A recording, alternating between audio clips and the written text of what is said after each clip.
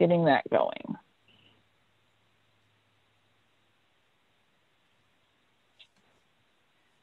I got in trouble from my family yesterday because I did this at home and I used up all of our bandwidth live streaming on YouTube, and my children were having trouble with their classes yesterday. So, so I got in trouble. Okay.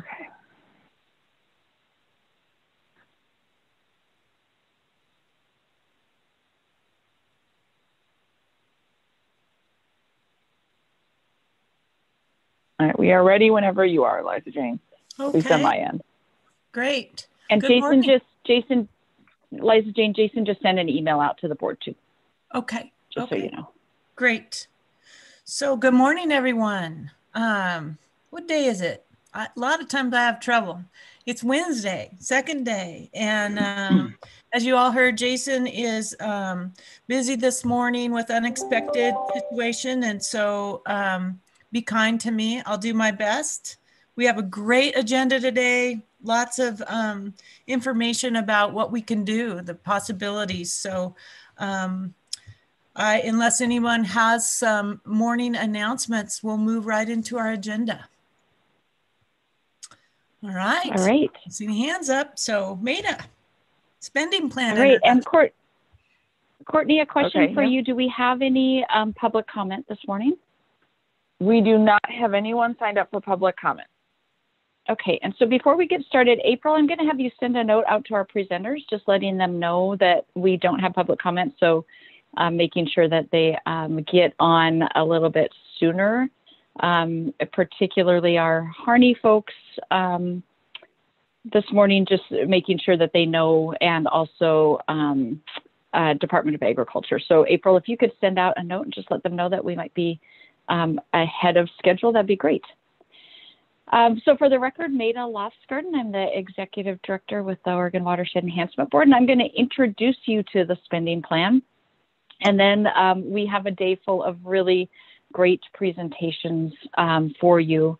This is, as I mentioned yesterday for Dan Shively, this is just a great opportunity for those of you who weren't on the board before 2 years ago, especially for those of you who are coming on today, to really get a good sense of the nuts and bolts of the agency and all of the different programs that we invest in over the course of a biennium. Some of these programs come to you specifically project by project for a vote, like we did yesterday when you approved all of the open solicitation grants. Some of these come to you in a package. So for example, yesterday, Courtney had you approve strategic implementation areas, and she had you approve a package of 9 of them and then delegate authority to the director. So there's this mix of how things move forward. But in July, your biggest investment decision that you make is around the spending plan. And for the last biennium or so and moving forward, that's about $100 million decision that you are making each biennium. So it is definitely a big deal. It sets the stage for us. It helps us as Eric Williams and his staff are working on open solicitation. They've got a target to shoot for. We never go over the spending plan without your approval. So there is no point in time that staff can just say, yeah, they said $1 million, but we're going to spend $2 million. We need to come to you for any of those increases over the course of the biennium. So you basically set the ground rules for us operating as a foundation with this investment of funds. So we are very excited. This it feels a little bit like we've been doing a local production of a play, and we're excited to actually turn that into reality and present to you guys today. As you'll see in your board agenda, we do have specific times slated for each of these. We've asked our presenters to allow time in each of their presentations for any questions that you might have. The things that we would be looking for, any questions for clarification, I'm glad to answer those. And please let us know if you have any concerns about the dollar amounts that we outlined. So this is our base proposal to you.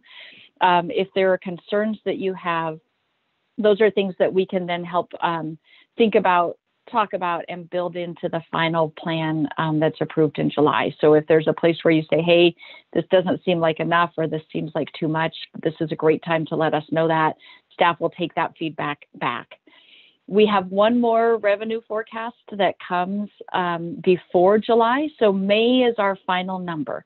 That's the number that the legislature uses to tell us how much money we have in the grant program moving forward. So again, my expectation, as I mentioned yesterday, is that our number will probably continue to increase a little bit as we move forward. So you're also welcome to mention if there's an area that you would say, hey, if there is more money, this would be a great area to put it. Please let us know that as well. Staff definitely have some thoughts about that, the way we built the spending plan, but would sure appreciate your feedback as well. So with that, Courtney, I'm going to have you go ahead and start the PowerPoint presentation. This is item N, like Nancy, in your agenda. Each of these has its own attachment. So you've got a 2-page summary on each of these in your book. In addition, we'll have the slides. The slides basically summarize. We've set up the slides so that they're basically the same for every presentation so that you can get kind of into a process mentally for how these things are going to go as we move throughout the day. Next slide, Courtney. All right, so this is a slide we use a lot. We use it with the legislature. We use it when we have conversations with our fellow agencies. This is what we've called for years our elevations of influence. And it describes how we do our investing on the left side and then the kinds of things that we invest in on the right side. So first and foremost, we are governed by Measure 76, which is the constitutional ballot measure that provides the lottery funds for OWEB. That sets the kinds of things that we can invest in and the kinds of things that we can't. It is a very flexible constitutional measure, and then it is reflected in our state statutes as well with more detail. But generally, we have a pretty flexible ability to invest, which is how we've come up with just under 20 different grant programs that we run over the years. We work really hard to respond to our applicants and our grantees in the types of grants that we provide that help them meet those requirements of Measure 76. So a lot of the things like stakeholder engagement, for example, our acquisitions program and others really come out of conversations between the board and those folks who are doing the work on the ground to describe the kinds of investments they need. We do work very closely with the Department of Justice to make sure that the kinds of granting that we're doing fit within the statutory and constitutional requirements of our lottery funds. But a third of our funds also come from the Pacific Coastal Salmon Recovery Fund. And those dollars also have a set of requirements and a time limit and are focused specifically on our anadromous species, using our recovery plans and other priorities tied to Pacific coastal salmon. That money comes to 5 different states. We are one of those, and we do an excellent job with our investments. But of course, that money we can't use for sage grouse, for example. So there's some additional limits. Generally, those 2 funds are incredibly compatible. We then have a set of other funding sources, and that ranges from money we might get from the Natural Resources Conservation Service, for the Conservation Reserve Enhancement Program or technical assistance dollars from them. Our Forest Collaborative funding that we do in partnership with the Oregon Department of Forestry. Those are just a couple of examples. Eric gave you another example yesterday with the Oregon Department of Transportation funds that you approved. So all of those funding sources, you as a board approve our acceptance of those funds into our spending plan. We then are governed by our mission and our strategic plan. Things like being bold and innovative come into the picture. Our monitoring programs, all of those are outlined in our mission and our strategic plan and the direction that we take. That was approved in 2018 and is a 10-year plan. Following that, at the next level of elevation is our long-term investment strategy. So as a reminder, that's what governs the categories of our spending plan. It was We found a number of years ago that we needed a connection between our strategic plan and our spending plan. And the long-term investment strategy says that we're going to invest in open solicitation, responsive grant making, which is what you approved yesterday, that we're going to invest in focused investments, which you also heard about yesterday with Andrew and Eric's presentation, that we're going to invest in the capacity of local organizations to help stand up and do this great work, and that we're going to do monitoring across all of those areas. So when you look at our spending plan, which I'll show you in just a minute, our spending plan is broken up into those three major categories of open solicitation, focus investments, and capacity, with monitoring contained in each of those components. Sometimes that monitoring is done through contracted services, so it's not in your spending plan, and other times it's actually a part of the spending plan itself. Where we are today is the plan. So again, we'll be walking through that through the course of the day. And in July, you will do final approval. So there are no votes that are being taken today, just your feedback. And then out of that come our funded activities, the processes that we use to administer grants, and then on the ground implementation. So what do we invest in? That's the other side of it. And that's not reflected in your spending plan. The spending plan is about the types of grants we do and the way we do those grants. But the way that OWEB is set up, and something that I really love about the structure that we have here in Oregon, is our investments are in response to the priorities of our partner agencies. So we work very closely with the Oregon Department of Agriculture, for example, and our investments help implement the state's agriculture water quality management program. So we'll see grants that are tied to water quality. We've got strategic implementation area funding that is tied to that. So our working really closely with the staff there, with the Soil and Water Conservation Commission, with the Board of Agriculture, we then have that investment approach that we can step in and support those investments that are a priority for that program. Same thing with the integrated water resources strategy that is led by the Water Resources Department in coordination with a number of agencies. We have investments in irrigation efficiency and things like that that help meet the IWRS. The Oregon Conservation Strategy through the Fish and Wildlife Commission and the Department of Fish and Wildlife is the same thing.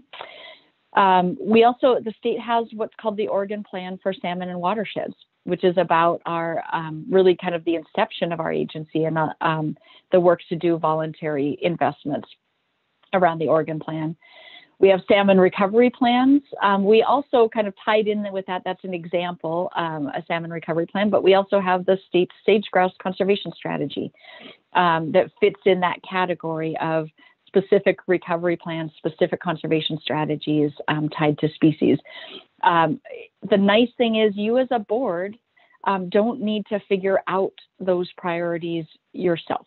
And that is why our board is structured the way that it is, to have somebody like Molly Kyle from the Environmental Quality Commission, Barbara from the Board of Agriculture, Brenda from the Board of Forestry, et cetera, so that we make sure that we are always connected up with those other agencies. It's what makes our structure unique, and I think it's what makes us stronger, because we can depend on the sound science and the amazing policy work of those agencies to then invest and implement projects on the ground. Next slide, please. All right, so your spending plan is approved the first July of every biennium by the board. Again, that's what we're setting up for you. Back in December, we had a broad conversation with you around percentages for those big long-term investment strategy categories. That's what we then used to build some draft numbers for you today, but the approval is in July. We always, I shouldn't say always, over the past few biennia, we have set a process to then update the spending plan in the second July of the biennium. And that update includes a couple of things. One, any updated revenues that have been received, so we add those in. And then any recapture. And what recapture is, if we have a project that has come in under budget or a project that a group decided not to move forward on, those funds are captured, brought back into the spending plan, and then available for you to use and invest. As we talk to you about the numbers today, we make an assumption of that second set of revenue. And I apologize, the biggest piece of that second revenue is a second year of Pacific Coastal Salmon Recovery Funds. We receive those funds annually. So our plan gets updated with that second year of funds. As we talk to you today, we are talking through in large part that second number. So we make an estimate of what we think will come in that second year. So we talked to you about the investment as a whole, but you'll see as we walk through the spending plan, it actually has a first year number and a second year number as well. Next slide, please, Court. All right, so here are the percentages just to let you know where we're at this point in time for those various categories. Open solicitation at just over 55% of our spending plan. Focus investments is just over 25%. Operating capacity at 16%. And then other, there are a few things that really just squarely fit into the other category that are at 3%. This is not largely different than what you approved at the beginning of last biennium. The numbers have shifted just a little bit between those categories. But this is, when we looked at focus investments in particular, the goal has always been to increase those over time. The board's comfort level has seemed to be around that 25%, so we might bounce up. I think we were closer to 28% last time. So it kind of bounces a little bit in that area depending on how many current focus investments we have and then what we would propose for an additional investment. So at this point in time, that's the percentages we'll be looking at today. And it's helped, the conversation that we had with you all in December helped to make sure we were in the right range for those percentages. Next slide, please. All right, so here I am not going to go through these details because this is what the rest of your day is going to look like. But this is, and it's in your board book, this is the proposed spending plan for 21-23. Again, numbers will change based on the May revenue forecast and any increases, or if there's a challenge and we need to decrease funds, that would happen at the July meeting.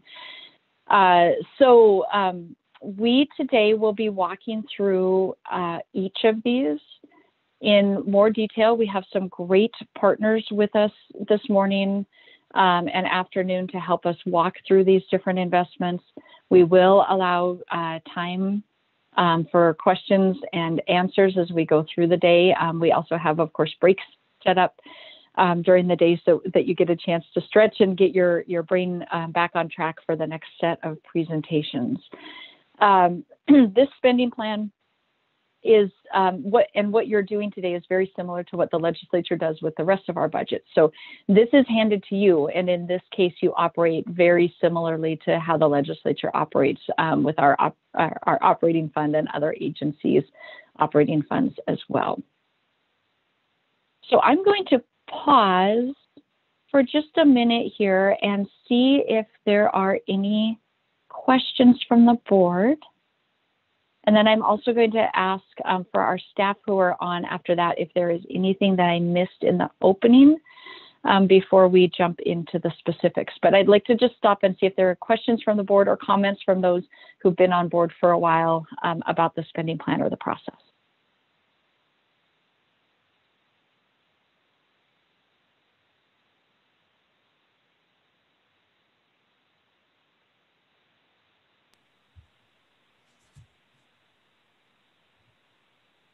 All right, anything from staff that needs to be mentioned before we start into this?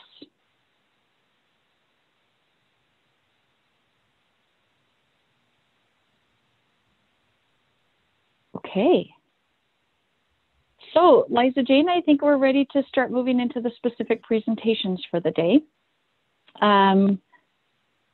Courtney, thank you. If you can move to the next slide. So I'm going to introduce this topic. We do have some outside presenters as well.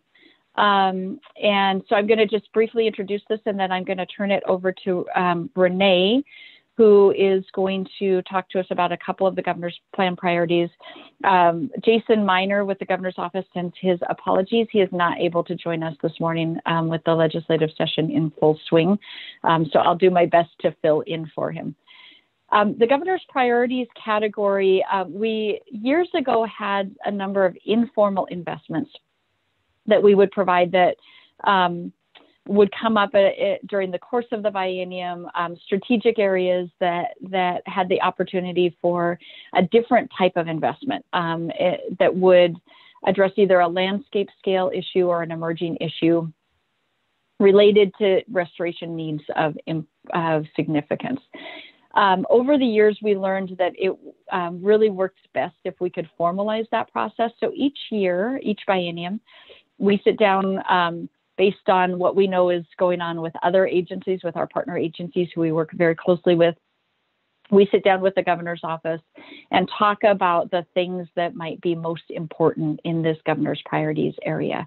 Later on in this presentation, I'll highlight some of the specific things that have been kind of launched from this in the past so that you've got some of our examples. But really the goal of this is it needs to meet the requirements of ballot measure 76. We use lottery funds for these investments.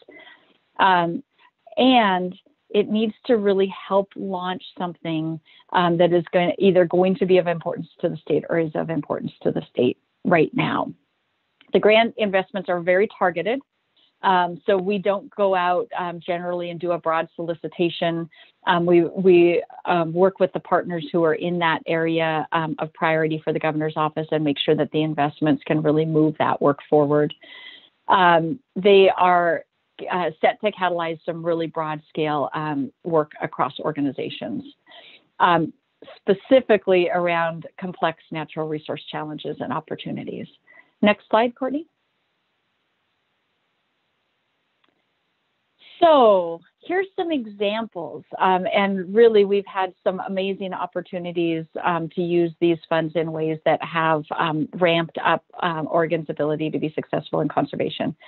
So Forest Health Collaboratives, there was some early funding that we helped provide through our investments.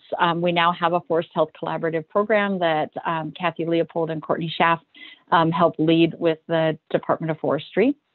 Salmon Strongholds, which has now become, was actually one of the examples we used to establish our partnership investments. So Salmon Strongholds were along the coast. We worked closely with the Wild Salmon Center, who facilitated a set of strategic plans around salmon along the coast. Again, that is a model for our partnership investments now, and helped to really catalyze some coordination up and down the coast, in particular related to salmon. A huge one is our sage grouse action plan. OWEB for a number of years was the investor in sage grouse, and continues to make those investments now around SageCon in the state.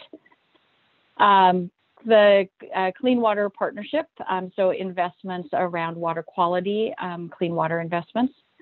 Working land easements, the inception of the Oregon Agriculture Heritage Program was a governor's priority investment early on. And then our tide gate investment, which we now have a staff person funded by, at OWEB, funded by the Natural Resources Conservation Service, that is specifically focused on tide gates along the coast. So again, these have been some really great investments that we have been able to move forward as a result of this opportunity. Brenda, I see you have your hand up. Yeah, thanks, Meta. I'm just curious. I probably don't understand this well enough. I'm sure I don't. But given the discussion that we had yesterday around climate adaptation and climate issues, is this a source of funding to begin some efforts along that line? Well, interesting that you mentioned that, Brenda. And shortly, I'm going to tee this over to Renee, who will be talking about exactly that thing. Thank you. So your answer is yes. Next slide, please. All right. So because Brenda was so curious, we just on the fly developed a slide to talk about climate change this morning. I'm going to turn it over to Renee to talk about the investments that we would like to look at moving forward into the next biennium. Thanks, Maida. Good morning, co-chair, members of the board. For the record, Renee Davis, Deputy Director. So I'll talk about 2 of the 3 proposed investment areas for next biennium's governor's priorities, the first being climate change. So thanks for that tee up, Brenda. So the proposed approach here is to set aside $125,000 for climate-related initiatives. So we have some potential examples and placeholders here, but this is definitely work that we would mutually agree upon in coordination with the governor's office. So a few of the possible investment areas here could be follow on from the natural and working lands efforts that are currently underway with the Oregon Global Warming Commission. So great nexus to some of the discussions we've been having in the board's climate committee about how to really ramp up and focus more specifically on some of those natural and working lands investments that can, without question, pay dividends related to carbon sequestration or adaptation. Also, part of the governor's executive order 2004 focuses on climate equity and climate justice work.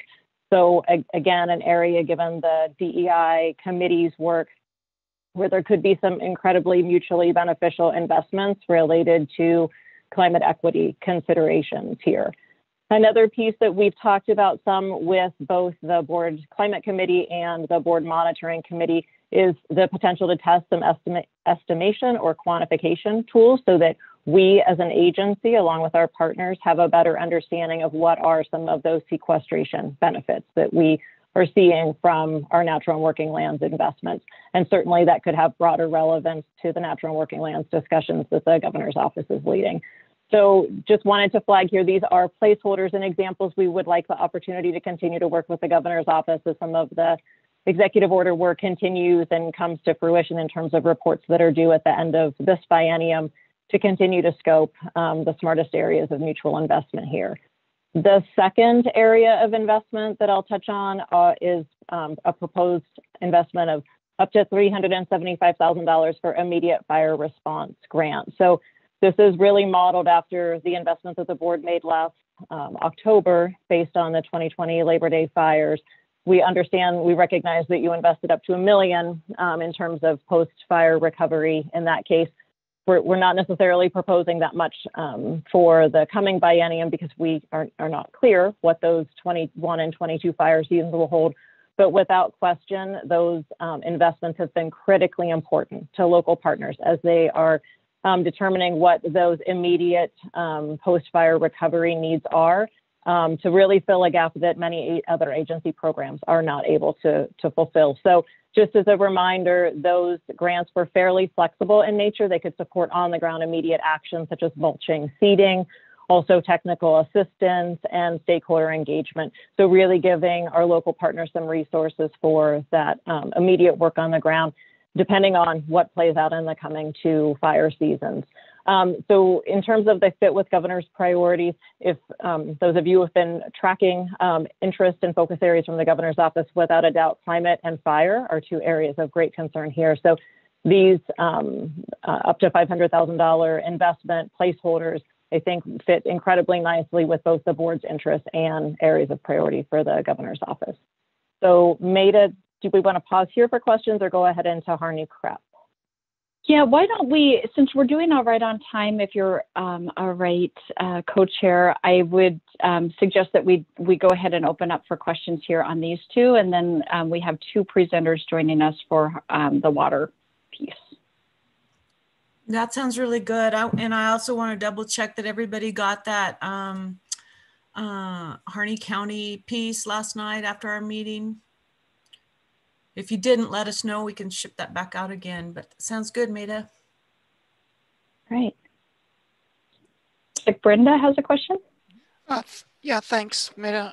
Just following up on this, the climate change piece, these are great topics, and I'm sure that there will be some additional discussion as we go on, but I'm reflecting back on Bruce's comment yesterday and Gary's about a lot of work being done to understand the problem, but not a lot of action. And I guess I would just offer up that when you can move forward with the climate change piece, think about things that can be done on the ground that actually is testing some ideas, taking some of what we know and putting it to work on the ground if that's possible. Yeah, thanks for that, Brenda. One piece I would mention, just going back to Maida's comment earlier. So these governor's priorities investments really are catalyzing in nature. So I think that what you just described is exactly right. How do we make some early investments to test, pilot, better understand, to really, I think, scale up subsequent action that can happen through this board's investments in restoration and conservation through our other programs. Great, thank you. Thank you. All right. Other questions on these two items? Okay, next slide, Courtney. So I'm going to tee this up. We have two distinguished guests with us this morning. Ken Beerley, who is a consultant and also a former long-standing OWEB staff member, and then Representative Mark Owens from Eastern Oregon. As Renee said, just to introduce this topic, climate change and fire are two incredibly important priorities for the governor's office, and the third is water. And so this third investment ties to that piece of the governor's priorities and is strongly rooted in the place-based planning work that the Water Resources Department has funded. So I'm very pleased this morning to introduce both Representative Owens and Ken Beerley, who will be joining us to present some more details about this program. We've talked about it with you previously, but it's been a little while, and it's really moved forward in some great ways since our last conversation. So Representative Owens and Ken, we'll turn it over to the two of you. Thank you, Maida. Thank you, Chair, Co-Chair Jane McAllister, and Co-Chair Robinson. For the record, my name is Mark Owens, House District 60 State Representative, a farmer in Harney County, and a co-convener of the place-based planning project that's also happening in Harney County. Ken, would you like to introduce yourself before we move through this? I'm Ken Beerley, consultant to the Harney County Watershed Council, trying to help them put some of the issues on the ground that would help with over allocation of groundwater. Thanks, Ken, and thanks, Maida and the board for this opportunity again. As Maida said, we were able to, I think, over a year ago or maybe 2 years ago, walk through the conceptual concepts of CREP and how it could make a difference in the Harney Basin. Here we're to bring forward a more refined version and some updated information on how this can help the basin and the water situation. So if you bear with me, I'll go in a little bit of detail of how we got here just to get some of you up to speed.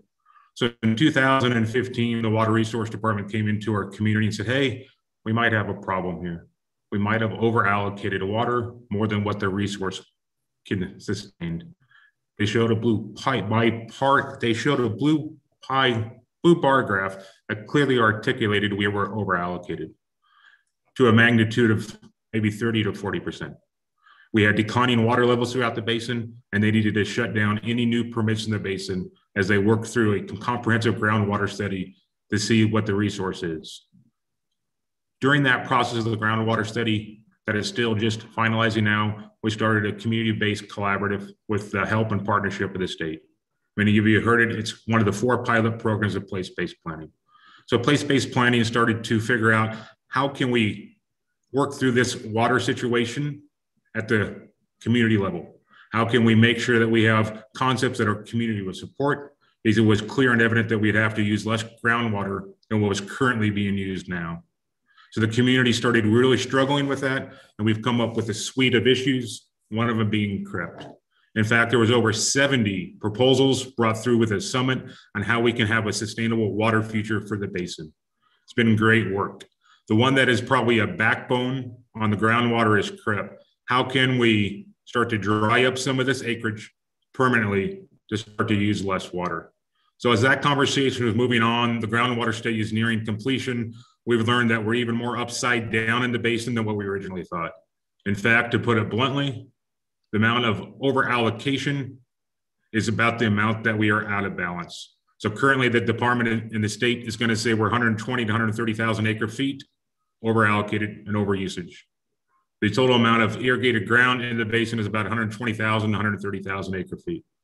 So we're at a critical juncture here where we need to figure out how we can start using less water. We've already started to implement conservation through efficiencies. We've already started looking at alternative crops. We've already started to deal with issues for domestic water. We're making sure that we can have hopefully a water market, that we can prioritize ecological, social, and economic concerns. One of the reasons we bring CRIP forward to you is it is a permanent solution to get us partway through the conversation. It would allow landowners to voluntarily cancel water rights while being able to get some federal and state funding in order to recoup the return on investment. And this return on investment just doesn't go to the farmers, it goes to continue to support our tax base for our schools, our hospital, and our community. It allows us to regroup as a community, figure out alternative pathways. How can we sustain this community with losing a large portion of groundwater ag? It's going to have the same impact into my community very possibly as the timber did, because we are very agricultural centric and groundwater has replaced timber receipts in our community. Having the state have an investment in order to have time for us to work through that will be very good. It's not the only suite we're looking at, but OWEB support would be great. I can talk a little bit more what we're doing in the legislative process after Mr. Beerley, who is the expert and very thankful that he worked with our community, worked us through the details of the CRIP program.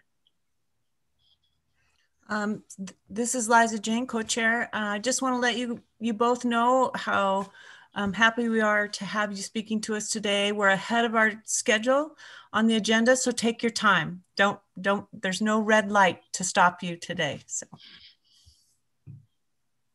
Mr. Beerley? That's always a mistake when you're talking to Representative Owens. But to start, this is, as Maida was talking about, a cooperative effort between Oregon Water Resources Department, Oregon Department of Agriculture, and the local community. Nature Conservancy has also been a very big partner in this. So it is not just a one-off program. It is an effort to really look at how we can provide joint resources to address a serious community need that is only getting worse.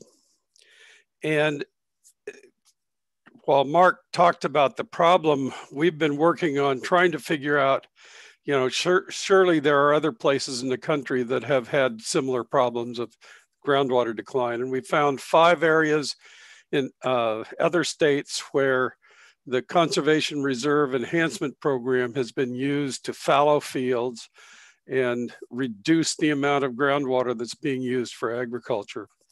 And so those 5 areas focus on the Oglala Aquifer, the Rio Grande Aquifer, and the East Snake River Aquifer in Idaho. And where those states have developed conservation reserve enhancement programs to reduce groundwater. So we took information from all 5 of those programs, explored options with irrigators in the Harney Basin, worked through what is needed by Water Resources Department to help balance the groundwater. And what their current proposal is that we would permanently dry up roughly 20,000 acres. The goal would be to fallow some 20,000 acres, replace it with permanent cover, allow for grazing, convert the wells to stock wells or cap the wells, and reduce both the perception by having people voluntarily give up their water rights, as well as reducing the amount of groundwater use. So it is an effort that provides for a direct solution. We've built in incentives for groundwater dependent ecosystems, primarily springs, so that there would be an ecological benefit.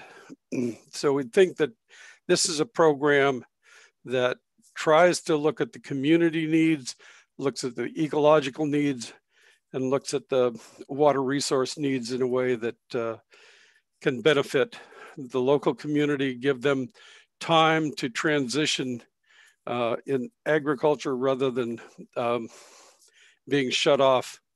The alternative is for the Department of Water Resources to designate critical groundwater management area and then shut off junior users. And that would create a level of uncertainty in the community that would be difficult to manage, frankly. So we have created an opportunity, or looking at an opportunity here for a program that would provide an incentive, and it would be a choice. Some of the sideboards of the program would be a benefit to smaller landholders, so that some of the larger irrigators would have to search for other options. This is not a program that would be, there's a cap on the federal payments that come out of this conservation reserve program, so that would limit it more towards the smaller operators, give them choices that I think would be valuable to the community. The proposed approach would be to target fallowing 20,000 acres, which would save between 40 and 50,000 acre feet per year. That's a fairly significant amount of the groundwater that's being used. The state funds would be targeted to the water right acquisition portion of it, to the voluntary cancellation of the water right. Federal funds would be used to pay for the conservation rental over the 15-year period, so people could plan on their plan for their future over a 15-year period and transition in agriculture. The program is also dependent upon having additional staff at Water Resources Department to assure that we're getting the outcomes that are anticipated, which is reduced groundwater use. And this program would be approved by the Federal Farm Service Agency. We have a presentation with the state committee at the Farm Service Agency tomorrow. It would be implemented through a memorandum of agreement signed by the state of Oregon, typically the governor and Secretary of Agriculture. So it is, and also would require environmental assessment work. So we're a few steps away from having it in place, but we're looking at moving along that line and trying to find ways to ensure that there is a level of funding to support the program is particularly important. Representative Owens has sponsored House Bill 2257 that would provide seed funding and position support for Oregon Water Resources Department. We're very excited about this as an opportunity and one among other solutions to help address both a chronic problem, but one that we know is going to only get worse into the future, as you were talking just briefly about climate change. Harney County is a drought-plagued county, and that is not anticipated to get any better in the future. The way that the program would be structured, it would be available only to groundwater irrigators who are, which are in the basin, are dominantly alfalfa producers. So with that, I think it would be better if I answered questions and rambled on. Thank you. Thank you, Ken. Mark, you have a question, a comment? Yeah, first, I've never heard anybody call him Mr. Beerley before, so I just thought, I've never heard Ken called Mr. Beerley. So Ken, I have a question for you regarding the 43 million in federal match. What is that? Where would it come from? And does it look like it's secured? The way the Conservation Reserve Program and the Conservation Reserve Enhancement Program is financed, comes from the Commodity Credit Corporation, which is only the federal government can create a non-depletable sinking fund. It's off budget. It doesn't require federal appropriation. I'm not sure. I think it was created in the 30s, and it is the basically USDA fund that is used to support all of their conservation reserve programs, but a lot of other programs. When the Trump administration paid for extra payments for effects from the tariff wars, it came out of the Commodity Credit Corporation. It is so there is no question about the federal side of the funding. Okay. The real critical part is getting at least seed money to start the program, and then there will be a continuing conversation about non-federal funding. Okay. Thank you, Ken. Gary. Welcome, Ken and Mark. Thank you guys for coming here today. If you or maybe Mady can get in on this too, if you could draw a little clearer line or talk a little bit more about the difference between CRP, and CREP with the enhancement program. Ken, do you want me to take that, or do you want you? Why don't I give it a shot, and then you can make corrections. The Conservation Reserve Enhancement Program was created administratively in the late 90s. Oregon's CREP program in 1997 was the first program where they're, through federal regulation, the Farm Service Agency allowed enrollment in programs that focused on dominantly riparian restoration. It has not been in federal statute until the 2018 Farm Bill. And the 2018 Farm Bill explicitly authorized the Conservation Reserve Enhancement Program as an element of the Conservation Reserve Program. And the Conservation Reserve Program was established under the 1985 Farm Bill to reduce annually produced commodities and because there was a surplus at the time, and to protect highly erodible soils and achieve other environmental outcomes. It has changed modestly over the years with the different farm bills, but 2018 Conservation Reserve Enhancement Program was officially established in federal law in that farm bill, and it is a subset of the Conservation Reserve Program. A lot of the wheat country, the annually produced commodity crops, are in the Conservation Reserve Program, where they protect highly erodible soils by putting it in a permanent cover. So it's popular in Umatilla County, but not too many other places. And the only addition I would make, I love that there's somebody who's as much of a Farm Bill history buff as I am. So Ken, you nailed it, even the dates.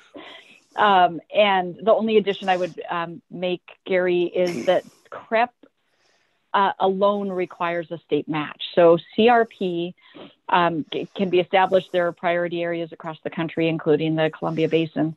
CREP requires that the state come in as a partner. So you cannot have a CREP program without state match.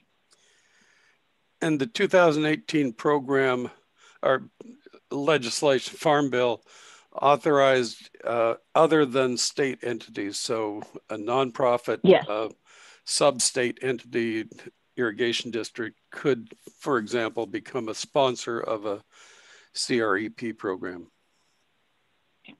And what are the advantages of one over the other for what we're looking at here for Harney County?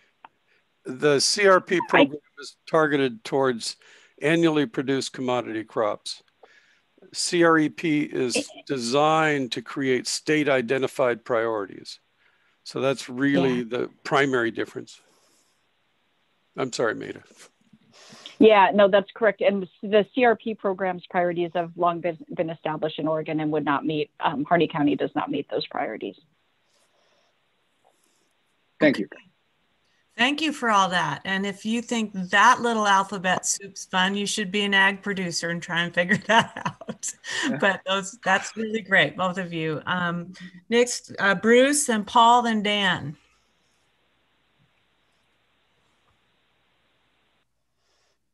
Thank you, Representative and Ken, for the presentation.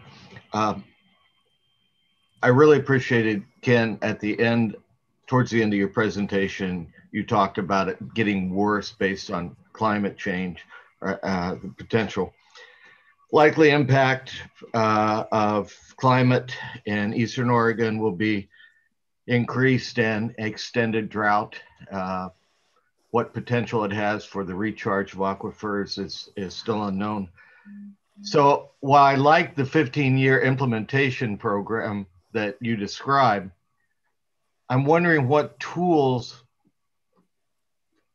are available or should be made available or developed that will help programs like this actually project potential model what could be the impacts, the severity, the magnitude of the problems that are faced by agriculture in Eastern Oregon. So anything that you can, any ideas that you have on what would help you to flesh out the problem as presented by increased drought, I think I would like to see come back to us so we can address that at the. I guess I'm putting in a request from the Climate Committee to whatever you need or things that you can identify that you need. We'd like to know. Thanks. There's one response to that that I would think would help, and that is as part of the ongoing groundwater study between the Water Resources Department and the U.S. Geologic Survey. One product of that will be a groundwater model that will look at recharge, discharge, and however, the likelihood of that being available within the next year or so is probably not high. Additionally, there is ongoing research at Oregon State University looking at the connection between social and ecological effects of change of the groundwater situation being conducted by Dr. Bill something or other. So there is, people are looking at those links. The difficulty is that the tools aren't immediately available right now. We do have good information about the likelihood of change of snowmelt runoff as opposed to reducing the amount of snowmelt runoff, which could affect more surface flooding that would be like the fields that Gary manages rather than the groundwater, because most of the groundwater that's being pumped now is paleo water. Thank you. Representative Owens, did you have a comment? Thank you, Co-Chair McAllister. I do. Great question, Bruce. And let me talk about one of the opportunities that CREP has compared to prior appropriation regulation. The department has two tools in order to try to hit reasonably stable groundwater levels that are in statute. One is prior appropriation regulation. Well, they'll come into different areas, declare critical groundwater designation, and start drying up groundwater by priority date. There's a problem with priority date. It can get us to reasonably stable, maybe eventually. It hasn't so far in the rest of the state, but it does not allow you to come in with a scalpel, prioritize areas that need less groundwater pumping. So we've actually gone through and simulated drought by overpumping the basin. We started to see the effects it can have on springs and streams that drought will in the future. So OWEB, if they sponsor CREP, will allow us to go in with a state match prioritize those areas with extra funding in order to have a scalpel to dry up groundwater area where it has ecological and social impact, unlike prior appropriation regulation. The one thing that we're going to support as a community is a second alternative that the state has besides prior appropriation regulation. It's volunteer agreements. The state has never successfully had a volunteer agreement in the state. This is one tool that would make volunteer agreements plausible in our community that would allow us to strategically dry up groundwater where it has ecological and social implications. That hasn't been done before in the state. A groundwater CRIP hasn't done before in the state. So it's a great program that we can start to address some of your issues with climate change. Thank you. Paul, and then Dan. Yeah, hi, thank you, Paul Henson.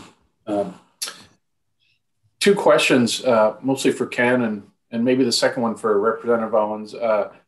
First was just, Ken, you mentioned the reference to some of the other parts of the country where similar programs and efforts have been applied, like in the Oglala Basin and this the Eastern Snake River Basin. I was just curious how those have been viewed historically as being successful in accomplishing the goals that, or similar goals that we're talking about here. You just had a kind of a comment on that.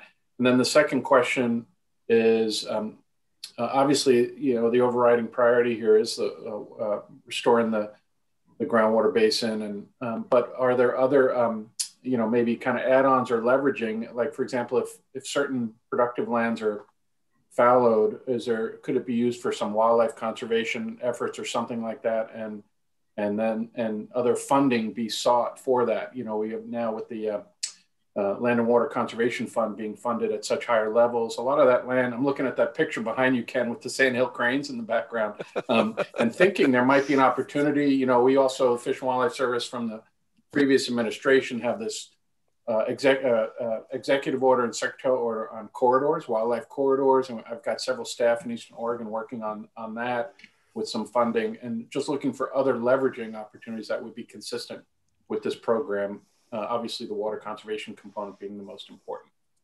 Thanks.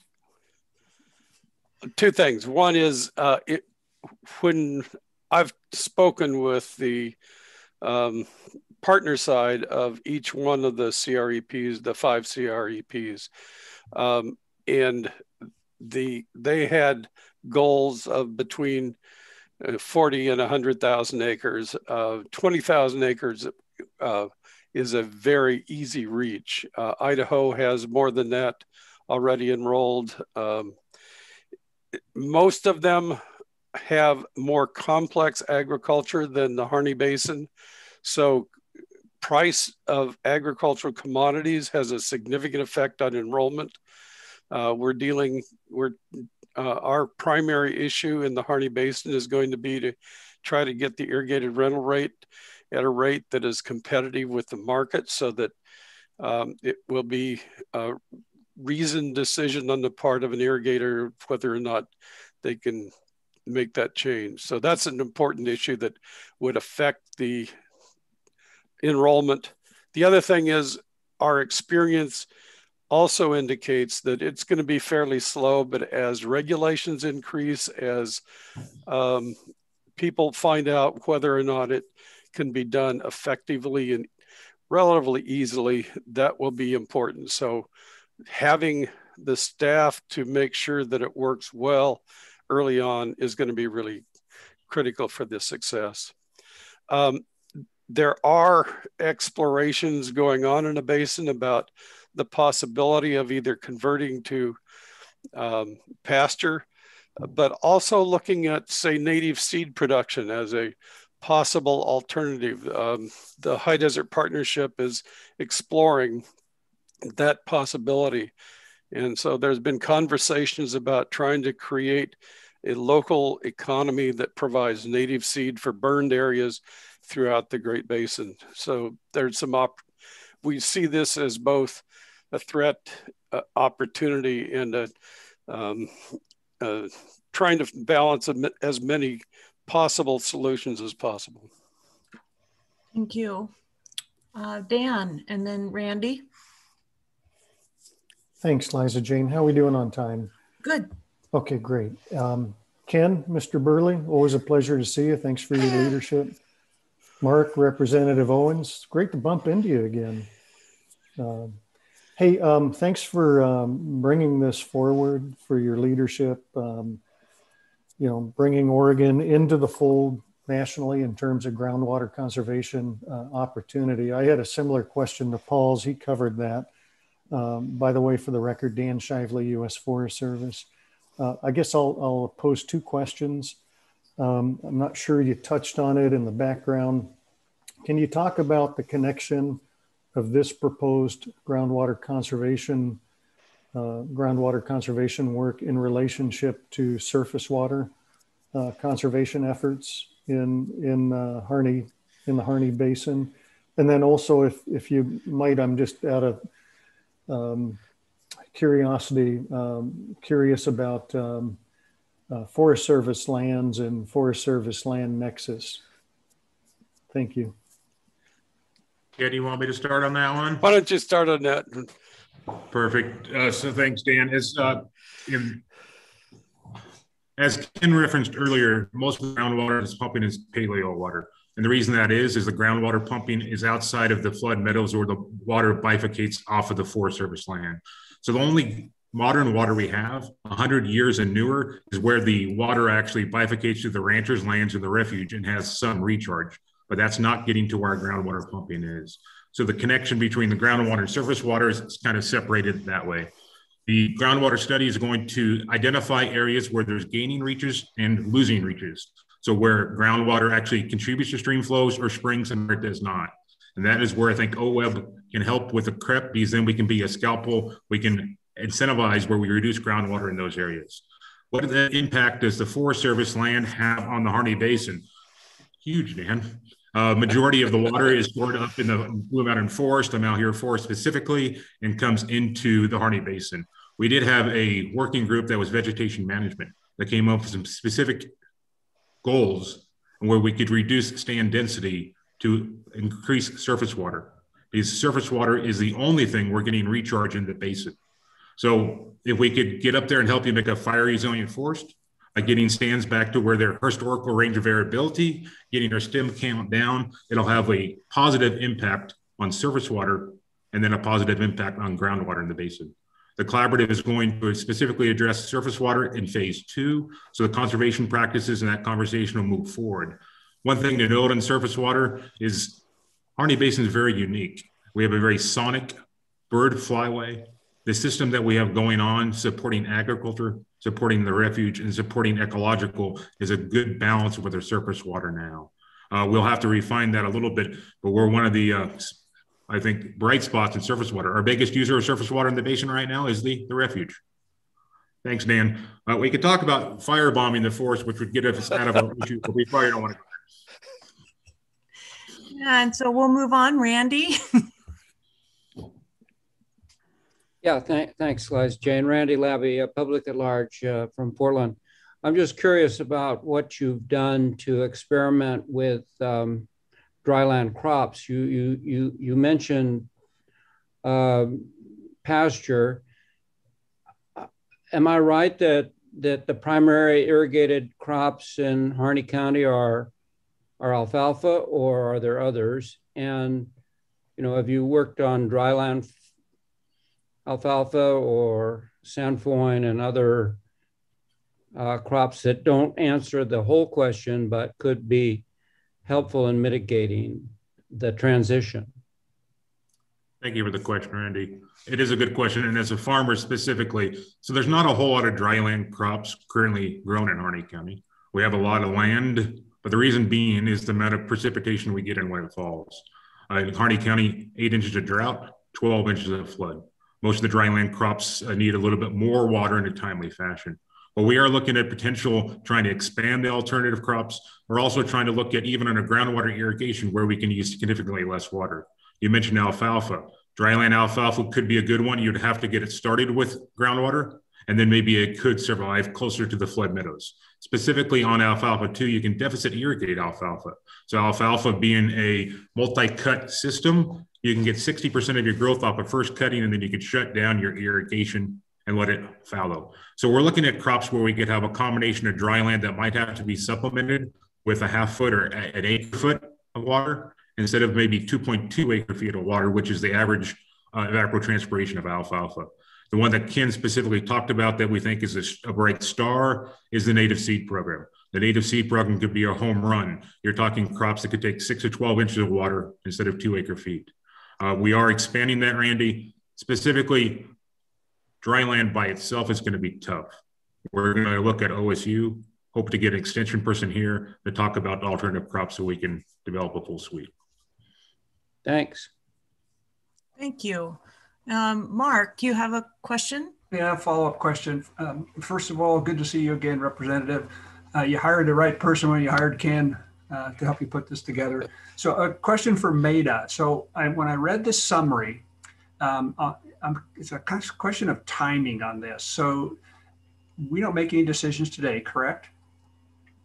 We do not.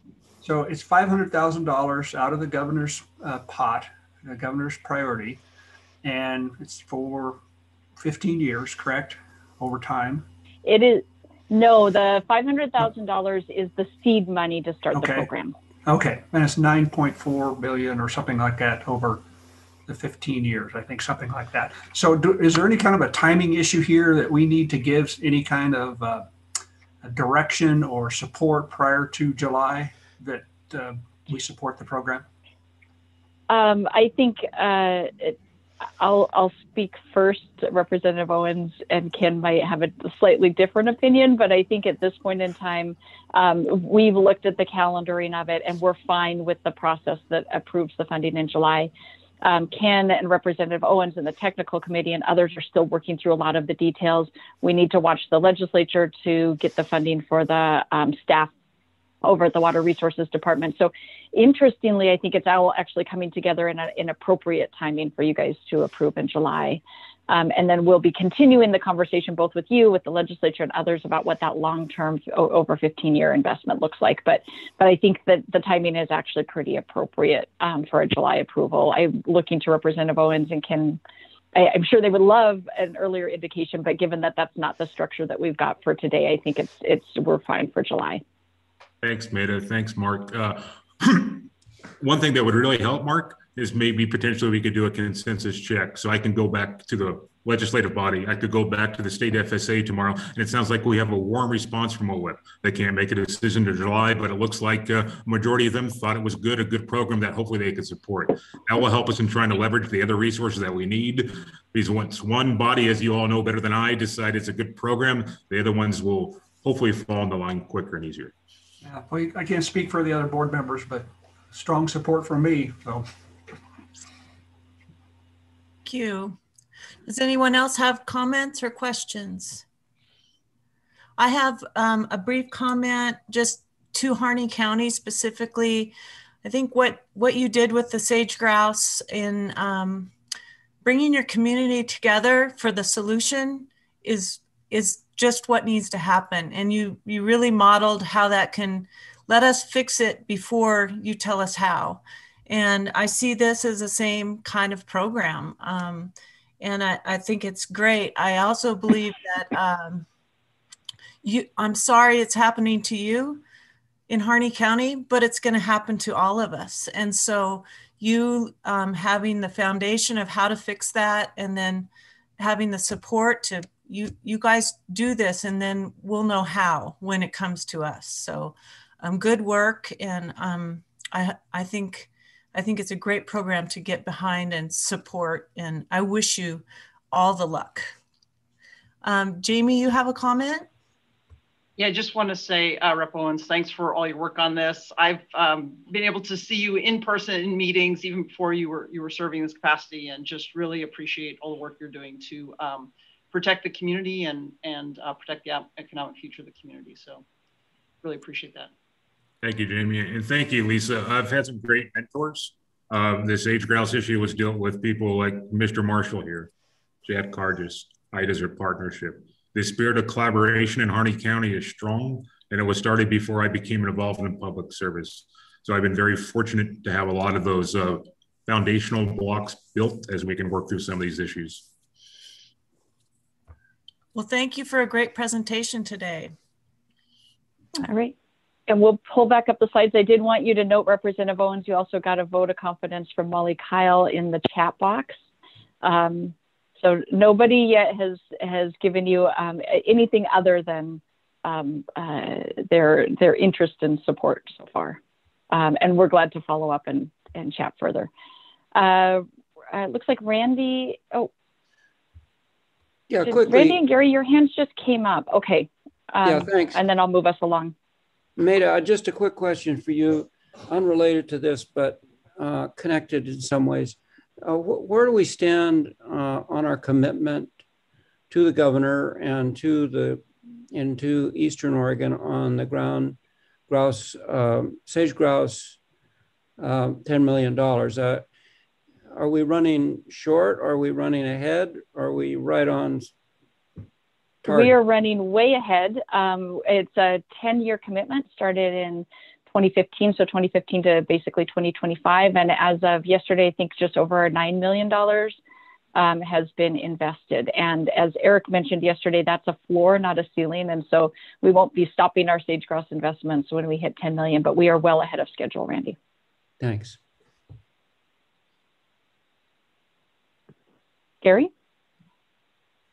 Oh, thanks, Maida. I just, as far as Representative Owens' request here, I would just like to make a suggestion that we have a off-the-record thumbs up across the board, if to give him an indication of what he's asking for here. I will defer to the. It is not typical for this meeting, but Liza Jane, we cannot have an official vote at this time because we have not labeled it as an action item. But if you choose to have a visual thumbs up from your members, I think that would be just fine. I'll ask for how about warmth? Can we use that word? That's fine with me, Liza Jane. Does that work? Yeah. A feeling of great warmth for the future here in Harding County and this project that's being proposed to us. Give us a thumbs up. Is that a hand over your heart warm or what? Sure, yeah. Like, whoop, whoop. There you go. Yeah. All right. Okay. And just so you know, the reason, Gary, that I am comfortable with this is all of these proposals that are in front of you, unless you tell us you don't want to see them in July, all of the proposals in front of you today are in that space of something that we would be proposing to move forward. So I am comfortable with you guys saying, yeah, this is something we want to see move forward. Unless you tell us entirely different in one of these presentations, all of these things will be moving forward in July. Yeah, and that was not a vote. No. Great. Yeah, but this would be moving forward with warmth. That's different. Yes. It will be moving forward warmly. Okay. So we're ready for the strategic. We just have go. Not quite. We just have one more slide. Although I already talked about this, so just noting the highlights of the things that we've already invested in around post-fire response. These are all things that we accomplished through this program, the Governor's Priorities Programs in 2019 through 2021. So just wanted to highlight, won't read those off, but as a reminder. And then I think next slide. And then you'll see this on every one of our slides. This is a history of the funding. It's also in your board book, and what the request is for 21-23. So you see we have a history of $1 million a biennium has been the standard over the last 3 biennia. At this point in time, Co-Chair, I think we're ready to move forward to strategic implementation areas. Great, and that's Courtney and Stephanie.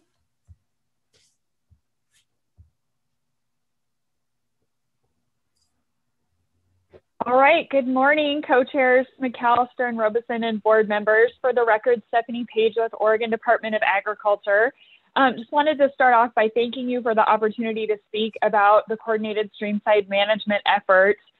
between OWEB, ODA, and other key partners. And the goal of this project is to improve water quality in agricultural areas. The coordinated effort involves work in small watersheds that we call strategic implementation areas.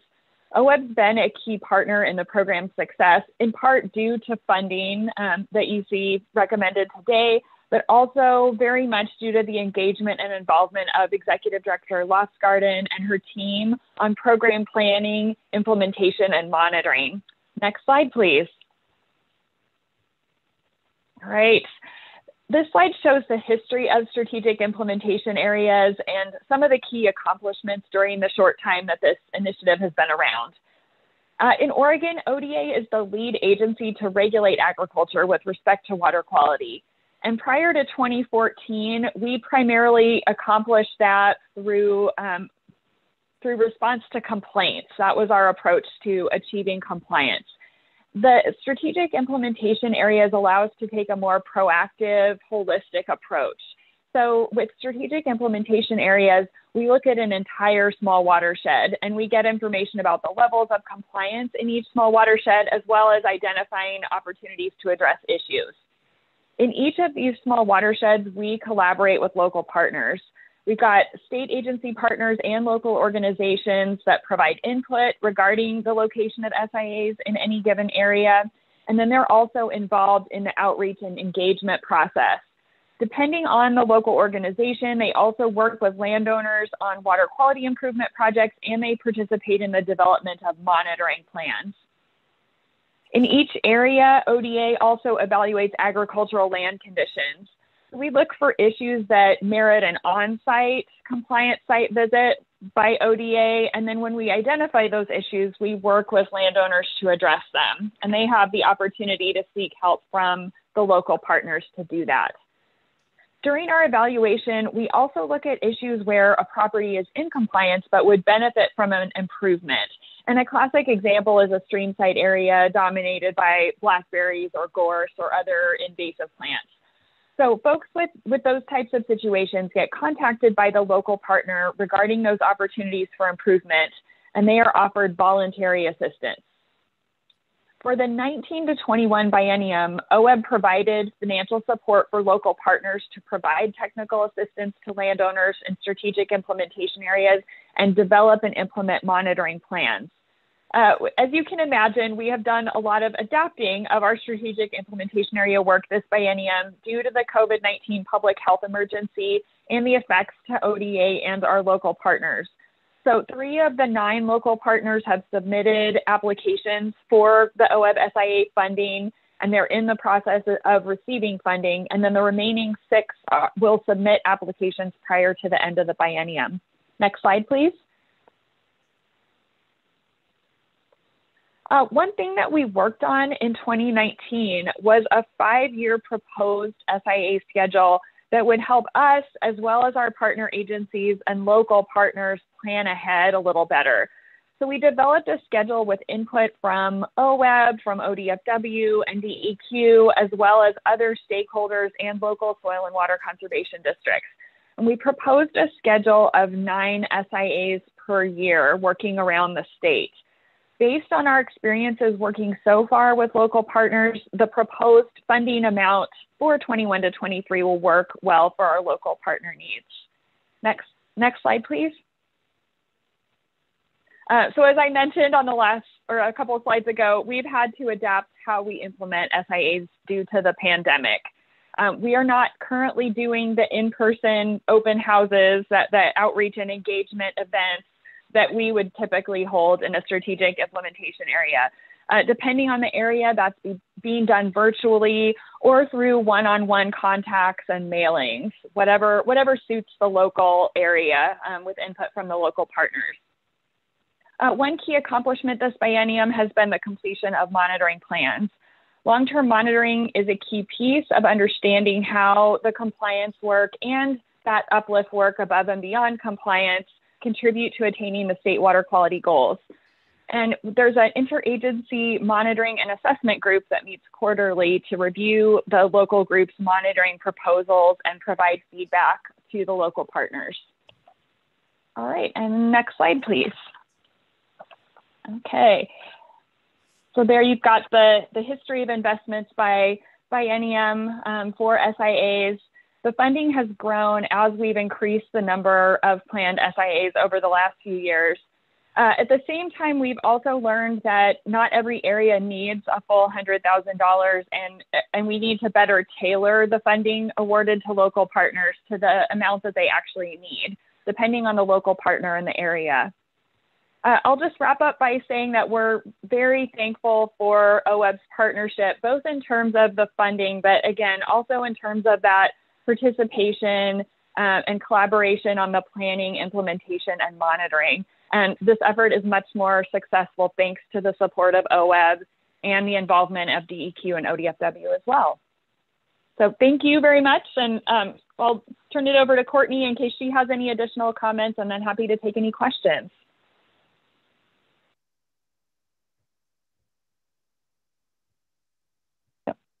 I don't have anything else to add. Thanks, Stephanie. I'll just see if the board has any questions and reference the action, I guess, the board took yesterday, which was to provide the additional technical assistance, stakeholder engagement, and monitoring funding to those SIAs that had to pause when we paused the funding in June of 2020. And so we'll be working with those remaining SIAs to get applications in, get those applications reviewed, and get them funding to begin their the work in their geography. Thank you, Courtney and Stephanie. Does anyone have questions, comments? Okay, very good. Thank you. So we're ready for the restoration. N3 with Eric. Good morning, Eric. Good morning, Chair McAllister, members of the board. Again, for the record, Eric Williams, Grant Program Manager. And this item in the spending plan is the restoration line item, which I think you're by now intimately familiar with. Even Dan, after yesterday's meeting, is somewhat familiar with this. We did highlight the process that typically leads to successful restoration projects yesterday. And of course, the goal here is to restore watershed functions. And as was described yesterday, we often find that competitive applications coming in, many of them have gone through either stakeholder engagement or a technical assistance grant or both to get to the status of a competitive application to make sure that when they come through, their applications are highly competitive and that they can that the applicant can answer questions that reviewers might have in the application itself, thereby reducing any uncertainty that they might otherwise have had questions about. These grants are offered spring and fall, and of course this current biennium was a little bit different, but we plan to go back to that next biennium. And with some of the numbers that we went through yesterday showing that this category is still highly competitive as it has been for a long time. And we're roughly at a point where we're funding about half of the requested applications coming in, and maybe about 65 to 75% of recommended applications are able to get funded. The recommended amount here, 31.5 million, is a little bit below what we had in our pre-pandemic spending plan for the current biennium. Next slide, please. And we've been updating these numbers each time we come before you with the spending plan, just to give you the depth of the history of this grant offering. And as was mentioned yesterday by Dan, the program actually predates OWEB, going back to the Governor's Watershed Enhancement Board. But since Measure 66 was passed and OWEB was established, we have funded over 6,600 restoration grants in the last 21 or so years, with funds totaling about $386 million for those projects. Next slide, please. And here's the data for the current biennium. And these numbers, in terms of the percentages of applications funded, both the percent of requested funds and the percent of recommended projects, are a little bit lower than last biennium, and I would attribute that to having only 3 award cycles in the current biennium than the typical 4. I believe in the last biennium, these numbers were around 60% of requested funds and around 75% of recommended projects. And so for the current biennium for restoration projects, the funding gap for recommended projects was $12.6 million. In other words, we had projects recommended by review teams that we were unable to fund, totaling about $12.6 million. And as stated earlier, we did have a reduced number of grant award cycles this current biennium. Next slide, please. Some of the accomplishments, we talked a little bit about it yesterday. And again, I have to give tremendous credit to our staff, the regional program representatives, and to the review team members for each of our 6 regional review teams in what I would view as a seamless conversion to a virtual review process. As you all know, on the second day of your meeting here today, it can be challenging to work through agenda items on a 2-day virtual meeting. But the review teams and staff powered through that quite well, and you can see the product in the evaluations that you approved projects for yesterday. Those applications, in my view, retained their high quality. They were thorough. I felt left little questions unanswered in terms of why a recommendation was made for a particular restoration project application. And as we also talked about yesterday, we've continued to use the bubble diagram that illustrates the evaluation criteria contained in our administrative rule. And we have found that as time goes on here, our technical reviewers are couching their comments in terms of the evaluation criteria, and applicants are also more mindful of the specific criteria when they're developing their applications. And those things are leading to higher quality applications overall. Next slide, please. And here and you'll see these slides for each of our spending plan item categories. This tracks the history of investment in restoration in the restoration spending plan line item. And you can see from 15-17, we have had an increase, and that increase happened even while being able to fund a pretty robust focused investment partnership program. And we attribute that to pretty significant increases in lottery revenues from 15 to 17 that were sustained at least before the pandemic hit into the 19 biennium. And for the current biennium, we were at 32.2 million and then had our adjusted spending plan halfway through. And our current request right now for 21-23 is 31.5 million. This would be one of the areas that we would look at should the May revenue forecast be a little more optimistic, and there might be plans to allocate. This would be one of the priorities for allocating those additional funds. So stop there and happy to answer any questions. Thank you, Eric. Does the board have any questions or comments? I have one question, Eric, on your team's review. How did you vote? Because you didn't have little machines. That's just a curiosity. But more importantly, do you see that that's a possibility for moving forward, that you no longer gather in person? Thanks for bringing that up, Liza Jane. The first question regarding the voting, what Liza Jane's referring to is we've been using clicker technology, which is commonly used in classrooms at universities, for example, and other settings where when you come time to vote, people have a handheld remote device. They click their choice and the software picks up through a receiver on the laptop and posts the results up on screen. The way that we did that to convert virtually is still using the same Turning Point software.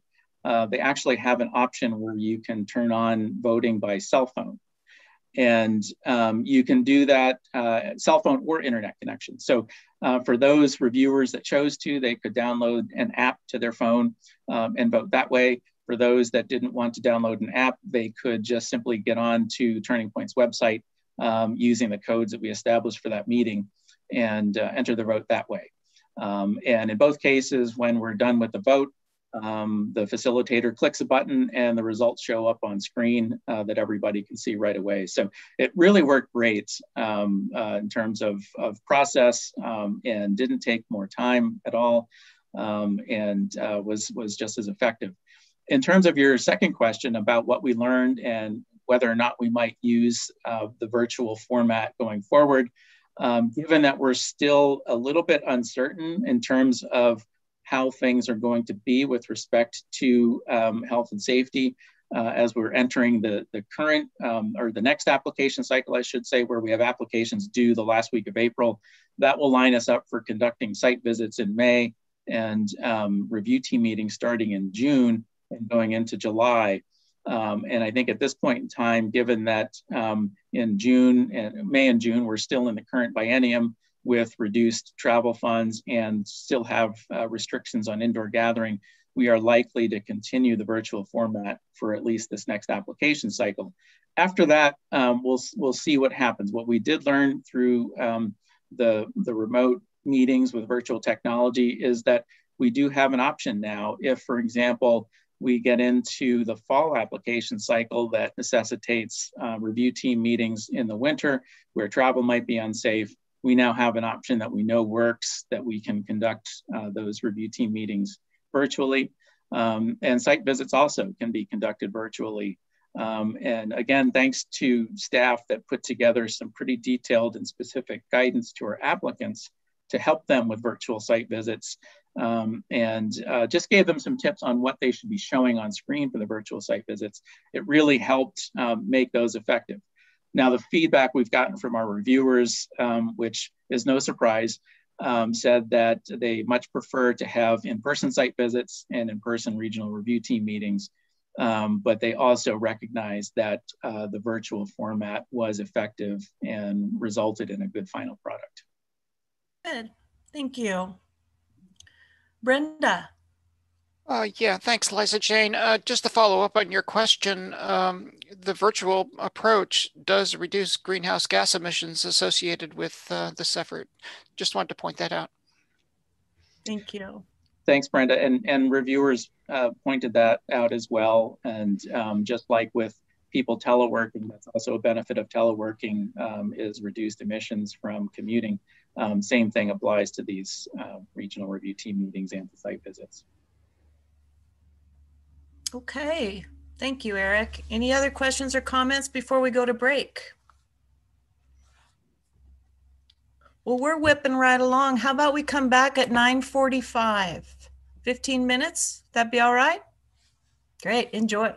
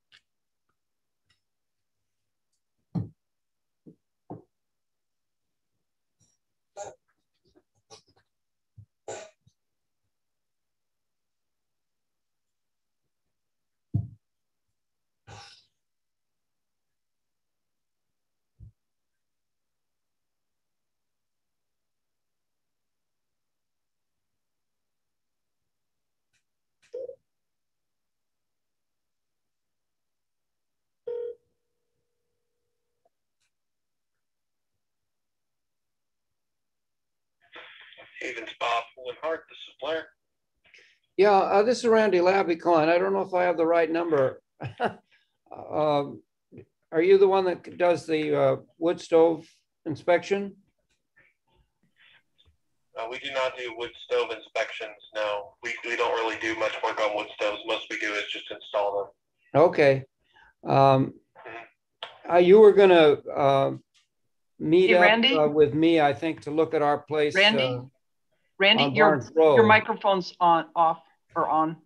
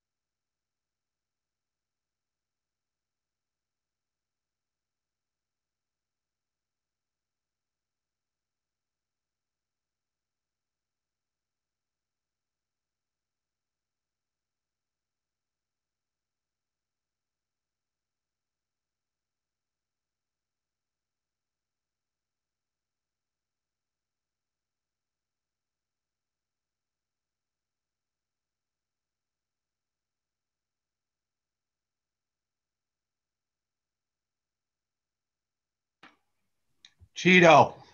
Ah, I thought it was a French fry. No, that'd be better. That would be much better. So you're a fly fishing guide now. I am. Yeah. I like it. It's the only way I can figure out how to go fishing more. I like it. Thanks. All right, let's get going. We get to hear more about our open solicitations with Eric starting. All right. Thanks, everyone. Again, Eric Williams for the record, Grant Program Manager at OWEB. The next spending plan line item is open solicitation technical assistance. And talked about a little bit about this both yesterday when you awarded grants and just now before the break on restoration. Technical assistance is really a key offering in helping applicants and their partners develop competitive restoration applications. They help get a lot of the questions answered in advance. What alternatives do we have for restoration on this site? How does this particular site fit into the context of the watershed? Do we need an assessment of the watershed to figure out where it's most important to work? And as Katie Duzick pointed out yesterday, it's also something that during this past year with funding reductions and so forth, there was a lot of interest in technical assistance applications to keep progress going towards restoration in the North Coast. And I think that's also true in the rest of the state as well. Like restoration, these grants are offered twice a year in a typical biennium, spring and fall. Like restoration, they're highly competitive. We do have a dollar cap amount. This is the only category in open solicitation that has a dollar cap. That is $75,000. We had increased that from $50,000 a couple of bienniums ago, just given the increased complexity of designs that were being requested for restoration projects and the cost of engineering to do those designs. The recommended amount here is at $3.5 million, which is slightly below where we were at. We had been at $4 million pre-pandemic, and this is another one of those areas I would mention as being a priority should we see increased revenue in the forecast that we receive in May. Next slide, please. The technical assistance offering has been around since OWEB's beginning, and it constitutes about 3% of the grants awarded since that time. And we do have two project types. One is traditional technical design and engineering for specific restoration sites. The other category is resource assessment and planning, again, to take a closer look at a watershed to figure out where it's most important, what are the highest priority sites to work on in a given watershed, and that helps inform the discussion leading to a restoration project. Next slide, please. Here are the numbers on what was awarded versus request and recommended. And similar to restoration, these numbers in the 1921 biennium were a little bit lower than typical. Again, because of having only 3 award cycles instead of 4. And so in the biennium, including yesterday's awards, 51% of requested funds were awarded and 64% of funds for recommended projects were awarded. That resulted in a funding gap for recommended projects of $2.3 million. Next slide, please. And again, the bubble diagram, similar to restoration, continuing emphasis on the specifics of the evaluation criteria. Review teams are well-versed in the specifics of the criteria and are asking questions and making comments in relation to these criteria. Similar to restoration, the applicants are familiar with these as well and understand the kinds of things that they need to include in an application to make it competitive. Next slide, please. Here's our history of funding. And as I mentioned earlier, we were at about $4 million prior to the pandemic. And this initial funding recommendation for TA for 21-23 is at $3.5 million. And happy to take questions on the technical assistance offering.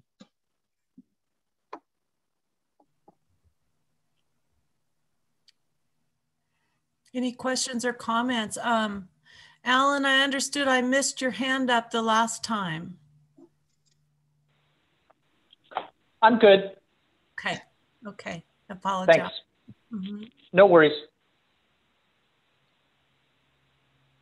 Okay, I don't see any hands up at this point. So thank you, Eric. Ready for Ken? Well, it looks like my slides aren't up, even though on the agenda it shows I'm next.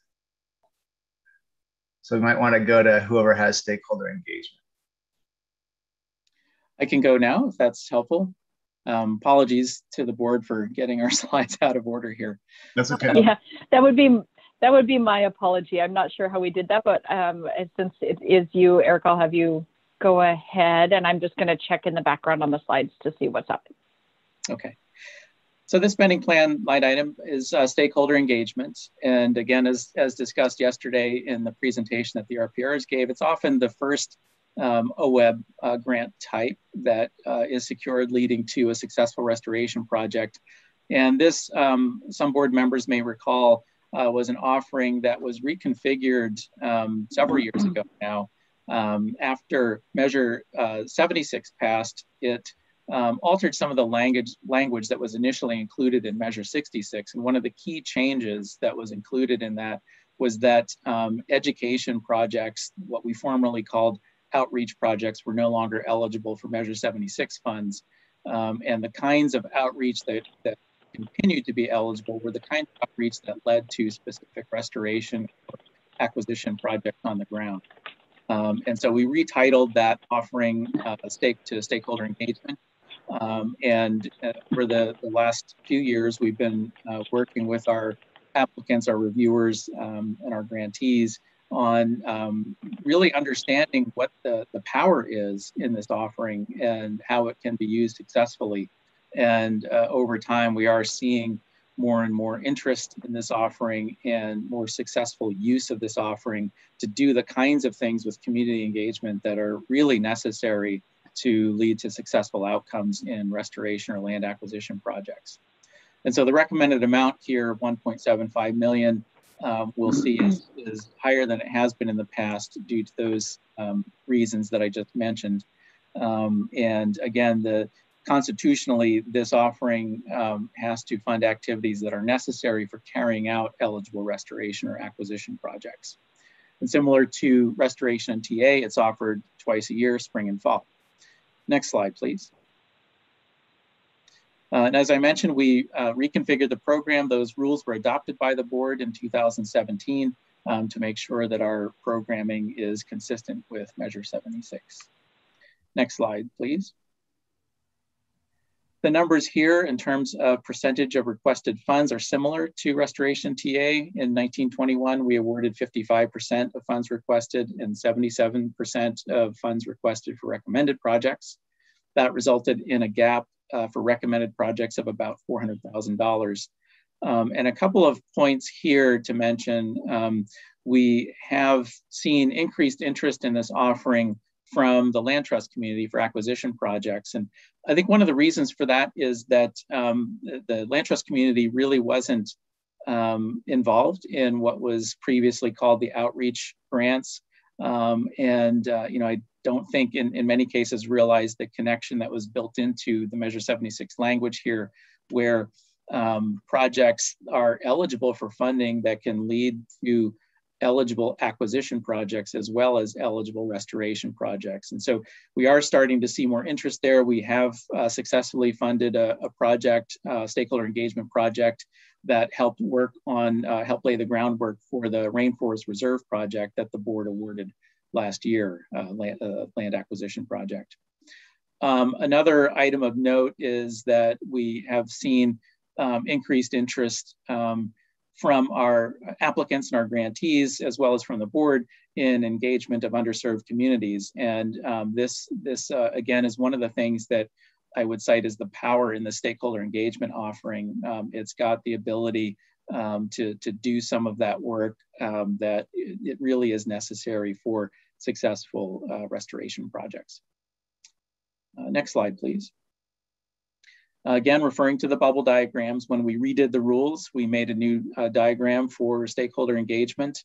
And like the others, it's been successful in having people understand the criteria. These criteria are very transparent. The applicants, the reviewers, the grantees all know the standards that they're being held to.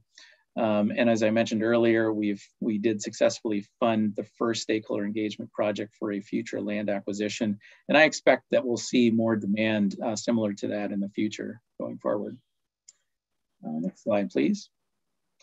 And concluding with our dollar chart here, this gives you the history of the offering. And as you can see, it's been slowly increasing over time. And with increased understanding of what these funds can be used for, we're recommending an increase here. It's still the smallest of the open solicitation categories, but I think based on the demand that we're seeing and the currently untapped resource there, we're requesting, at least in this first draft of the spending plan, an increased amount to $1.75 million. And happy to answer any questions on stakeholder engagement. Thank you, Eric. Bruce. Thanks, Eric. You know, I would love to see a continuing graph through the years on the success rate of stakeholder engagement grants leading to successful projects, whether they be acquisition or restoration, just telling us, you know, what percentage of our stakeholder grants lead to a successful program grant. I think it would support the stakeholder engagement. Hopefully it would support stakeholder engagement grants. Thanks. Thanks, Bruce. We can work on that, understanding that the time scale is such that sometimes the restoration project might be a few years removed from the complete. We can certainly look at the information we have and see if we can set up a system to track that over time. And follow up, if I might, yes, Co-Chair. Bruce, a question for you that crossed my mind as you were asking. The question is, what does success look like? Because one of the potential successes of a stakeholder engagement grant is that you don't move forward with a project because you learn that there are potential connections with cultural resources or something else that you didn't know that might cause you to shift the project elsewhere or actually not move forward. And so I guess my only question for you is maybe working with you to think about what we would define success to be so that we can track that metric appropriately.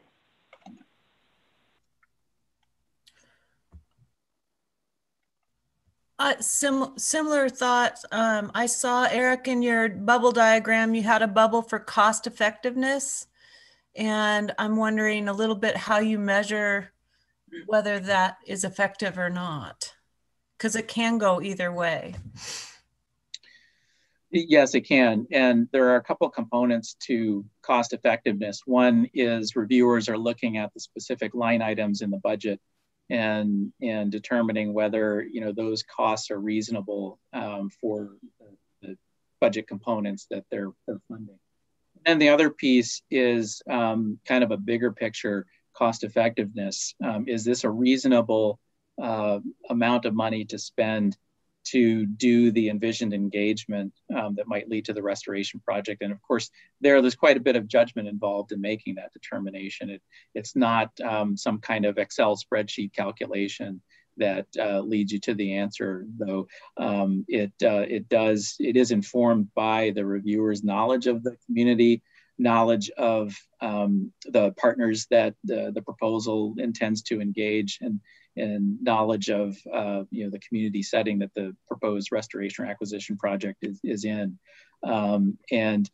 Just to give an example that's partially hypothetical, but also partially based on some of the requests that we've seen in the past, if a stakeholder engagement project comes in and has a budget that includes 100 hours of a staff person's time, to go out and have kitchen table meetings with landowners in a watershed, and there are 100 of those landowners, they'll look at that and say that budget is not adequate to do what you're proposing to do. Or conversely, if there's 1,000 hours for those kitchen table meetings, but there's only 5 landowners, the reviewers will look at that and say that's not a very cost-effective approach, because it shouldn't take that much time to do that kind of engagement. And that cost effectiveness category, as you've noticed, is in all of our open solicitation grant types criteria. And a similar kind of analysis goes into that when reviewers are looking at cost effectiveness. Thank you. Jamie. Oh, Bruce, you had some follow-up there. Go ahead, and I'll get to Jamie next. Well, I really appreciate, Maida, your comments on that. What does success look like? And because stakeholder engagement does not have a clear set of parameters on successful restoration acquisition, it may be one of those cases where we would look at a form of an internal audit saying, how does this, it's money going out, how do we say we're spending it wisely? And the audit function could take into account the different parameters of success or failure. And so something to consider. Thank you. Jamie. Yeah, I really appreciate Bruce's comments. And then my brain went to kind of the same place that Maida's did in terms of metrics, and also the fact that some of these are shorter term. You see them in the shorter term and some you see in the longer term. So I am a huge fan of the bubble diagram. It makes me smile every time I see it come up. So I don't want to sound like I'm dissing the bubble diagram. But I'm wondering if it would be worth, giving staff some time to think about this and then punting this to one or more than one committee to kind of brainstorm some potential metrics, and then bring it back up through the, have the coordinating committee review it, and then bring it back up to the full board when there may be some ideas on what some of these metrics may look like. Obviously staff will be able to jump 10 steps ahead of us in terms of having already thought through some of these things, but this seems one of those things that may be worth chewing on a bit more. When you're talking about stakeholder engagement, I mean, immediately DEI issues come to mind for me, but I know that's just one piece of the pie. So my respectful recommendation would be to refer this back to staff and to also some committees to just chew on a bit more, then come back to the full board. Thanks, good suggestion. Thank you. Does anyone else have comments or questions for Eric? Sorry, can I just follow up and make one other point? I apologize, I'll lower my hand, but I do want to say that really appreciate the staff report. So my comments are not suggesting at all that there's been a lack. That the conversation today really brings to mind some of those ideas on some additional things we could be considering. So just, Eric, always really appreciate the thoughtfulness that you and your team put into this. And so it's not, my comments are not a reflection on today's report. It's just some thoughts that come to mind on other things we might be thinking about and engaging in conversation. Thank you. Thank you, Jamie. Well, I think, Ken, we're ready for you.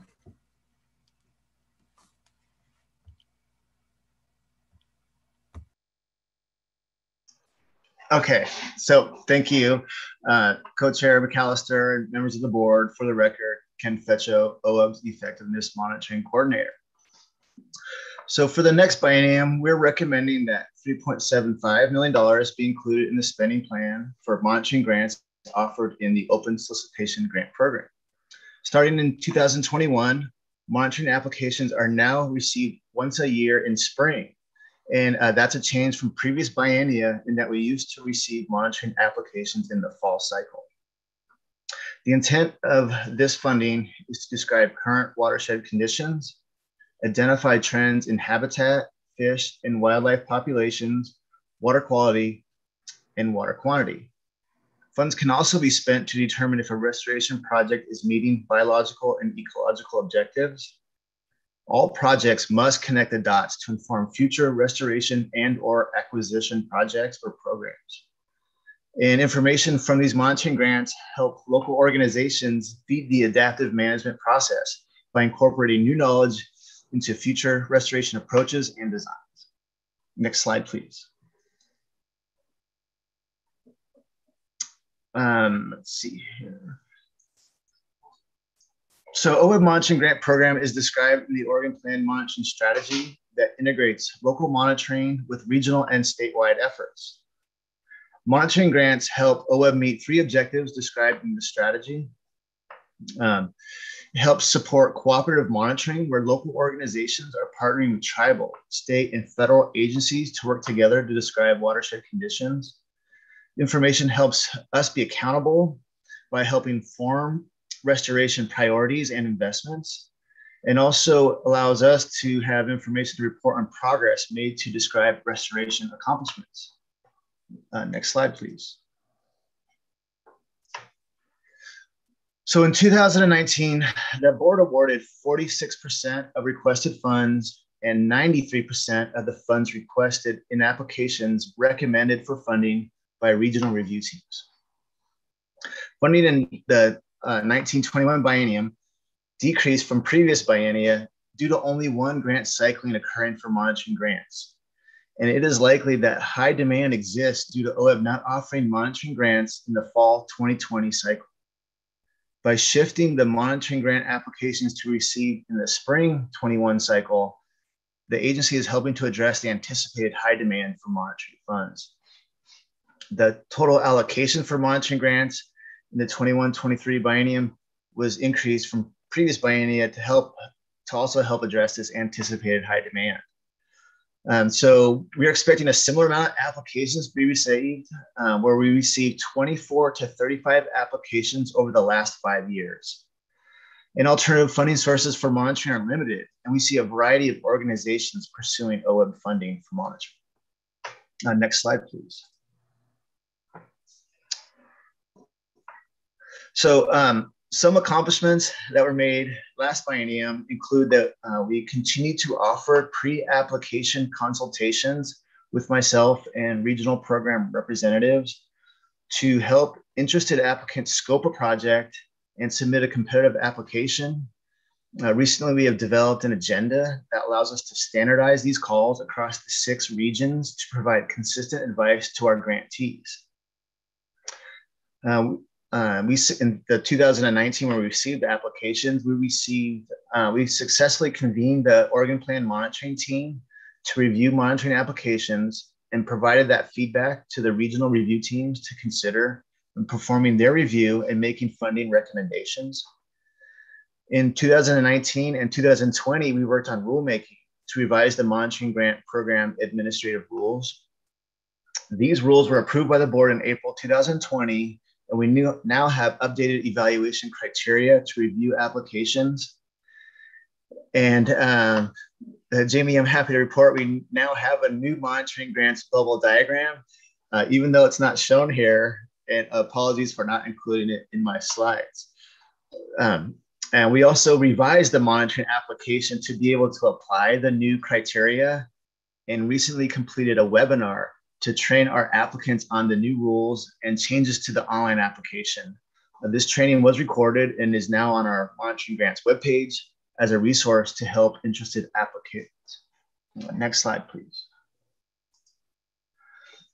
So here's the table that shows the history of our investments in monitoring from the 2015-27 biennium to the next one. As you can see, the proposed amount for the 21-23 biennium is the highest we are proposing over the last 3, and is a reflection of the ongoing demand for monitoring funds in Oregon and OWEB's commitment to this important grant program. So with that, happy to take any comments or questions. Thank you, Ken. Board members, any questions or comments? Okay, great job. Thank you. Looks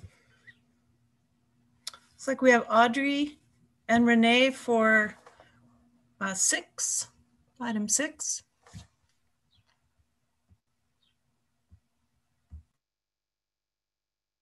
Thanks, Liza Jane. I'll go ahead and just ask Audrey to walk us through the slides, and then we're happy to answer any questions.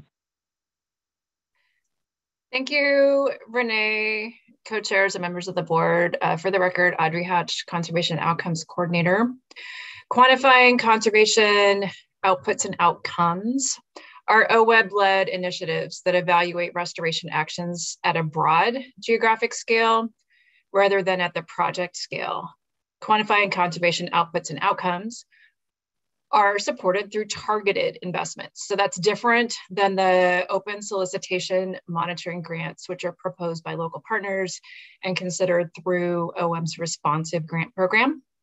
As an example, quantifying conservation outputs and outcomes supported telling the restoration story, a targeted grant offering to help local partners compile and report on existing data to highlight progress and communicate out their lessons learned. Also through this funding item, OWEB staff participate in cross-agency teams with common goals to evaluate programs and projects. For example, OWEB has convened an interagency team along with Department of Agriculture, DEQ, and Fish and Wildlife to provide oversight and guidance for the Strategic Implementation Area, SIA monitoring.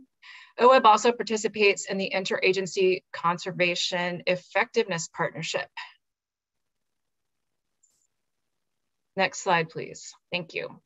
In 2004, the OWEB board authorized the initial concept of effectiveness monitoring, and a first step was to establish and hire an effectiveness monitoring coordinator position. Since that time, staff worked closely with the board's monitoring committee to build the program and identify the scope and scale at which to focus efforts. In September of 2016, OWEB filled a new position, the Conservation Outcomes Coordinator, with a role to assist the board in a variety of ways with quantifying outcomes from the state's collective conservation and restoration actions. In 2018, the Conservation Outcomes Specialist position was filled. Unfortunately, that position is currently vacant due to the impacts on the agency budget. Next slide, please. Demand for quantifying conservation outputs and outcomes has increased since 2016 over the last two biennia. Due to reductions in lottery revenue, this current biennium, 19 to 21, funding was reduced from 1.278 million down to 0.76 million, coinciding with a reduction of staff when the Conservation Outcomes Coordinator and Specialists were shifted to other positions due to agency budget challenges. At the same time, demand and interest in quantifying conservation outputs and outcomes has continued. Some examples including telling the restoration story, stage 0 restoration, and emerging needs to look at the impact of catastrophic fire on restoration. This funding item is critical to implementing OWEB's strategic plan. It aligns directly with broad needs to communicate restoration outcomes, coordinated monitoring and shared learning, and recognizing the need to invest in monitoring over the long term to truly evaluate the outcomes from our investments. Next slide, please. And just to provide a little bit more description, accomplishments from quantifying conservation outputs and outcomes in the current biennium include telling the restoration story, these grants that support the compilation, analysis, and interpretation of data to explain what has worked well and why. 7 retrospective projects have been funded by OWEB, each producing a suite of outreach and technical products. And as you may recall, where possible, one project has been featured at OWEB board meetings since the offering was initiated. So some examples that are shown on the slide may look a little bit familiar. You heard about the Willow Creek story yesterday. Strong support continues to be expressed for telling the restoration story, which would enable staff to reinvigorate conversations with local partners about promising story ideas that were identified prior to that revenue downturn, along with exploring emerging topics like the effects of the catastrophic 2020 fires on restored areas. Stage 0 restoration and stage 0 monitoring. OWEB awarded funding to implement the first phase of effectiveness monitoring of stage 0 restoration actions in Waichus Creek to the Upper Deschutes Watershed Council and South Fork McKenzie to the McKenzie Watershed Alliance.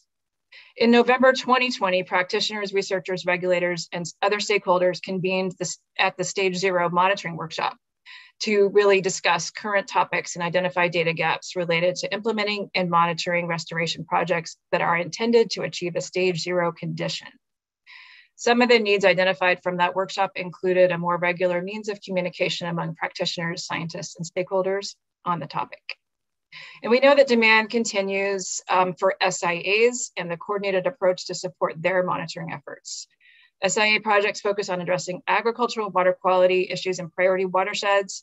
Monitoring quantifies the impact from those projects and also helps to provide baseline information. The statewide monitoring team has developed guidance for use by local partners and is currently working with SIAs to help them develop and implement their local monitoring plans following this consistent guidance. Next slide, please. Thank you. And Deputy Director Davis and I will be happy to take any questions over quantifying conservation outputs and outcomes.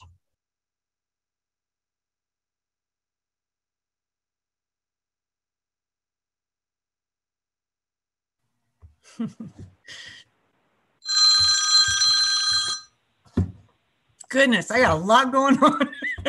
Mostly buttons. Does anybody have questions or comments? Great, Audrey. Looks like Dan. Actually, looks like Dan and Alan do. Okay, Alan. Yeah, Audrey, can we go back to that last slide that looks at the amount again?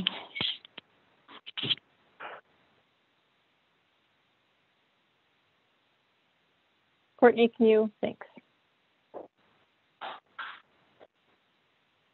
Can you scroll up or scroll down? I'm not able to, you were on the right slide. I just can't see the bottom number. Is it 0.75 for it is, this next biennium?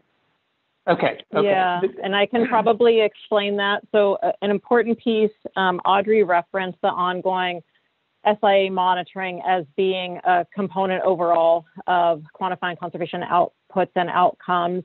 We did, though, move the actual monitoring funding that would be part of the SIA package into that line item. So if it looks smaller, and that's confusing, it's because we actually packaged the technical assistance and monitoring funding for SIAs into the line item that Stephanie and Courtney discussed previously. But we wanted to make sure that you all were continuing to see the interagency component of us convening with DEQ, ODA, ODFW, the interagency monitoring and assessment group, because that's such a key component to making sure we have high quality long-term monitoring attached to the SIAs.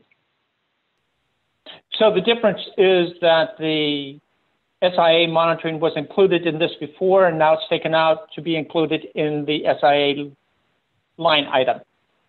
Correct. Okay. I was just concerned that we were dropping that when it's I think it's a very valued program, and the outcome from productions from this, the outcome of products from this is, I mean, they're incredible in telling the story of what we're doing. When you look at the Stage 0 workshop and the presentations that have been given on that and the outcomes from that work, that's cutting edge material.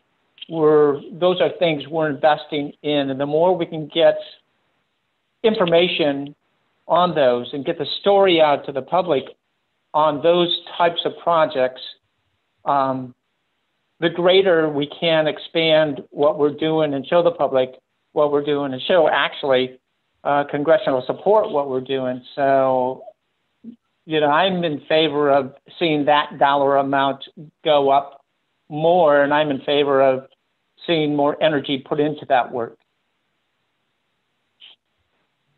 Thanks, Alan, for that feedback. We'll definitely take that back as we're continuing to watch the May forecast for revenues. Great, thanks. Thank you, Alan. We're going to miss your sharp eye on these things. Dan, do you have a question? Yeah, not a question. I just wanted to offer a comment and say thanks to OWEB really for emphasizing the support around the stage 0 monitoring. Al just spoke to it. You know, there's a huge interagency effort involved in not just the restoration work that's state of the art and groundbreaking, but the monitoring and the learning around that.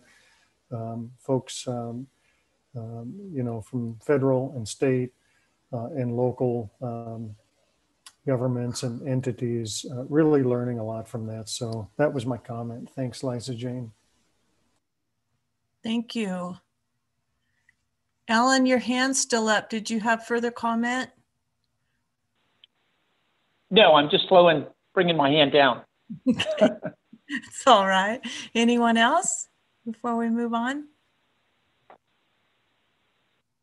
Great. Thank you, Audrey and Renee. We're scheduled in our agenda for a break. How's everybody doing? I would offer that we could move forward to land and water acquisition next and just keep rolling if you guys are all right. Okay, I don't see any frowns, so let's go. All right, thank you, Madam Chair, members of the board. Again, for the record, Eric Williams, Grant Program Manager. And this item combines actually two grant offerings that OWEB has, which are land acquisition and water acquisition, into one spending plan line item, which has been the case in previous biennia as well. And you can see here the recommended amount is $9 million. We'll show you the history at the end of this presentation. And just to summarize these programs, as you may know, the acquisition of land and water interests from willing sellers is a key piece to this. The land acquisition eligibility includes both fee simple transactions and conservation easements. When OWEB funds a fee simple transaction, OWEB obtains a conservation easement on the property.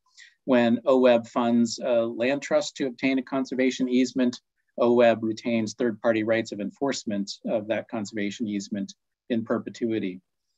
In the water acquisition program, the program includes eligibility for permanent water right transactions, water leases, or contractually protected in-stream flow. And the goal of both programs is to maintain and restore watersheds and habitat for native fish or wildlife. Next slide, please.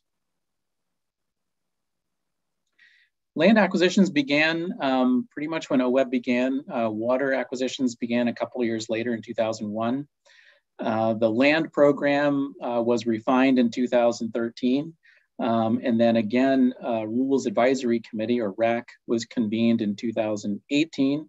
And notable changes in that 2018 RAC for land acquisitions is that we broadened the structure of match eligibility so that a land trust or applicant can obtain match funds for other purposes instead of requiring that the 25% match be put toward the purchase price of a property. And so the reason that allows flexibility is that, for example, if a land trust was able to fundraise for a stewardship endowment, which is a cost that's really not eligible for OWEB grant funds, those funds can be used as match, and the OWEB funding could apply 100% to the purchase price of a property.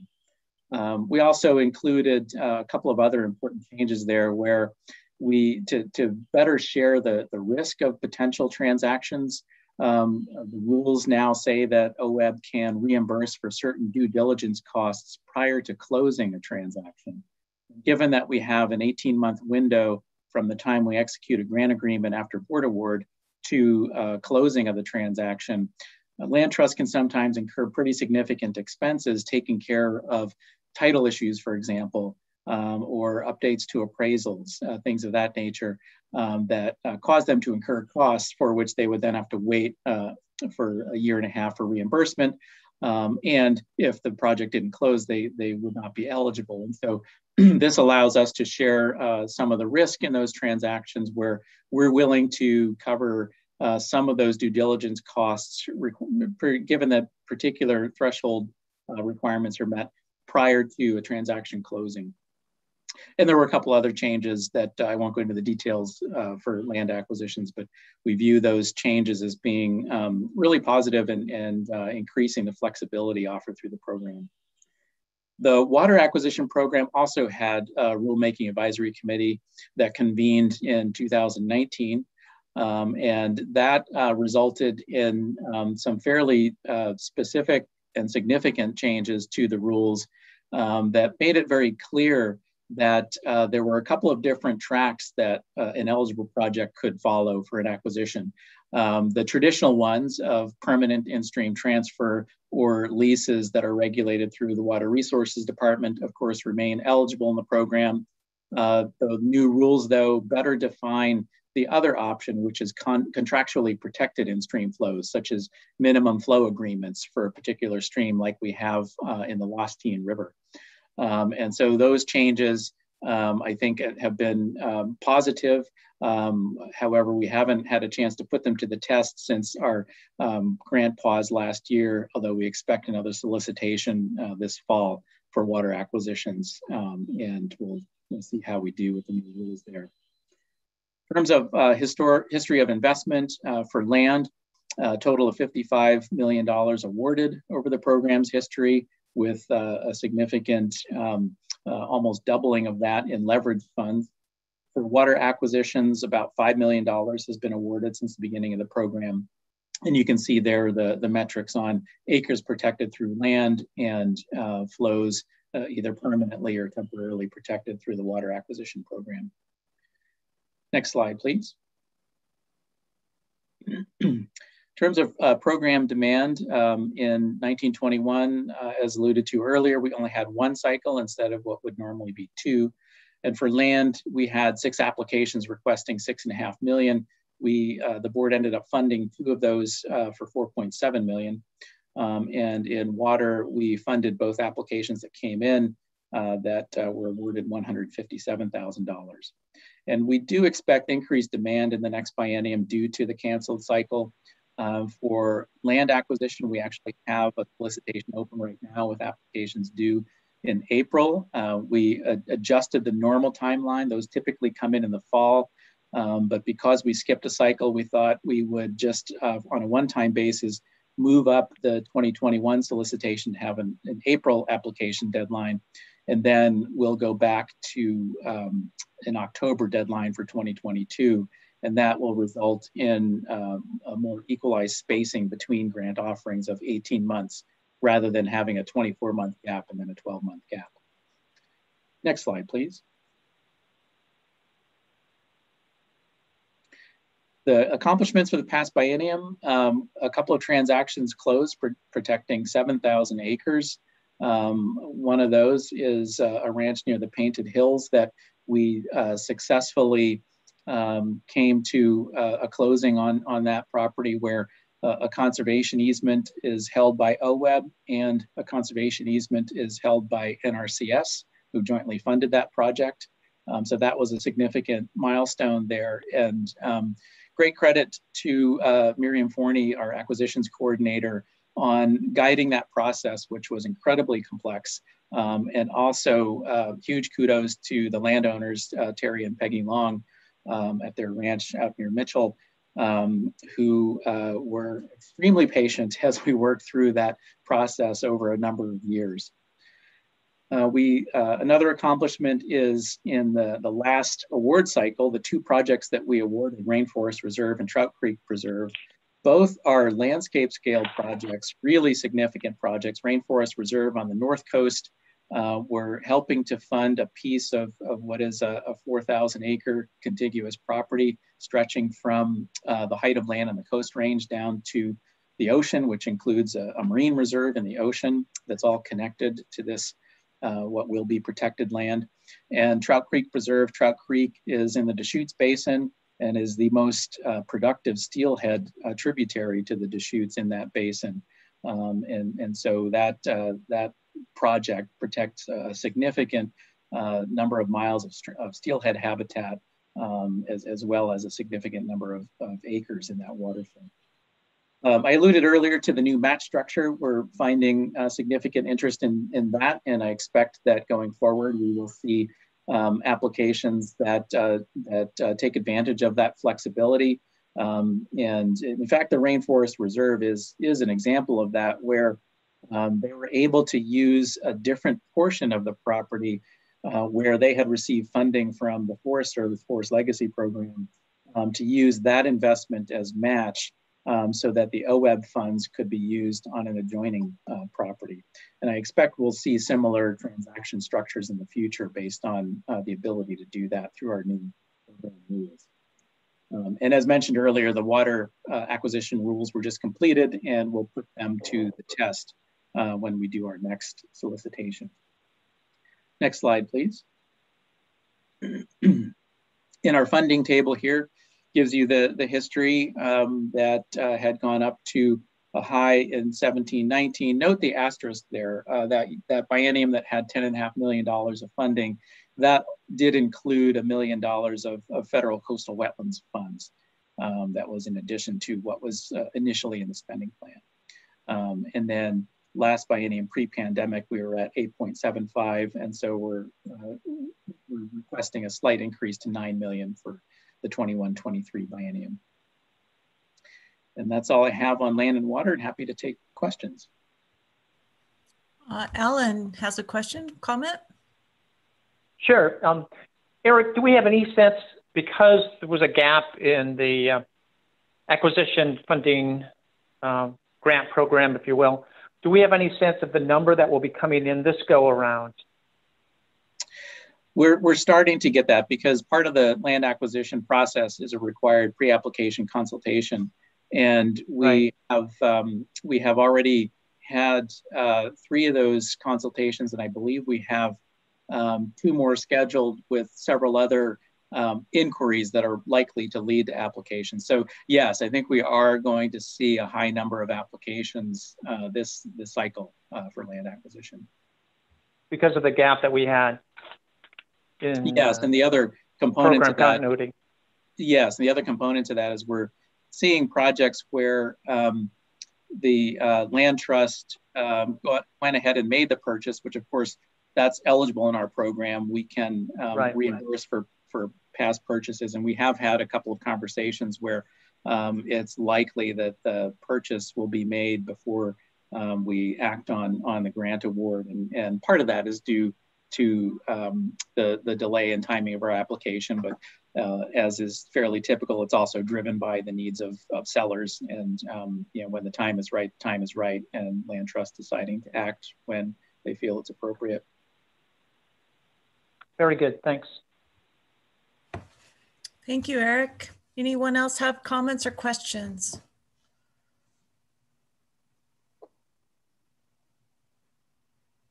All right, seeing none, we can move to small grants. If we're ready with Kathy. Hi, thank you, Board Chair, members of the board. For the record, my name is Kathy Leopold, and I'm OWEB Small Grant Program Coordinator. So in OWEB's suite of grant offerings, the Small Grant Program provides a mechanism for funding smaller, less complex restoration projects. Some of the hallmarks of the program include simplified processes that help make the program easy to engage in and accessible. Robust program rules and well-defined processes facilitate the use of a streamlined application while ensuring technically sound projects are being implemented. The program utilizes a fairly prescriptive rule-defined list of eligible project types, and each application must cite technical guidance from an OWEB-approved source that will be used to guide project implementation. In addition to ease of use, the program also enables a measure of local control in process and prioritization. Teams adopt operating procedures and bylaws each biennium.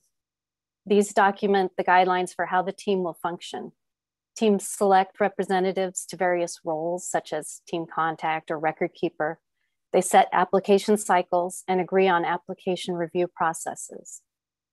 Also part of the biennial reorganization process, teams prioritize the broad watershed concerns they wish to address for the biennium, ranking from high to low the OWEB defined categories like riparian, in-stream, upland process and function, and fish passage, to name a few. During this process, the team also agrees upon which of the OWEB rule-defined specific eligible project types it will fund for the biennium. Once the team is up and running, team members or a subset designated as an application review team review each project proposal and determine which projects will be recommended to OWEB for funding. In this effort, teams are guided by an OWEB provided evaluation worksheet. Each biennium, the team, during the reorganization process, teams review the worksheet and they may add additional questions, but they may not remove any of the OWEB required criteria. The program also encourages partnerships, partnerships between small grant team members, that is, watershed councils, soil and water conservation districts, and tribes that come together to determine how the team functions and what its priorities are for the biennium. Partnerships between small grant team members and local natural resource agency folks. Teams often seek input from these agency partners in determining those watershed priority concerns and eligible project types. Additionally, once we get to the awarded project stage, certain project types require agency sign-off prior to any release of funds. An example would be the required review of irrigation efficiency project form that must be completed by the local water master.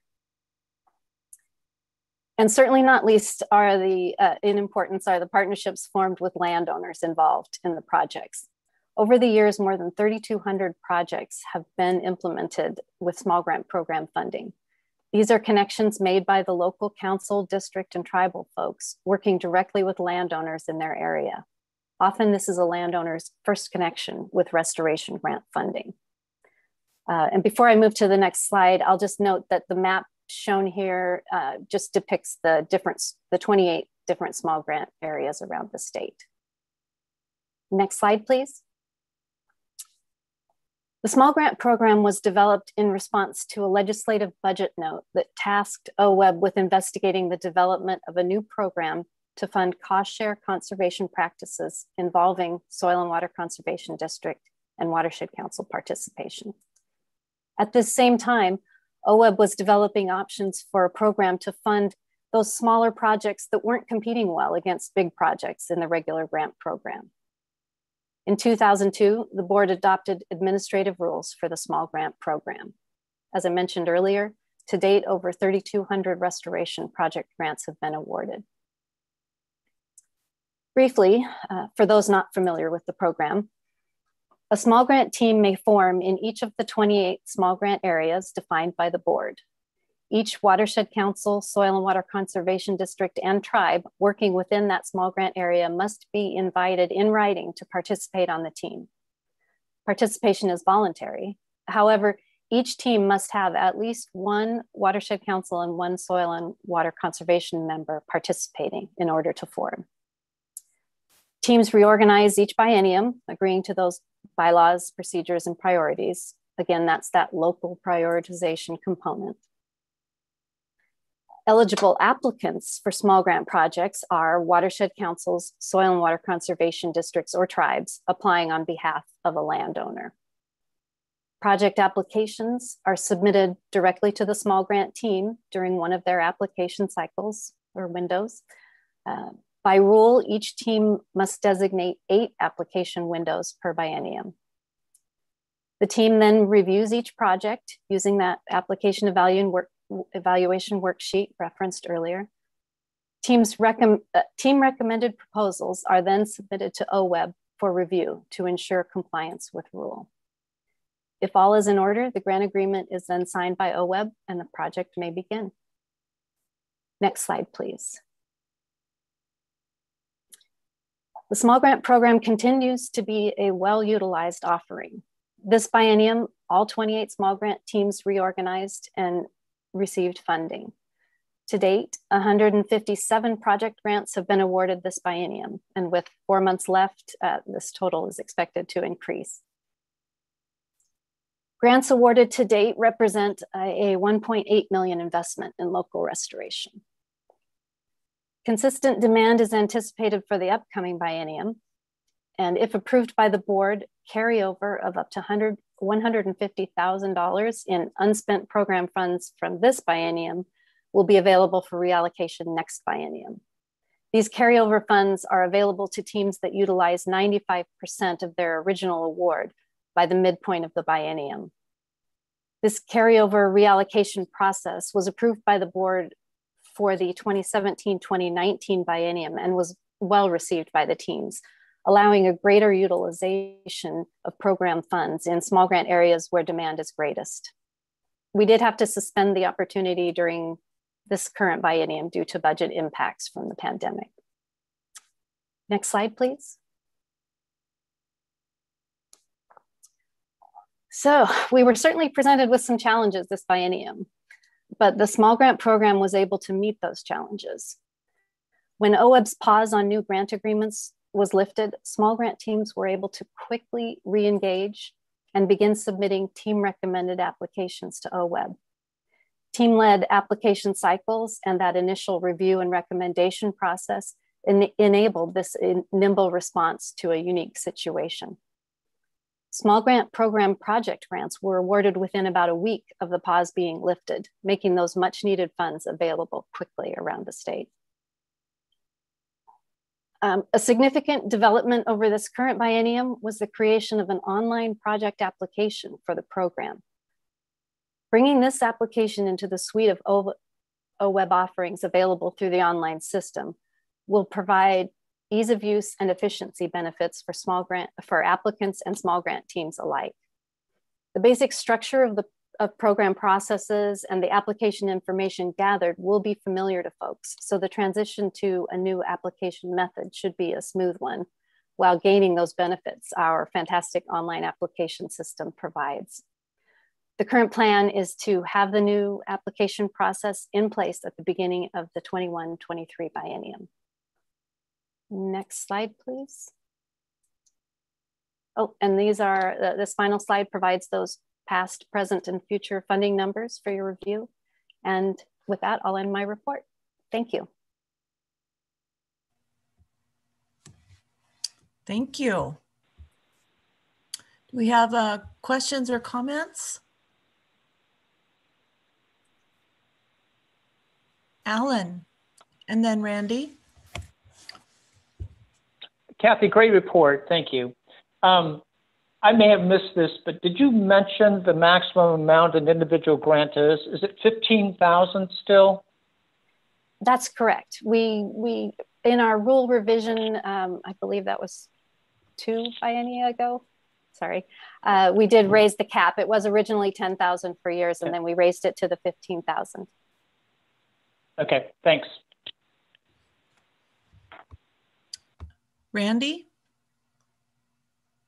Yeah, Randy Labby for the record. Kathy, yeah, I enjoyed that. I have a question you may not be able to answer, but about 25 or 30 years ago, I applied for, I did a conservation, I think it was under CRP, Conservation Reserve Program. I did a stewardship incentive plan on property in Northeast Oregon. And then later, about 20 years later, I updated that. Is that program still in effect, or has it been changed or morphed into a different one? You know? I'm afraid I'm not familiar. Maybe Maida can help me out with that. Can you, Randy, say again the name of the plan that you did? It was, I believe, under CRP, and was called a stewardship incentive plan. And the federal government provided half of the cost of a plan. Actually, Karen Leindecker did it. And subsequently had it updated without any kind of federal help. And I just wondered if that kind of plan is still available. Because I don't know. Yeah, go ahead, Randy. Because there's, I just believe there's a population out there of people who would like to enhance their property with conservation projects, but don't know how to organize it and access it. Yeah. And this relates to a little bit to what we talked about yesterday. I had Karen Lineker did also just an engagement to look at some property in Malheur County, and I subsequently applied for a TA from OWEB last year. I own only a small part of the property, but we farm commercially for about 20% of the property, and we farm for wild birds on the 80%. And having the technical assistance team come to the property and have all the partners there was an incredibly valuable process. But if I hadn't done that, how would I have accessed all that expertise? I'm wondering. Yeah, so I don't know, Randy, about the specific program, but it's one of the great things that we have with both the soil and water conservation districts and the watershed councils is the type of work that Karen was doing. NRCS is another example.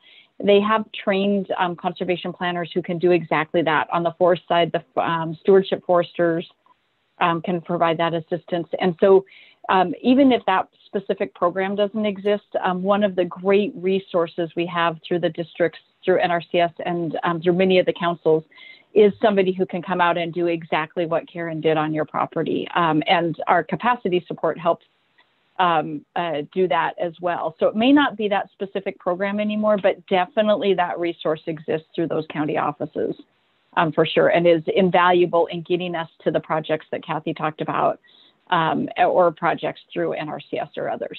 So definitely the resource exists. I wonder if there's a way we can have a higher profile and guide people to that service. We had a grant proposal that we had to drop this last biennium with the Farm Bureau. It was part of our strategic plan priorities, and we had to reduce that funding. That was to do exactly that, Randy. It was going to be working with Farm Bureau and other agricultural organizations to help lift that, the conservation planning, implementing conservation practices. And so definitely we'll take that back. That might be a conversation that we can have again with those organizations and have them apply for a technical assistance grant to us. Thanks. Thank you. Mark, do you have a comment? Yes. Kathy, could you go back a couple slides? The one that showed the riparian fencing, I forget the name of it, but you had a picture of some riparian right there.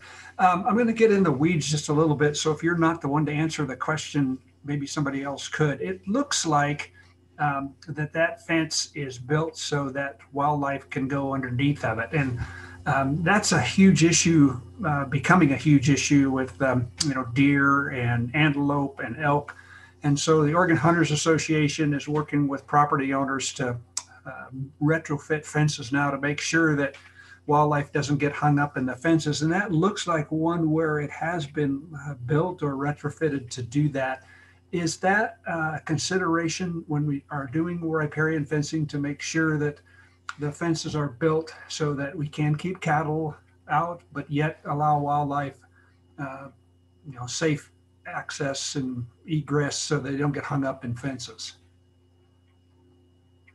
Thanks for that. I apologize. I don't have too much background on this specific photo, this specific project, but backing up a little bit, the requirement for every application to cite an NRCS or just an OWEB approved technical guidance source that guides them in their project helps us to be sure that we're implementing the appropriate project methods. And most often, particularly on a fencing project, the applicant would need to cite an NRCS technical guidance source, which would hopefully provide that wildlife friendly fencing guidance. Is ODF and W involved in a lot of those reviews to provide input into something like that? Do you know? For the NRCS guidance? Yeah. I'm sorry, I'm not positive how those are developed. Okay, it's just becoming a bigger issue statewide about wildlife getting hung up in fences, and so I'm becoming more sensitive to as we're installing fences and making sure that we have places for antelope not to get hung up in or deer not to get hung up in. So I might be able to speak to that a little bit, Mark. NRCS does do some really close coordination with U.S. Fish and Wildlife Service and ODF&W, and actually they pay for some staff at ODF&W to support some of their different programs. They have their field office technical guide.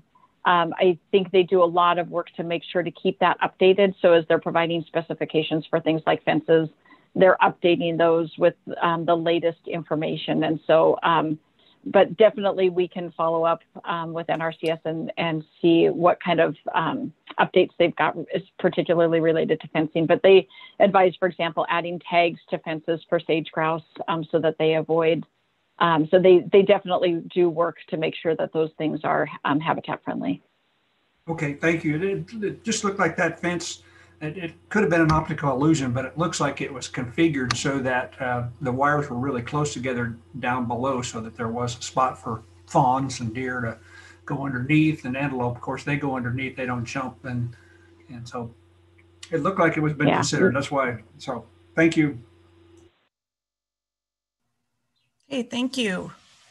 Mark, have built a lot of the fence with under NRCS programs, and that bottom wire has no barbs and it's 16 inches up. So it helps, not with elk, but it does help with deer. Good, thanks.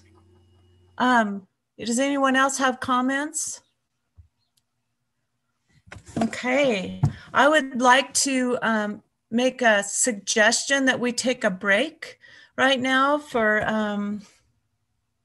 10 minutes, and then we'll come back and we can go on with the weeds implementation and effectiveness monitoring, if you're okay with that, before our lunch break. We'll have a little bit longer lunch break that way.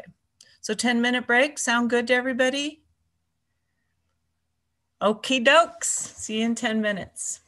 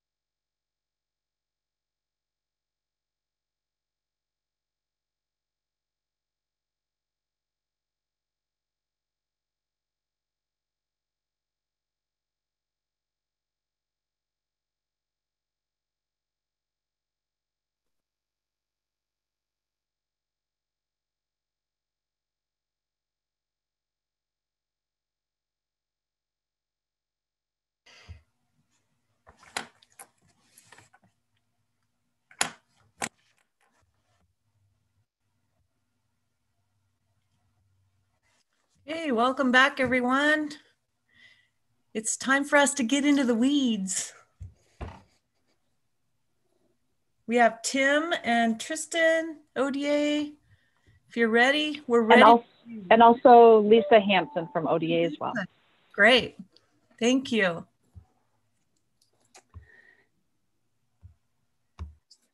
So, Chair, board members, thank you for the opportunity to visit with you just briefly before our staff talk to you about ODA's Noxious Weed Program. And I want to say thank you. Thank you for the ongoing support of the OWEB board and the OWEB staff and their partnership with the Oregon Department of Agriculture. It's important to all that we do at ODA, and I just want to recognize how much we appreciate that. So many of the programs that we deliver at ODA rely on partnerships. And whether that be, you'll hear about a couple others throughout, I think, your board meeting, but partnerships with OWEB, partnerships with soil and water conservation districts, partnerships with other agencies. This is one of those, it takes a village. And I just wanted to take the opportunity, to acknowledge that. I also want to say thank you for the consideration of additional funding for the Noxious Weed Program for the next biennium, recognizing that we've been through some pretty difficult times over the past year, and this ongoing support is important to the cooperators around the state. So I'm going to pause there, and I'll let Tristan go ahead and lead off with the rest of the presentation. But again, just wanted to say thank you and how much we appreciate the partnership with you and the agency. Great.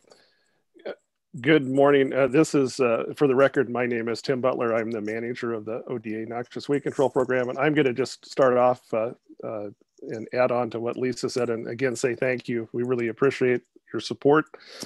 And I'm just going to start off just with a kind of a summary and talk a little bit about the grants. The grants are for on-the-ground weed control projects that must include Oregon State Weed Board listed noxious weeds.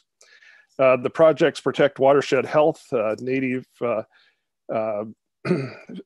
fish and wildlife and habitat and overall water resources from negative impacts of state listed noxious weeds. So that's kind of it in a nutshell. Integrated noxious weed management is the most effective strategy, and that includes activities like early detection, rapid response, finding these new invasive weeds early on, and implementing control projects before they become significant problems. And with the overall effort of trying to minimize the impacts of state listed noxious weeds. And so that's what we do. And I think that the support of funding through to our stakeholders out there is really crucial in that funding of those projects from OWEB. And again, we really appreciate that. So with that, I'm going to pass it over to Tristan Berg, our grant coordinator, and she's going to give you the rest of the presentation, and then we'll be available for questions at the end. Thank you.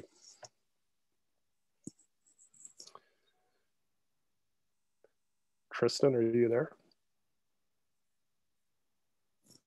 Did we lose Tristan? Uh-oh.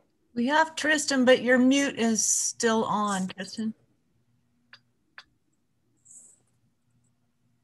There you go. Oh, it wasn't unclicking. Hi, good morning. Sorry about that delay, technical difficulties. I just want to thank you to the co-chairs and board, Maida, for having us here today. It's exciting that we are looking at a proposed increase for this next biennium. For the record, my name is Tristan Berg. I'm with the Oregon Department of Agriculture, and I'm the Noxious Weed Grant Coordinator. And we can move on to the next slide. I'm going to give you, after our great introduction by Tim and Lisa, I'm going to give a quick overview of our program history and a little bit of a summary about our grant program. Our program was established back in 1999 by Measure 76 funds, for those of you that are familiar with the state. At that time, our state weed board dollars were under the ODA budget. Measure 76 changed all that in 2010 with a constitutional change that made OWEB the single granting entity. And so that's created our great partnership with OWEB. We were a great connection from the start, I think, because our missions are very similar. We're protecting Oregon's natural resources and habitats for wildlife and fish. And so it became an instant connection, I think, for us, and a great partnership. Our partners are very much a mix of the same type of groups throughout the state of Oregon. We work with counties, programs, our SWCDs, CWMAs, and private and tribal partners. We're lucky that we've got some really great tribal projects currently going right now, and that I'm going to showcase a couple. One with Harney County. African rue is a AT listed species and a priority for treatment. And we work with the Burns Paiute tribe on that one as a match and partner. Douglas County, we work with Cow Creek tribe on some priority A-listed weeds for Pattison curse and distaff. Without their partnership, we wouldn't be having the great success that we are today. Umatilla, Confederate tribes, work with our Umatilla County partners as a match and a partner on that one with several different grants with garlic mustard and common bug loss. And within that project area, it's a priority for the tribes as it's protecting areas that they have many of their first foods growing. And so we do not want them being severely impacted by noxious weeds. And on top of that, we have had with the increase that we've had in 2017-19, we were excited that we started a county weed grant pilot program that has continued to this biennium. And we have been able to fund 27 different county projects with a total of $719,000 in grant dollars just going to the counties. When that county project started, it was targeting to help counties. Many of our counties around the state do not have tax-based dollars to support noxious weed work. And so that was a huge success that we were able to get that approved by the board to get those dollars that were just designated for county programs that need funding to do new work, to increase partnerships, to build collaborations within their areas. Many of the county partners are a one crew shop. So growing partnerships with our county grants, with talking to ODOT, talking to parks, working with extension, working with our SWCDs has been a huge success in many of those areas. The bottom photos, the bottom right is a partnership that started with our South Coast partners with Coquille and Coos and Curry. They work with their watersheds and many partners. They're able to get to those outlier gore sites, do a lot of outreach, work with private business and airports in that area, and has been a huge success. Another one I wanted to highlight quickly before moving on is our partnership with Crooked River Weed Management Area, works with Crook County, Jefferson County, and Wheeler SWCD. For many of you that are familiar with Jefferson and Wheeler SWCD, great partners, but had change in staff, were smaller programs, not as active in grants and weed control. And we've had a huge success with both of those programs after 2 years of being a combined 3-county grant. In 2020, we were able to fund Jefferson and Wheeler SWCD on their own projects to really grow and continue the great efforts that have been put forward in that county grant. So a huge success. And moving on to the next slide. I also want to kind of also highlight historically we're able to fund about 68% of the applicants that apply for funding. Luckily in 2020, we were able to have one cycle before COVID hit and changed all of our worlds. And we funded at a 90% rate, which was great. So we were able to get 65 projects funded that cycle. What I want to highlight is our OSU grant. And that is a great project because at the end of 2019, we had several new biological control agents that were approved for funding. And these, this one in particular was on gorse, and there's a new thrip. And for anybody that's been to Bandon, it's a beautiful beach area, but what you see looks like a lot of Scotch broom, but what it actually is gorse. If you get up close, it's thorny, it's pokey, it grows much more quickly, it's tall. And this has probably definitely been an impact from climate change.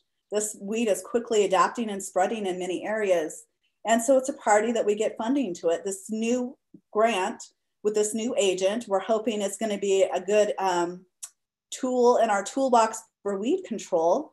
And it has partnered with several of our projects with OSU on the right, with also with Lincoln County, as well as a cooperator with ODA and our biological control lead, Joel Price. And this thrip is going to work and its larva on the stems of the plant and basically suppress the growth and seed production on gorse. So we're really hoping this will be a great tool to add. The truck on the top there is actually going through a patch of gorse when we were out monitoring near Cranberry Bog. And it just shows you the impact that if this is not treated, one, it becomes a huge fire hazard and something that we don't want to see continue in our state.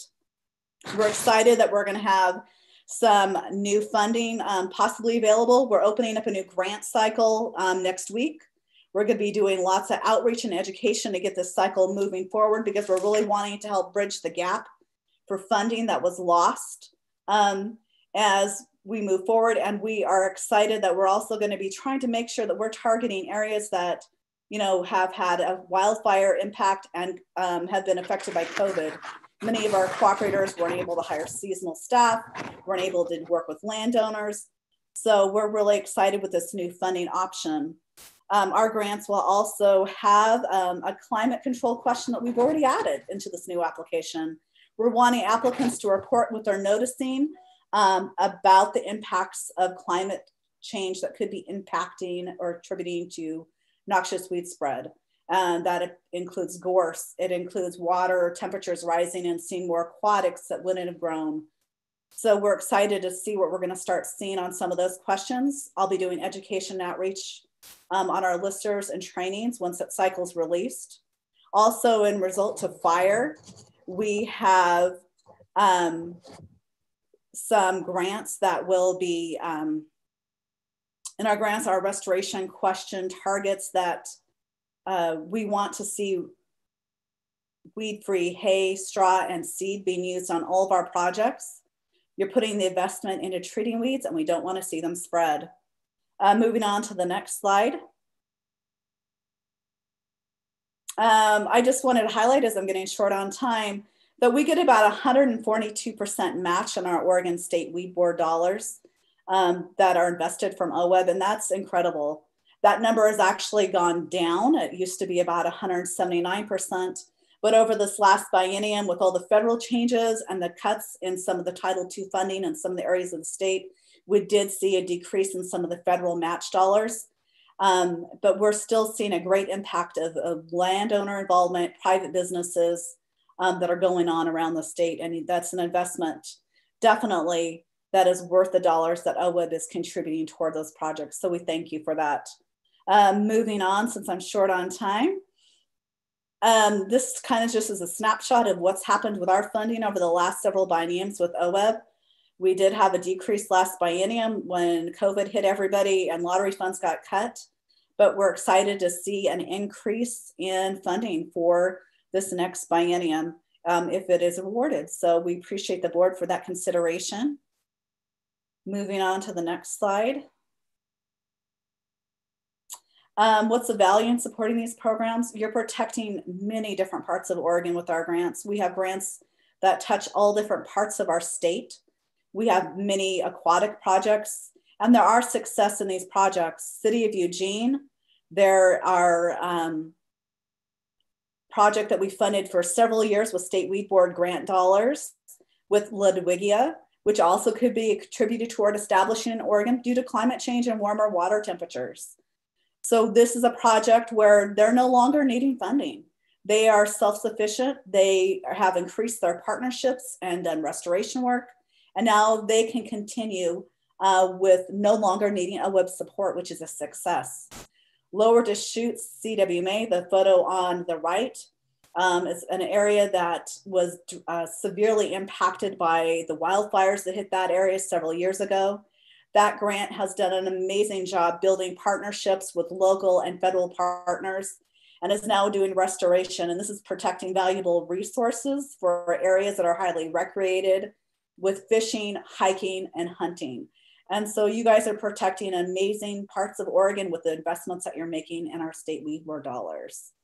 So with that, thank you. And if there's any questions. Thank you, Lisa, Tim, Tristan. Good presentation. Does anybody have questions or comments for them?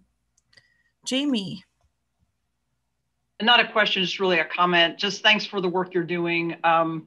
This was especially this concern about not managing noxious weeds and having the impact of last year's slowdown on funding have a double whammy impact is something that we discussed in prior meetings. So I just want to say, really appreciate you leaning into this and keeping up on this, because it's so important for our state, and especially for, you mentioned many different communities that it's impacting our tribes, but also our ag community as well. So just really appreciate your work.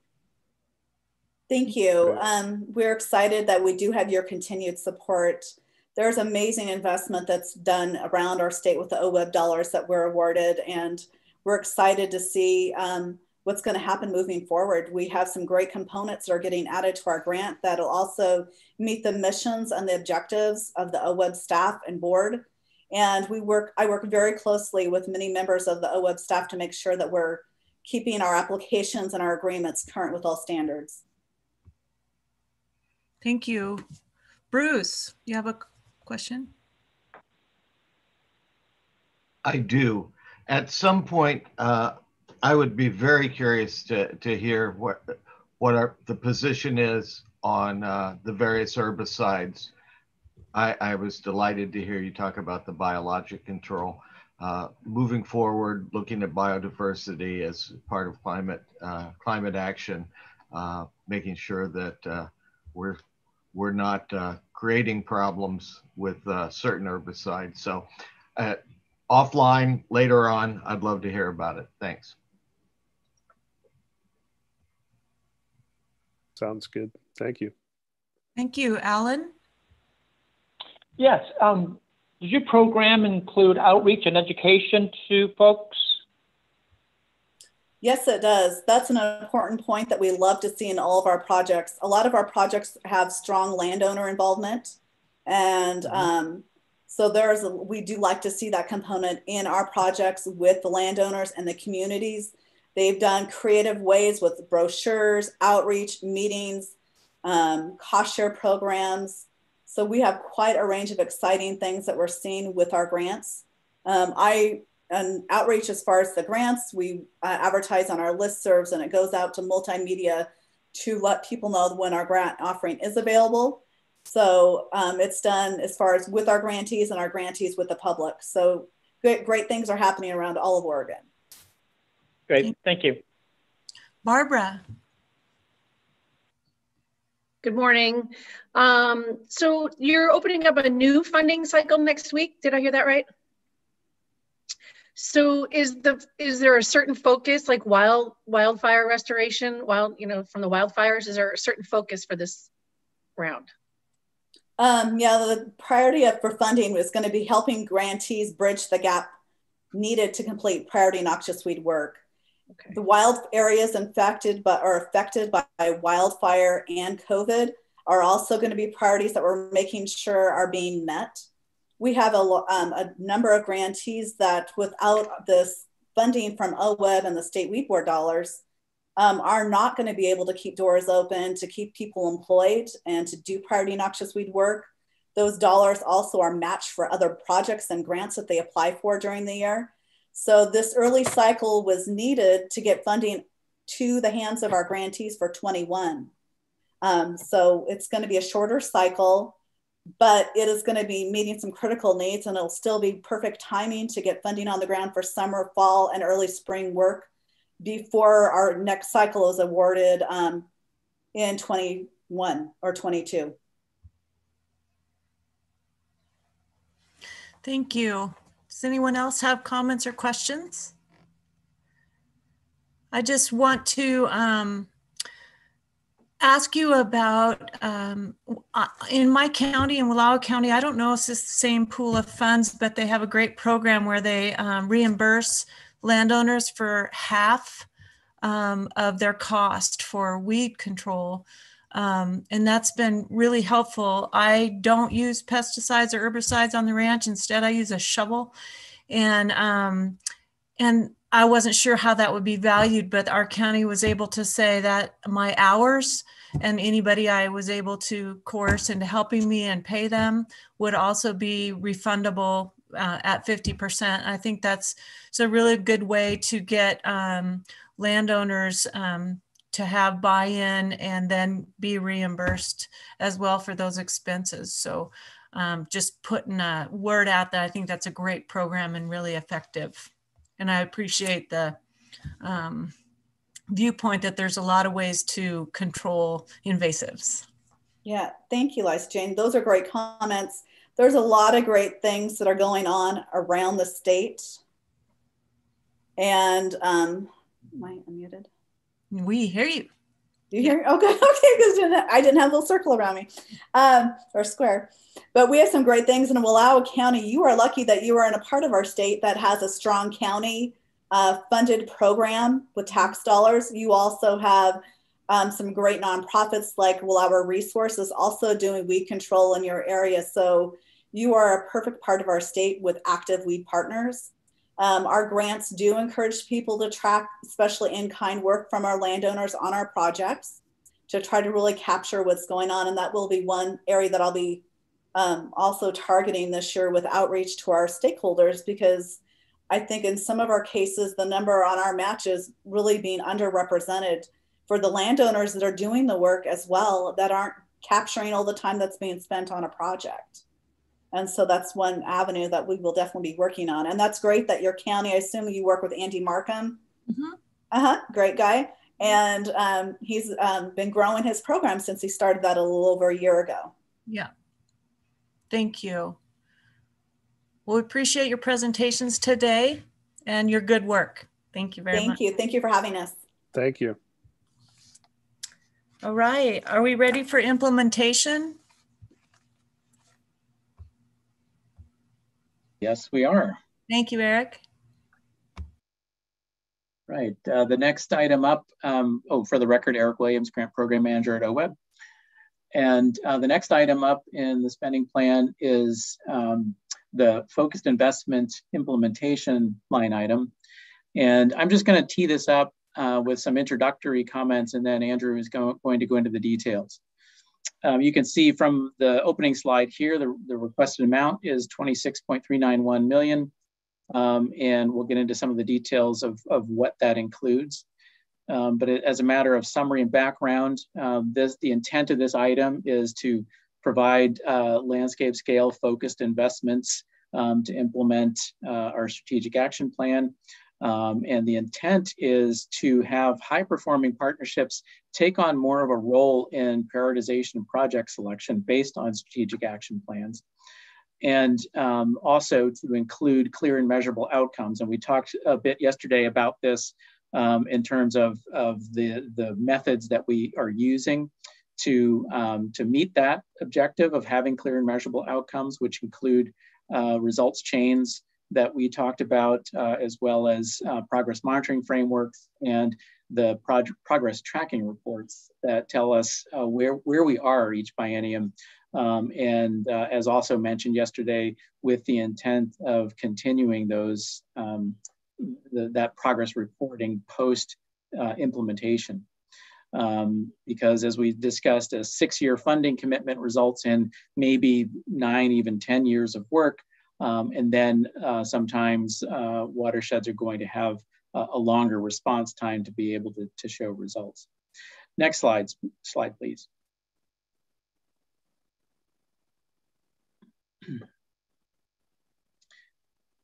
We wanted to show you this, particularly for newer board members, to indicate the kind of longer history that really predated the Focused Investment Partnership Program. And going back to 2006, there was a program called the Whole Watersheds Restoration Initiative, which was starting to get at some of those broader landscape scale goals and outcomes. Followed a couple years later with the special investment partnerships, which really served the basis as a precursor to what became the FIP program, where we were looking at specific geographies, interested in specific outcomes, and investing through partnerships that were guiding those investments. In 2013, the board adopted its long-term investment strategy, which started to articulate some of these concepts more clearly. And that then resulted in 2015 with the board establishing its ecological priorities and then making its initial FIP awards, which we call Cohort 1 in 2016. And that included 6 partnerships receiving those FIP awards. Then we took a biennium off because that first biennium we got started kind of later in the biennium. And then the second cohort was awarded by the board in 2019. As part of the process, as initially envisioned, the intent was that the board would revisit those 7 ecological priority areas on a regular basis. The rules the board adopted state that those priorities will be reviewed every 5 years. And so we did complete that first priorities review in 2020. Next slide, please. In terms of demand, in the first solicitation that we did for 2015-17, we had 12 applications. 6 of those were funded. And then the same proportion was funded for the second cohort. 5 initiatives were funded out of 10 applications. We embarked on a solicitation process in the current biennium with the intent of continuing to fund a new cohort each biennium before the pandemic-related lottery shutdown caused us to pause our grant making.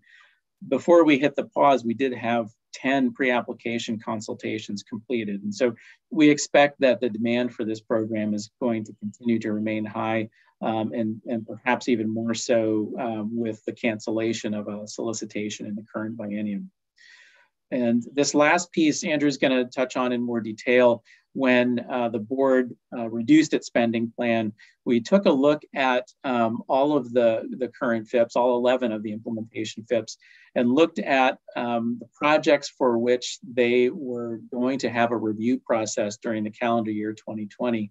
And for projects that weren't going to be quite ready for 2020 for an application cycle, an evaluation cycle, and grant awards, we reduced their spending plan allocations with the intent, as expressed by the board, that those FIPs would be made whole in the 21-23 biennium. And so, as I said, Andrew will give you the details on that in the next slide. So, next slide, please. And we'll turn it over to Andrew. Great, thanks, Eric. Co-chairs, members of the board, good morning. For the record, Andrew Dutter, Partnerships Coordinator with OWEB. And so picking up with accomplishments and developments through the biennium, starting with OWEB awarded its second group of partnerships with FIP funding, what we now refer to as the Cohort 2 partnerships, or FIPs.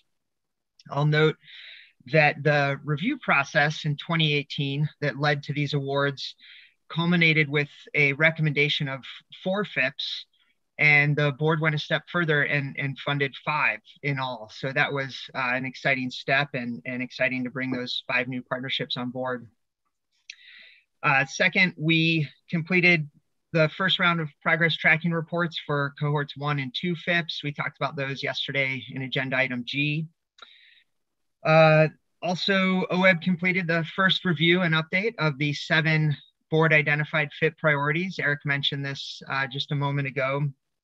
This includes ones like aquatic habitat for native fish species, sage grouse habitat, coastal coho, basically the overarching FIP priorities that direct partnerships to focus their FIP initiatives on certain habitats or species around the state.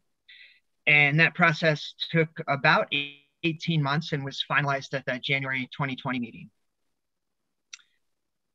Let's see, also the FIPs continue to implement projects on the ground and make restoration gains in spite of the most unusual challenges of this year.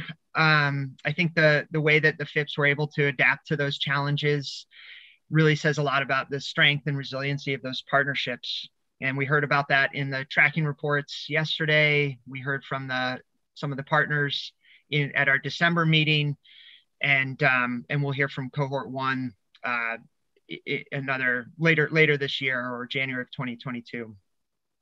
And then lastly, there were 2 FIPS from cohort 1 that were the first to have obligated all of their FIP funding. So a milestone there for the program. That was the Ashland and Tri-County Sage Grouse, or Oregon Model to Protect Sage Grouse FIPS. And they'll continue to implement projects over the coming years with that FIP funding, but it marks the end of OWEB's involvement in coordinating with those partnerships to get those dollars on the ground. So next slide, please. This slide shows the history of FIP investments of the past several biennia, and actually since the inception of the program, since the 2015-17 biennium was the first time FIP awards were made. And a couple things to note here.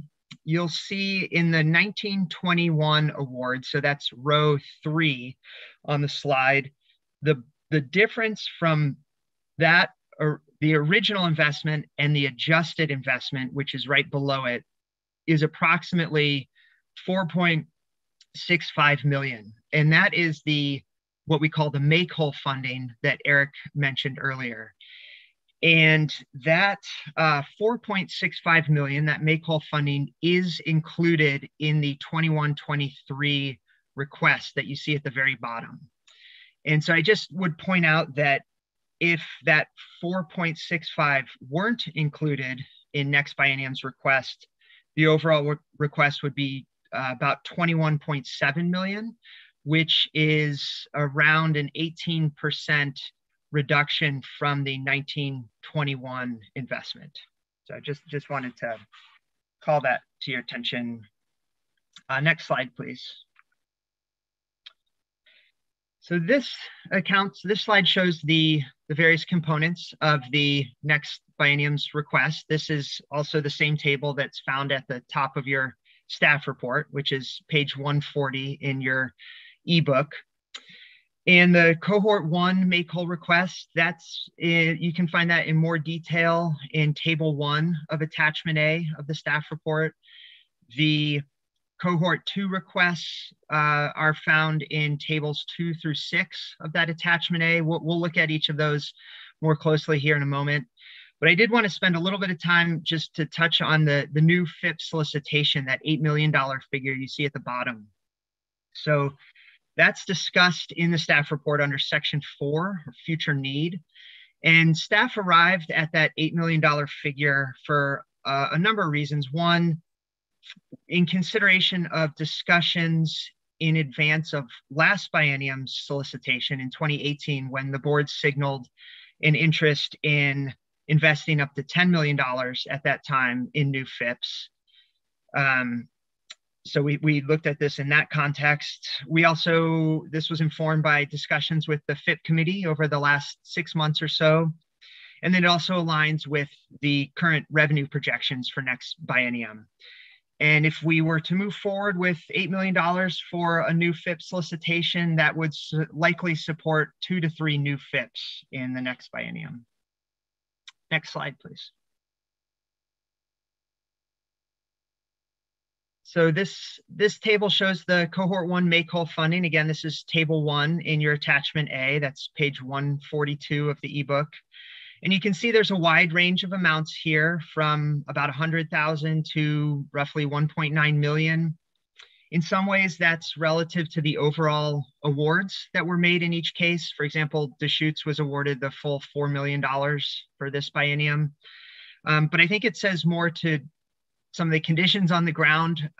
Deschutes has some big expensive projects coming up in a fall grant cycle for this year, ones that had been postponed for funding last year due to delays in preceding project phases being implemented. So the partners wanted to wait until those preceding phases were further along before developing proposals for next phases. You see that the Willamette also has a large balance, about 1.4 million. And that's more related to the partnership. That specific FIP runs one grant cycle per year. And so we've been planning on that 1.4 million for the 2021 grant cycle, even prior to COVID and the budget adjustments. By comparison, Harney and Grand Ronde have relatively smaller amounts. Those are already assigned to specific projects that we'll see in upcoming grant cycles.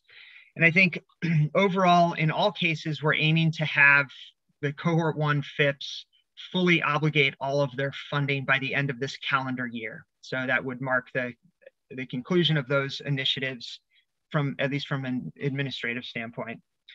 And I just, one last thought here, there's no totals under the 1921 or adjusted spending plan columns, and that's because this table shows only 4 of the 6 cohort 1 FIPs, so we didn't want to misrepresent those total figures. Next slide, please.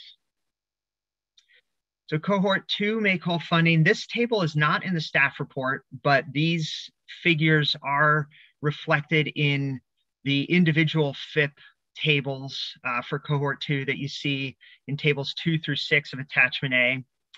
The reason that these cohort 2 figures are relatively lower than what you saw for cohort 1 really has to do with, and we've seen throughout the FIP program, just as a general pattern, when these partnerships are getting started with their first FIP awards and their first biennium, they're really ready to get rolling right out of the gate.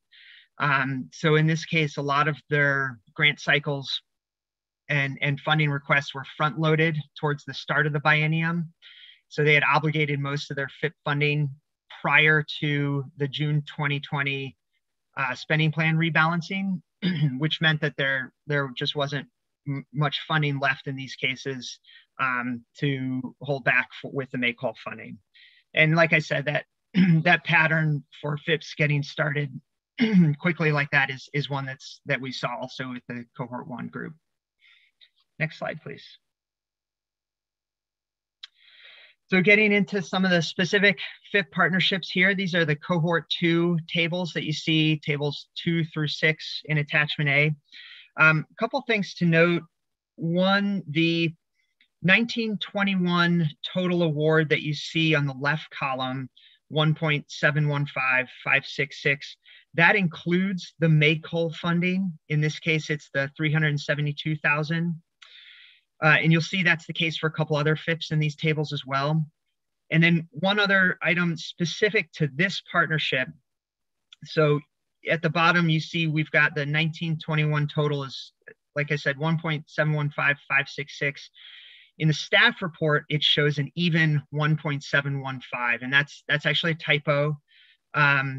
I rest assured the $372,000 includes that $566, that difference there. So therefore, the total request also accounts for that $566. So we should be all set there, but just wanted to be clear about that. Couple specifics in this budget, you'll see that the partnership capacity increased significantly and stakeholder engagement decreased. They almost kind of flip-flopped there. That was really due to the partners and in conjunction with OWEB staff realizing that activities that were originally proposed for stakeholder engagement were better suited for the partnership capacity grant type. And so we made that shift. It's more administrative in nature. And actually, generally a little bit of a point of confusion in the program. So in our materials for the next solicitation, we've provided much stronger guidance in that way to help applicants understand what belongs in each category. So an example of continuous improvement in the FIP program. One other item on this particular budget table I call out is in monitoring. So in this past biennium, the partnership did a lot of implementation monitoring connected to their restoration proposals, but in the next biennium, they intend to put forward some effectiveness monitoring projects that would be standalone and focused efforts with monitoring applications. Next slide, please. Clackamas. This is table 3 in your attachment A. So the budget allocations are largely the same from last biennium to next. And you'll see no funding in the technical assistance category. That the overall request is reduced commensurately. And really the partnership will be implementing projects, restoration projects next biennium that were developed with TA funds from this past biennium. So that accounts for the difference there. Next slide. John Day Basin Partnership. This is table 4 in your attachment A. You'll see the partnership capacity is significantly reduced. This really is due to some activities that were funded in the first biennium, ongoing and persisting through the next biennium. So additional funding isn't required there. Same case for stakeholder engagement. There's a couple of projects that are ongoing. The partnership reduced its TA funding significantly, similar to Clackamas. The emphasis is on restoration funding for projects that were designed with TA last biennium. And then one other call out, you'll see land acquisition. The partnership has $800,000 committed there. They actually have a purchase and sale agreement on a property in the headwaters of the Middle Fork John Day right now. So we'll be working with them through that process over the next year or so. And there were no make-whole funds in this instance. Next slide.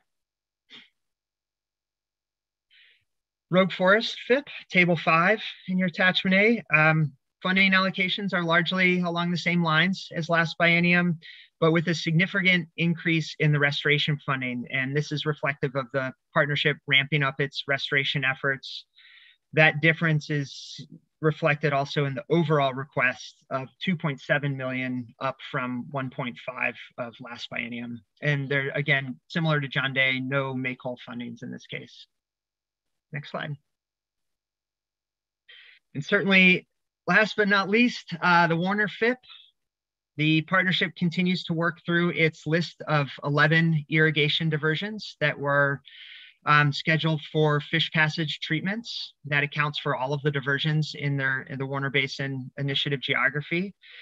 You'll see an increase in technical assistance here, and that's in the partnership's intent to produce designs for the diversions that they will then allocate restoration funds to work for the next biennium, the 23-25 biennium.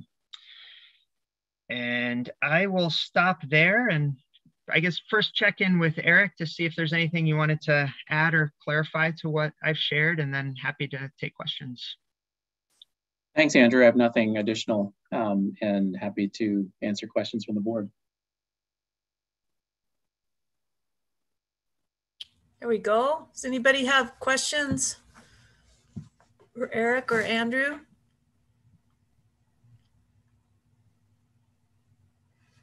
Randy and then Alan.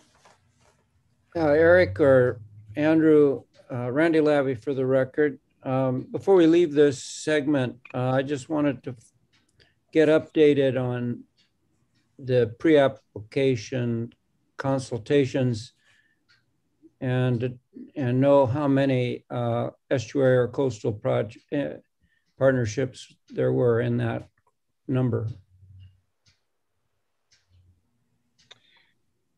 Yeah, thanks, Randy. I could take a shot at that, Eric. And okay, so we did one consultation with an estuaries group. I think it was the same partnership that had applied in 2018. They were considering a different concept for their FIP initiative.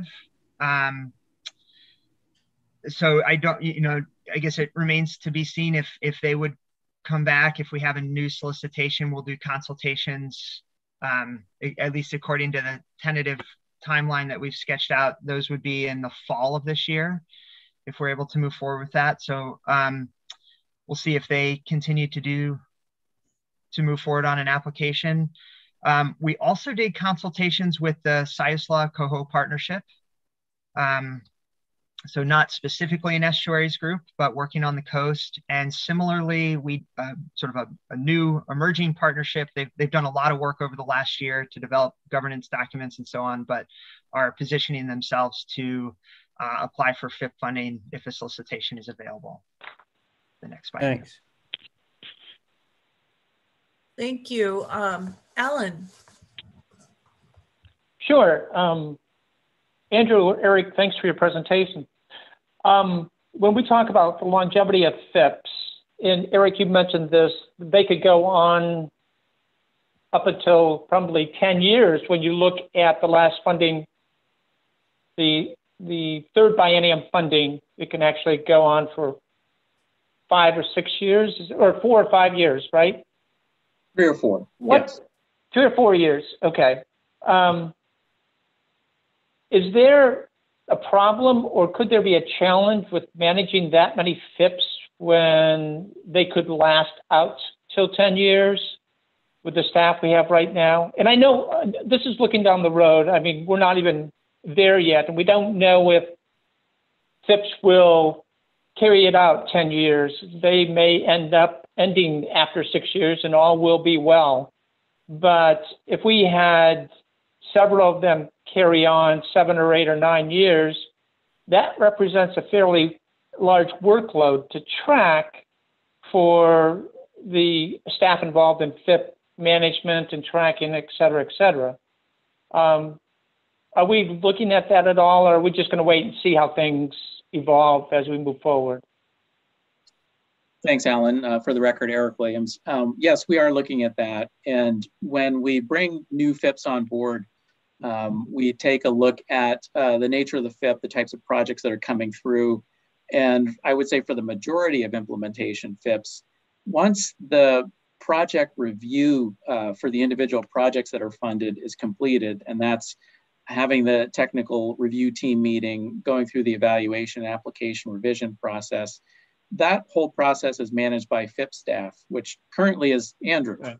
It was more than that. Right. And so Andrew manages that part.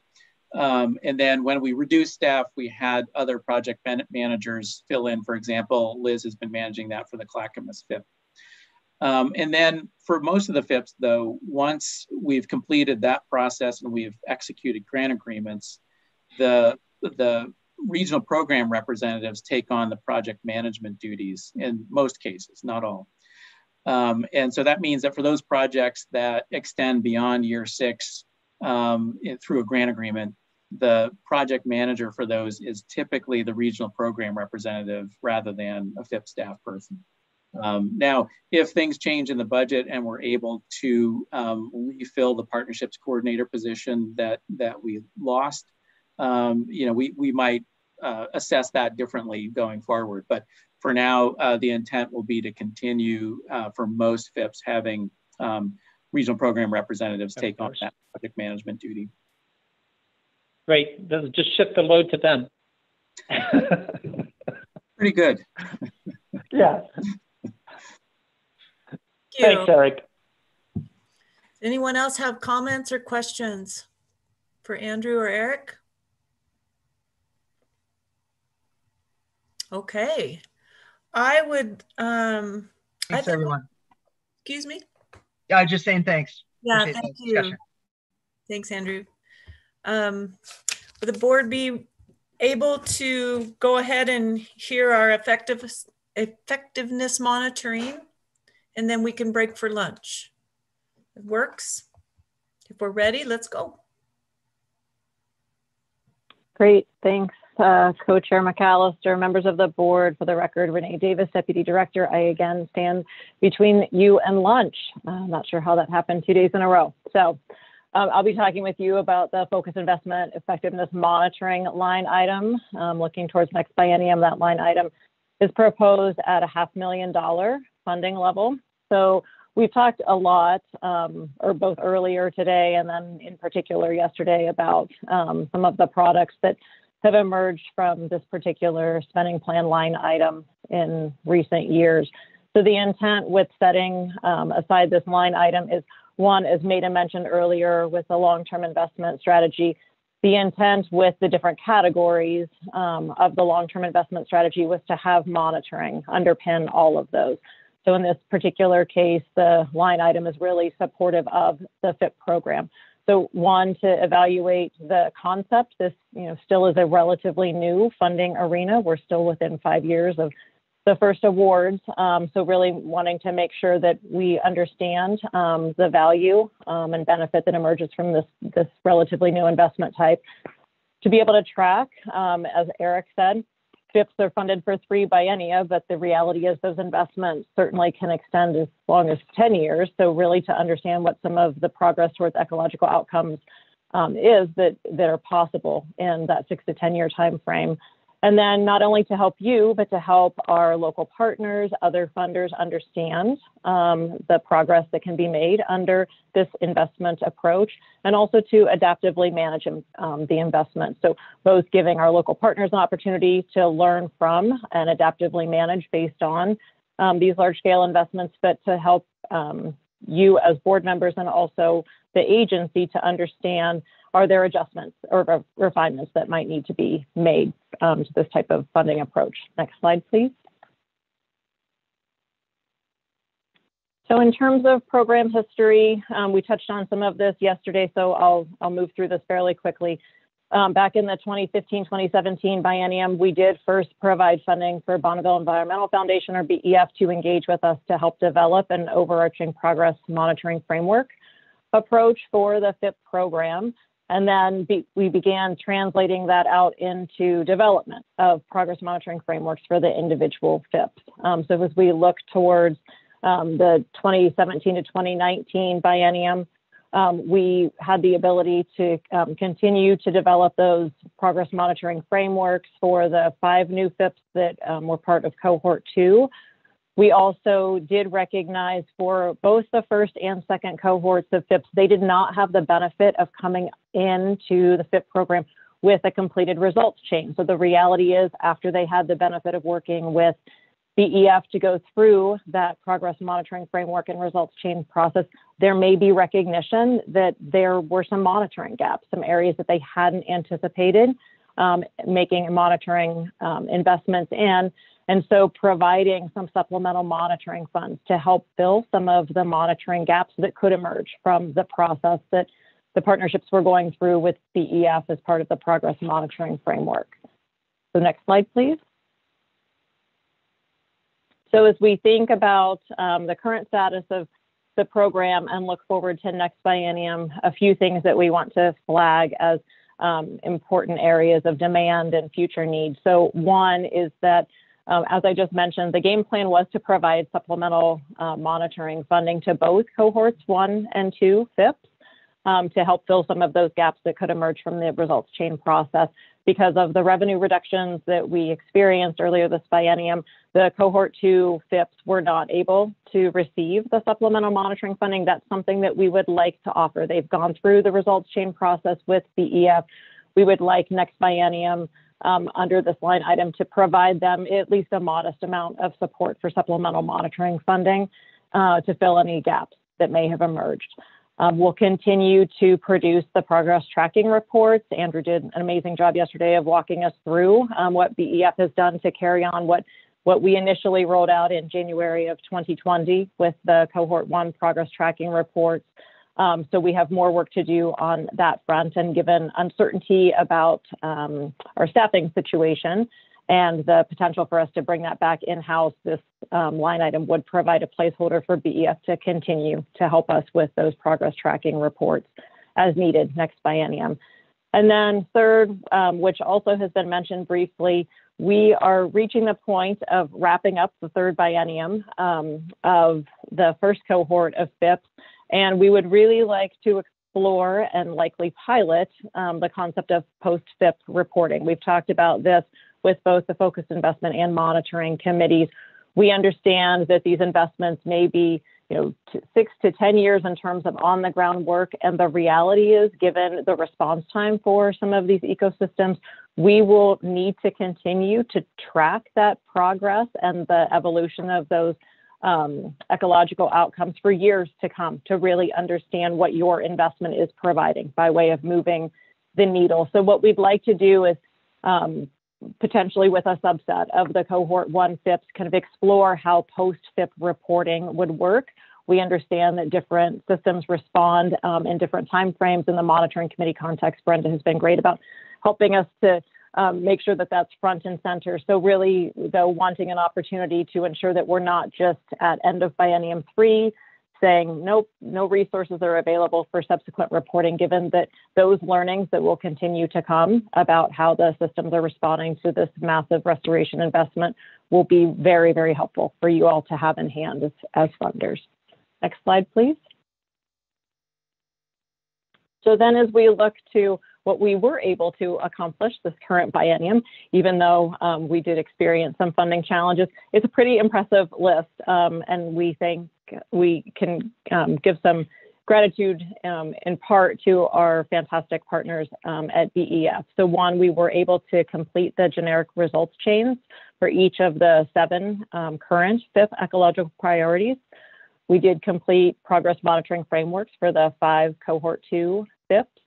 We completed first round of progress tracking reports for all 11 FIPs. We worked with BEF to develop adaptive management guidance for restoration initiatives. So it's a great resource that helps folks that are kind of on 2 different tracks of we're partnering and we want to understand how we can apply adaptive management concepts, or we are all in as a partnership and here's some of the additional work that we might do. Helps to provide some guidance and I think rules of the road for folks who are thinking through how across organizations in the context of partnerships they can adaptively manage their work over a number of years.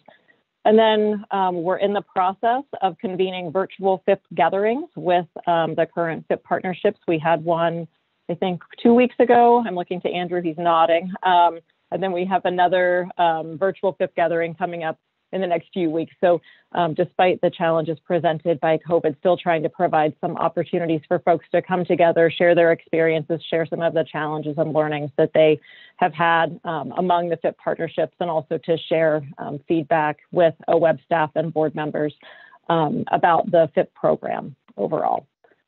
So next slide, please. And here you can see the summary of the investments over the last several biennia. So noting, as I mentioned, the revenue downturn this current biennium, but hoping to bump the resources available up again in 21-23. So with that, happy to answer any questions, and Eric and Andrew, feel free to chime in if you like here. Thank you, Renee. Gary. Thanks, Renee. That was very good. And so we spent the last 6 years figuring out and putting on the ground money and figuring out FIPs, and we're kind of coming to a point now that those first cohorts are done. I mean, this is some place we've never been before. So I really appreciate the whole idea of the post-FIP reporting idea, because that's what we're really is important to see, what the long-term results of what the investment of time and money that we're putting into these areas. You know, what does it look like when the vegetation returned to Malheur Lake, or the fire is no longer a problem down around Ashland, or the steelhead are back in the rivers in John Day. So that's going to be over a period of time, 10 years and longer. And, we just want to, or I want to see how, those good things have turned out. And we're just going to, and that's just going to keep getting more and more as we complete these FIPs as time goes on. So, so it's going to be good to have this reporting pretty active. Thanks for that, Gary. And one piece that I would mention in the spirit of adaptive management is I expect that we too will learn a lot from the piloting of post-FIP reporting. We'll be able to see how different partnerships continue to stay kind of together and cohesive, how there may be some evolution, what the impact of that evolution in partnerships is on reporting capacity. So I think there will be some great ongoing learnings, but I agree, Gary, wrapping things up after 3 biennia is not going to give us a sense of, overall, what all have you enabled in terms of moving the needle on ecological outcomes. Thank you. Any other comments, questions from the board? Renee, the post project monitoring too, I think as we work more on climate change approaches, those things take a lot of time, carbon sequestration, and we're learning. We have a lot to learn about how to get those implemented. So that monitoring part at post project, throughout the project, so critical. So thank you very much. Thank you. I don't see other questions or comments. I would propose a 45-minute lunch break. So we'll see you back here about 12:45, if that's all right. Good. Okay, thank you.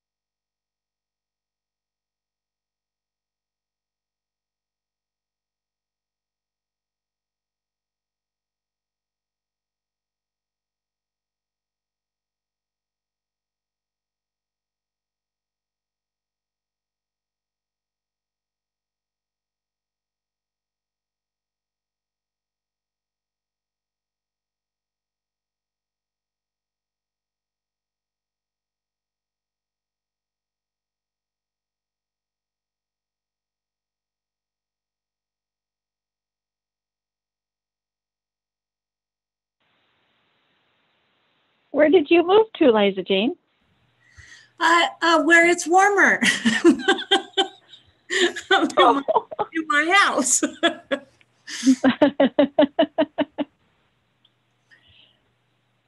I have a little heater going on the floor next to me, and it is my only saving grace because it's a room with no heat, a lot of windows. Yeah.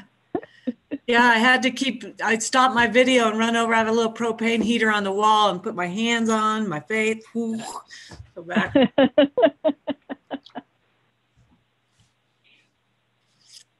Yeah, I had to work out in we have a little baby fifth wheel, and I had to work out in that for about 3 weeks last spring. And I had blankets over the top of me, and I had blankets around my waist, and I had the kitten that would crawl and like warm me up. It was so hard. I couldn't type. Oh man, yeah.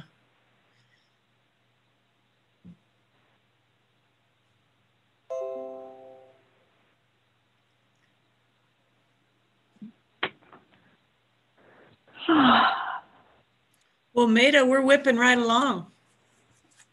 I know. I think our saving grace was the no public comment piece at the beginning, which you just never know. Yeah. But I appreciated that provided some time for the Harney prep piece. But yeah, it looks like we're still a good 45 minutes ahead of schedule. So yeah. And Courtney is the woman of the hour in the next literally. Well, and I think my cleanup on crep should be pretty short at the end of this as well. So I think we should be able to stay on track to be done somewhere between 45 minutes and an hour early. Okay. Well, everybody's so well prepared. It's just the right amount of information. It's engaging. You know, I think everybody's still present mentally and physically. Yeah. And it's just really, really good. A lot of information to go through and keep people informed, engaged, not too much. Everybody's been flexible, like getting ahead of, as we get ahead of ourselves. It's impressive. Yeah. Yeah. It's, it feels like like I said, like we're doing a local play. But it's one of, I think from our staff's perspective, at least mine, I won't speak for everybody. It's one of my favorite board meetings because we really do get a chance to showcase some of the programs you don't hear about so much. Yeah. Which is pretty cool. And all at once. All at once. Yeah. Yeah. That's valuable. Yeah. And how they tie together, which I always really appreciate. We always used to get random questions like about the small grant program or something along that line. And when you put it in context, it makes sense in kind of the suite of programs that we have. So yeah, great. Yeah, very good.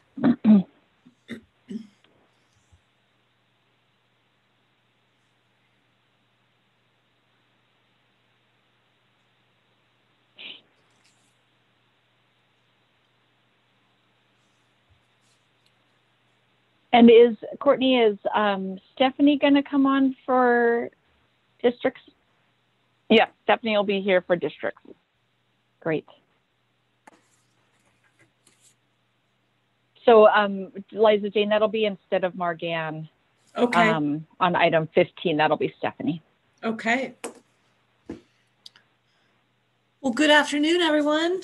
We're ready to get started, I think, with item 13, our partnership technical assistance, and Courtney, we are ready for you.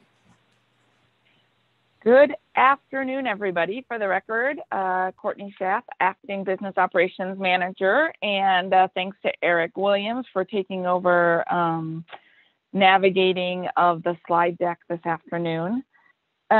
If we were in person, this is where Maida and I would start arm wrestling for the best job at OWEB. These next group of presentations are all about the grant programs that operate within the operating capacity section of the spending plan.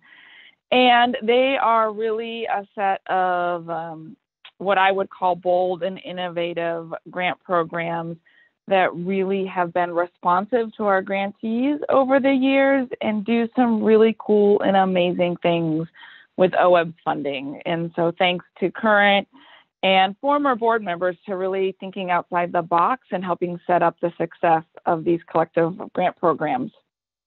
For the partnership technical assistance piece, Andrew Dutterer, who just spoke about the FIPS, is still here.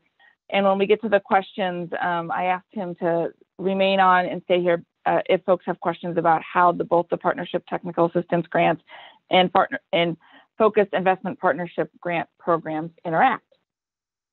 So partnership technical assistance grants are grants that support our existing partnerships to develop new or update existing strategic action plans, and they support stakeholder engagement in development of those strategic action plans. And new for this biennium also supported existing partnerships, the capacity of existing partnerships when they are working on the coordination and implementation of those strategic action plans. Next slide.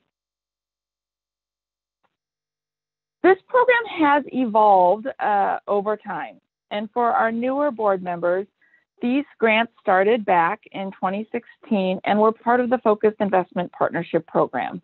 They were initially called Capacity Building and then Development FIPS. They supported existing partnerships that were located within a FIP geography and focused on board-identified ecological priorities to develop a strategic action plan, enhance a strategic action plan. In 2017 and 2018, in coordination with the Bonneville Environmental Foundation, we evaluated this program through what we called the Partnership Learning Project. And we had some excellent lessons learned from our partners, from our grantees, from the BEF team and OWEB staff throughout that evaluation process. At the end of that process, we made the decision to move these grants out of the Focused Investment Partnership Program and into the operating capacity area of the spending plan and rename them Partnership Technical Assistance Grants. The other change we made at that time is no longer were future applicants required to align their activities with board-identified focused investment ecological priorities, and they could address additional priorities outside of those geographies. We awarded the first grants under the new framework, Partnership Technical Assistance Grants, in January 2020. Next slide. We were anticipating making a second award in January 2020, but just like the other pauses and adjustments that we had to make due to COVID-19, we have only done one grant offering under the new Partnership Technical Assistance Framework. This slide shows the map of the various investments that we have made, including Partnership Technical Assistance, Capacity Building and Development FIPS, and Coho business plans, as well as our existing focused investment partnerships. And why this is important to show is just to show the overall impact that these grants are having and how they are supporting a variety of different partnerships across the state. One of the things I want to point out, so this morning Representative Owens talked about the place-based planning work that's happening through Water Resources Department. One of the 6 grants that was awarded in January 2020 is for the Grand Ronde, the place-based planning work happening in the Grand Ronde Basin, for them to develop, build off of or enhance the strategic action plan they've developed through the water resources process and build in ecological priorities and other components that would align with OWEB's strategic action plan guidance. So it's really exciting to see the connection amongst the different programs. In addition, one of the additional partner grants awarded in January 2020 was to the Sayuswa Coho Partnership, which was our first Partnership Technical Assistance Capacity Award. And so we are funding the Sayuswa Partnership Again, not to do an implementation FIP. We're not funding the implementation or design work, but we're funding the real and actual cost of that partnership to continue to work as a partnership, continue to refine and implement their strategic action plan. Next slide, please. Through the last year, our grantees have demonstrated their ability to persevere and think outside the box, just like all of our grantees have across the state. OWEB continued to hold quarterly calls with the grantees to check in on progress on strategic action plans, progress in stakeholder engagement, and provide an opportunity for the grantees to interact with each other and share ideas about how to overcome challenges. One of my favorite lessons learned that came out of these quarterly calls, where we had a grantee that was planning on doing community engagement through several large gatherings and meetings with their partners. Well, when COVID hit, they were no longer able to gather as a group, and so revamped their information gathering process to individual phone calls and conversations. The results of those conversations ended up creating much deeper and stronger relationships, and brought to the surface a lot of opportunities and challenges that they're able to address. And they're not sure if the large group gathering setting would have actually brought those opportunities and challenges to the surface. So sometimes when we have to readjust and replan based on challenges, you can actually get a better product. So really impressed with all the amazing work happening by our partnership technical assistance grantees on the ground. Next slide, please. You can see here the history of how this program has evolved, and we are asking for $1 million headed into this next biennium. We anticipate a continued steady demand for these grants, both from the development of new strategic action plans and enhancing existing ones, as well as partnerships that will be interested in the partnership capacity aspect of this grant offering, especially for those partners that might be have written in a strategic action plan, but maybe they're not really ready or wanting to go for a FIP, or potentially those that are outside of the focused investment ecological priorities, but still want to continue to collaborate around a strategic action plan and apply for funding through either OWEB, open solicitation, or other partners funding opportunities. So with that, I will pause to see if you have any questions about this grant program or how it interacts with the focused investment program.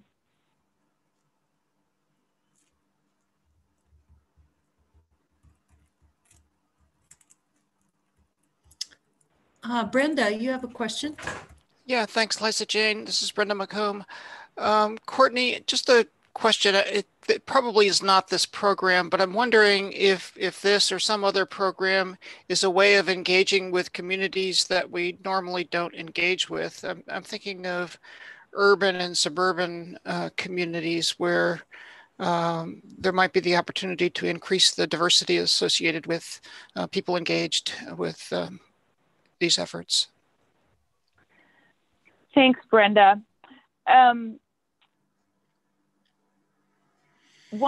If a group wants to come in and develop a strategic action plan or has one related to ecological priorities, even outside the focused investment program, they could come in and apply for funding.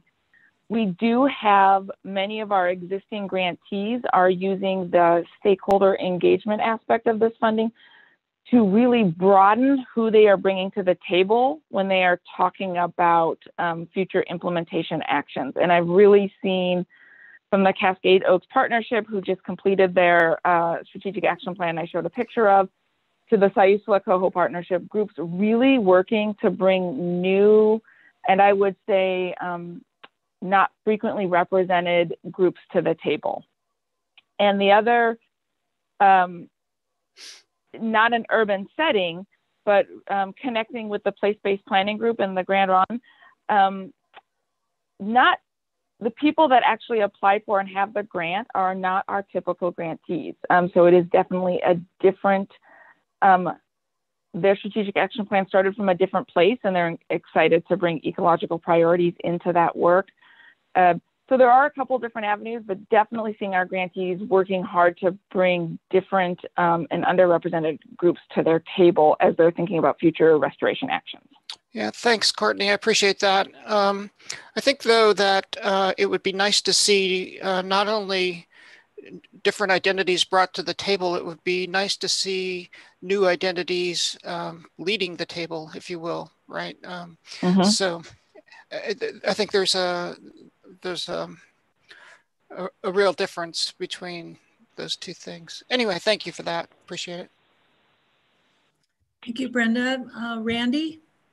Yeah, Courtney, this question is kind of related to what I asked Andrew about the coast. And I see there's a lot of SAPs on the coast, 3 or 4. And I know that Siletz there's a lot of progress there. Do you think that a lot of the work on the coast is migrating to open solicitation instead of FIP applications? And or do you think that, has there been any thought to combining basins down there? I have this I have this perception that maybe it's hard to get a critical mass of partners in some of these smaller estuaries, and obviously there's more rivers. Randy, good question. For the record, Courtney Schaaf. I would have to defer to Katie Duzick about, open solicitation and coastal projects.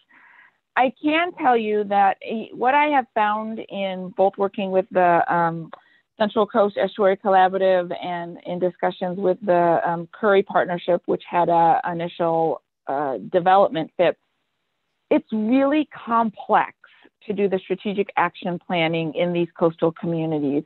There are a lot of smaller geographies, but I would say a lot of passionate voices, and trying to figure out what the right scale is to do this work, what the priorities are, and how to navigate a lot of different coastal communities, coastal drainages, is proving rather challenging. So I think that's one of the reasons they have been slower to come through in the focused investment implementation side. However, through conversations and just knowing what's going on, I think we're going to continue to see continued interest in the partnership technical assistance in both the SAP development and enhancement. And I think eventually that will lead to some really strong applications in the implementation side. Thanks.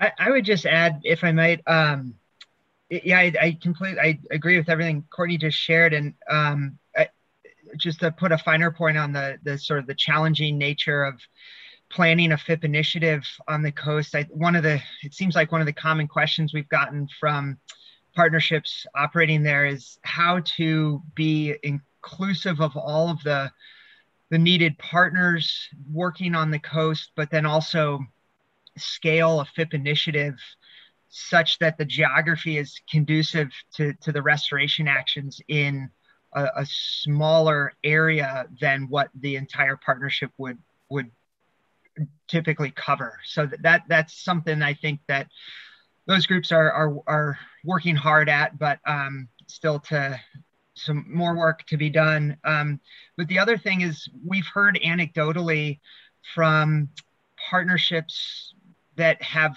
gone through the partnership TA process and have a strategic action plan and can talk about how specific projects have been identified as high priorities on the ground. That anecdotally, they've told us that they feel like they compete better when they can talk about those projects in that context. So whether that's open solicitation or other funding sources, and that idea, that concept is something that we're hoping to work with our BEF team that Renee discussed earlier before lunch, look into that further soon to and perhaps even quantify that if possible. But the action planning has so far proven to be an effective means to fundraise and implement projects. Yeah. I would add to that also, Randy, that to your one part of your question, that we have indeed seen projects that were called out as priorities in Coho business plans come through open solicitation. And further, often some of the reviewers on the regional review team have participated in development of that SAP and are pretty knowledgeable about what those priorities are. And so that provides that watershed context piece of the evaluation criteria and enables them to have a really sound proposal that fully meets that criteria. Yeah, thanks. It's kind of ironic that, you know, the tie gates uplift is huge, but the areas around them, it's hard to create a partnership, it seems. The other point that I would touch on for the record, Courtney, is one of the initial partnerships that we funded under the capacity building SIPs was the Partnership for Umpqua Rivers, and a very, very ambitious planning process in the Umpqua Basin that's really kind of developed into, which is a bunch of pocket strategic action plans around oaks, around fish passage, and around the estuary. And I do think that project will continue to move forward in the future. Okay, thanks. We just need to be patient. Patience is hard sometimes. Yeah. Thank you. Does anyone else have comments or questions for Courtney at this point? Okay, Courtney, I think we're ready for your next council capacity. Great. All right. Well, this is council capacity grants, and these grants are awarded once a biennium, and they support the operations of effective watershed councils that are engaging with local communities and participating in voluntary restoration projects around our state. This map here is a map of all the locally recognized watershed councils in the state of Oregon. And there are more watershed councils that exist in the state than OWEB funds. These are 2-year grants, and typically our watershed councils bill us quarterly throughout the entire biennium for these funds. Next slide. So we have been providing these grants since 1999. And in 2019, for the 2019-2021 biennium, 57 watershed councils received funding, as shown on this graphic here. And over the last 10 years, the OWEB board has allocated the same funding amount to watershed councils and soil and water conservation districts. And Stephanie Page from ODA will talk about district capacity grants after this presentation. And over the last few biennia, we have been able to provide cost of living increases to both councils and districts when the board makes its award in July, which has been greatly appreciated by the councils and districts across the state. Next slide, please. So councils, just like all of our local partners, have faced many challenges during the last year, and they've had to develop innovative ways to hold meetings and engage with their local communities. As many of you know, many of our watershed council boards are made up maybe of an older generation. Many are located in rural communities, and they've had to overcome many of the same challenges that we've had for our board meetings of getting people the technology to hold Zoom meetings, Many of them have had to adapt bylaws and operating procedures to be able to hold meetings remotely and hold votes remotely in order to continue with their operations and continue to do the great work that's important in their communities. This Thursday, tomorrow, the 21-23 council capacity grant applications are due. And almost all of them are submitted at this point, which is always very exciting as we get close to that deadline. At the last board meeting, the board did adopt some new policies and guidance for this biennium, allowing a simplified application process for those councils that have a current council capacity grant. And I can tell you that over the last 10 days, I've been receiving almost daily emails from our local partners after they submit their application saying, thank you for the simplified process. It saved them a lot of time and energy during these really complex times that they're having to navigate amongst their own staff and their own boards. We will be doing a complete review process for any watershed council that did not receive funding for the 2019-2021 biennium or any new watershed councils. We are expecting to receive 2 applications that will fit into that category. One from the Tillamook Bay Watershed Council, which did not receive funding in 2019-2021, and one from a new reformed Valley of the Rogue Watershed Council, which is located in the geography of the previously funded Seven Basins Watershed Council. Next slide, please. This slide shows OWEB's merit criteria for council capacity grants. Council capacity grants have both eligibility criteria and merit criteria.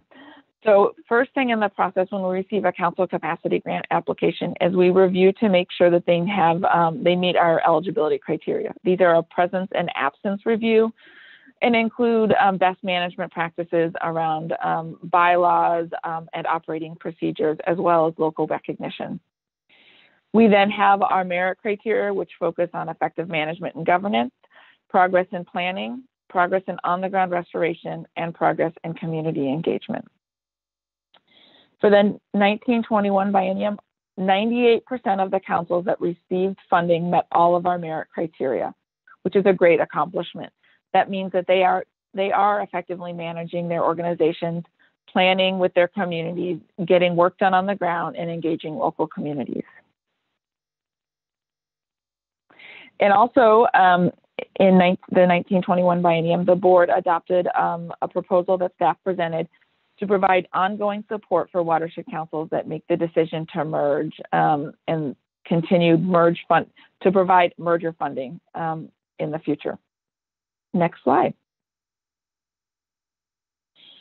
So you'll see here that when we did the pause, we did not impact council or district operating capacity grants. And so we are requesting a slight increase going into the 21-23 biennium to provide a 3% cost of living increase for those councils and districts operating across the state. Any questions? And I think I saw that Mark had put his hand up. Yeah, Courtney, 2 questions related to the mergers. Of the 57 councils, we've only got 1 that has submitted that is being funded for considering merger. Is that correct? So correct. So we, of the 57 councils, for the record, Courtney staff on the landscape, 1 of those is a merged watershed council, and that is the Rogue River Watershed Council that went from 4 to 1. Through the organizational collaboration grants, which I will talk about in a little bit, we will talk about funding and opportunities to support other watershed councils around the state that are considering merger in the future. And what is the status of the Rogue? Are they about there, or where are they on the process? They, for the record, Courtney Schaff, they are merged. They are an amazing collaborative organization that successfully got through a challenging merger, they would say. I mean, any merger is challenging, but they got through it, and they are doing great work with their community and partnering with a variety of organizations around the state. Thank you. Thank you, Courtney. Does anyone else have questions for her? Comments? Molly. Yeah, I appreciated hearing that the simplified review process was a benefit to the organizations. Is there a possibility that we'll be able to continue that simplified process into the future, since it'll help, it will help? Yeah. For the record, Courtney Schaap, our process is fairly simplified.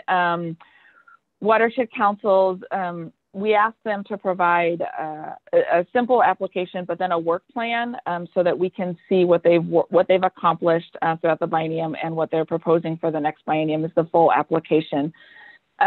We ask for the work plan because not all of the funding that they receive is through OWEB, so we want to know the full picture of what they're working on. We then only do a deeper dive into a subset of those councils that maybe we have questions and concerns about.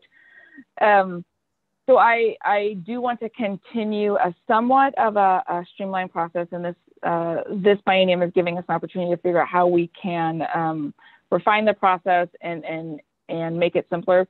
But because we are giving out a large quantity of money each biennium, it is important that we at least be thorough in that review and make sure that councils are operating in the intent and meet our merit criteria. So I think we have to continue to find that balance, and I'm looking forward to working with our regional program representatives who are really involved in that process to get feedback on how we can continue to do an important review, but keep it as simple as possible. Thank you, Courtney. Anyone else? Courtney, I have a question. Do we, is there term limits for people on these councils? Do we get involved with that? For the record, Courtney Schaap, OWEB is not involved in the creation or management of the watershed councils, but we may fund them. So part of the eligibility criteria is having bylaws that have been adopted by the board. And one of those requirements is that those bylaws do talk about what the term limits are for the council board members. We do not have any kind of guidance on whether it should be an indefinite term limit or an actual term limit. What I will say in feedback is I do believe some of our more successful councils around the state have term limits for their board members. And the conversations I often have with councils are when you have a term limit for your board members, it's not like it's a death sentence. Like, you can join the board and you know you don't have to stay until your last breath. You can actually join the board, be an active and engaged board member, and then step off. And some of the councils that have that in place then keep those board members as active members of their council and really an advocate for them in the community, but not having to do the deep dive into the administrative work, which is the responsibility of a board member. I think it's also a good way to increase diversity. So exactly. Yeah. Okay. Gary has a question. Gary Marsh for the record. Courtney, I know our local watershed council here in Harney County is those members are appointed by the county court. Is that typical around for watershed councils around the state, that they are county government appointed members? For the record, Courtney Schaap, that's how many watershed councils were initially evolved from, especially on the east side. Many have moved away from that model and brought that either because the council wanted to move away from that and initiated a conversation with the county government to change that model, or the county government said, we still want to hear from you. We really still want to know what you're doing, but we don't think it's our role to appoint your council members. So there are still a few that are following that model, but not as many as there were, say, 10 years ago. Okay, thanks. Any other questions or comments? Okay, let's turn it over to Stephanie. And Stephanie is just getting ready to join us. I just checked. She said she'd be right on. And I wonder, to give her a little bit of breath, Courtney, if maybe we, oh no, here she is. There. So Stephanie is just joining us. She's connecting up to audio, and it looks like she might be calling in. So.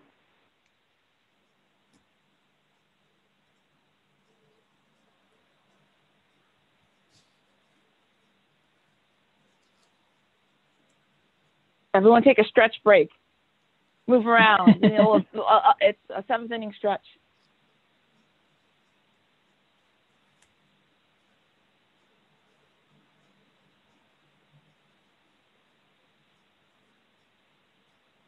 There she is. So Stephanie, we are actually ready for you. If you're all right to just jump right in. All right, Eric, you can go ahead and pull up the slides.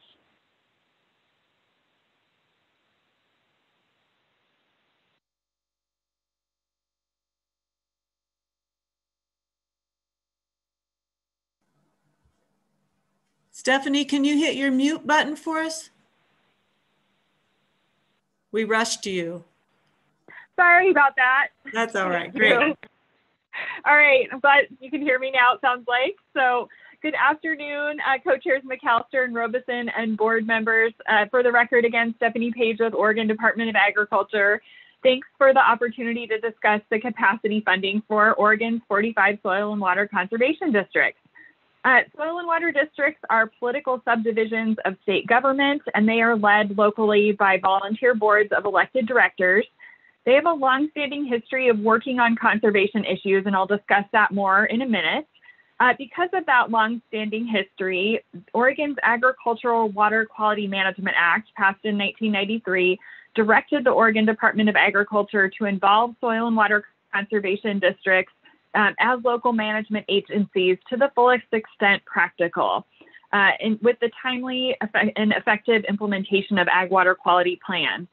So districts have worked closely with ODA to develop, adopt, and implement those local ag water quality plans. ODA staff and the local SWCD negotiate how the capacity dollars we're discussing today will be spent to support the local ag water quality plan, and they do that through a scope of work. Next slide, please. All right. As I mentioned, districts have a long-standing history of engagement on conservation issues. Districts were formed during and after the Dust Bowl, one of our country's worst environmental disasters, and they were formed in part to serve as local liaisons between the newly formed Soil Conservation Service and local agricultural communities to address soil erosion and other concerns. So districts exist across the country, and they've grown and changed significantly over time. They serve both urban and rural customers, and they provide voluntary conservation assistance, education, and outreach. Next slide, please. So today, ODA and soil and water districts continue to collaborate with farmers and ranchers to address agriculture and water quality improvement opportunities. And I'll just highlight some examples of that collaboration. So, for example, we frequently collaborate on outreach and education. District involvement is critical to strategic initiatives, such as strategic implementation areas. Soil and water districts work in focus areas, which are small geographic areas where they offer voluntary technical and financial assistance to farmers and ranchers, and they address water quality concerns. And they also develop and track measurable objectives for improvement. Another example of the collaboration is when ODA performs on-site compliance inspections. We generally invite the local soil and water district to offer technical assistance. So we do the on-the-ground compliance role, and then the districts can follow up as needed, offering that technical assistance. Districts are also a key part of the ongoing evaluation and adaptive management of the local ag water quality plan. Next slide, please. All right, so some key accomplishments this biennium. Districts continue to be critical local partners in strategic implementation areas. So they've provided input on local conditions, they've hosted education and outreach events, and they provided technical assistance to help farmers and ranchers with projects. One note about this biennium too is that we shifted ODA and OWEB's roles this biennium to better align with what each of our agencies do best. OWEB is the grant administration expert, and so ODA, on the other hand, is the expert on the types of activities that help implement ag water quality plans. So in keeping with that, OWEB's role increased with regard to financial administration, and then our staff continued to negotiate scopes of work with local soil and water conservation districts regarding activities that implement the local ag water quality plan. Our staff also monitor accomplishments, and OWEB provides the ongoing financial oversight and administration. Next slide, please. So this last slide shows you the proposed funding for the 21 to 23 biennium. And this allocation would allow 41 soil and water conservation districts to receive full funding, and then the 4 soil and water districts in Baker County to split their shares, 2 shares 4 ways. So that's the proposal for this biennium, and I'll just close by thanking the board and OWEB for your partnership, both with realigning our agency's roles with regard to grant oversight this biennium, and then for supporting soil and water districts and our staff through that transition with training. We're also very thankful for OWEB's ongoing support of ag water quality improvement efforts in the state, both through the capacity dollars and then the millions of dollars of ag restoration projects that you support every year. The progress we've achieved in terms of restoration on ag lands wouldn't have been possible without that support. So thank you again, and happy to take any questions. Thank you, Stephanie. Does anyone have questions or comments?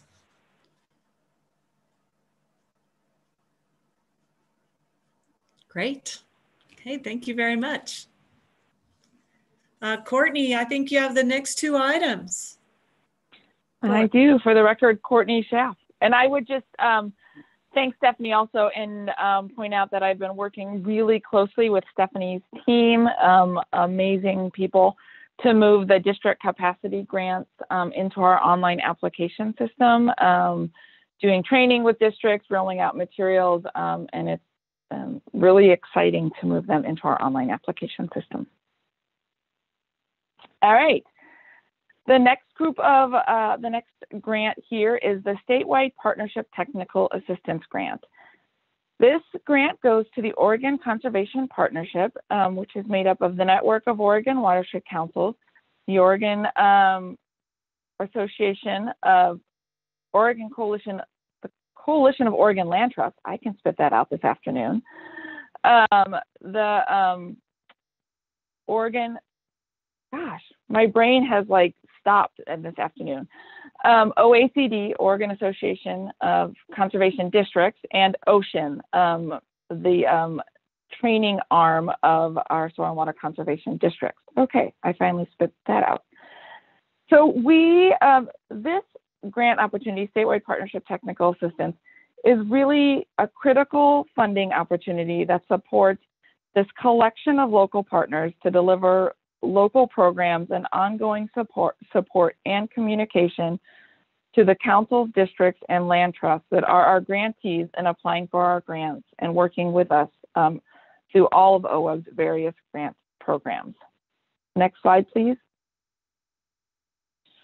We have been funding this collection of organizations since 2007, and this partnership is delivering services to more than 1,500 of OWEB's grantees.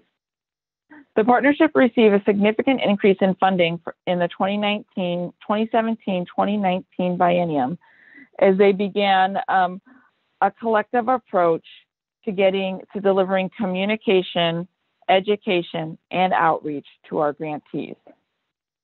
This innovative approach to granting to the Oregon Conservation Partnership instead of to the individual organizations allows those groups to collectively think broader and think about the benefits of the programs they're delivering, not to just one of their grantee groups, such as land trusts or only soil and water conservation districts, but enables them to think collectively about the program development and delivery and how it helps lift up and communicate and tell the story of all of our grantees collectively doing work on the ground across the state.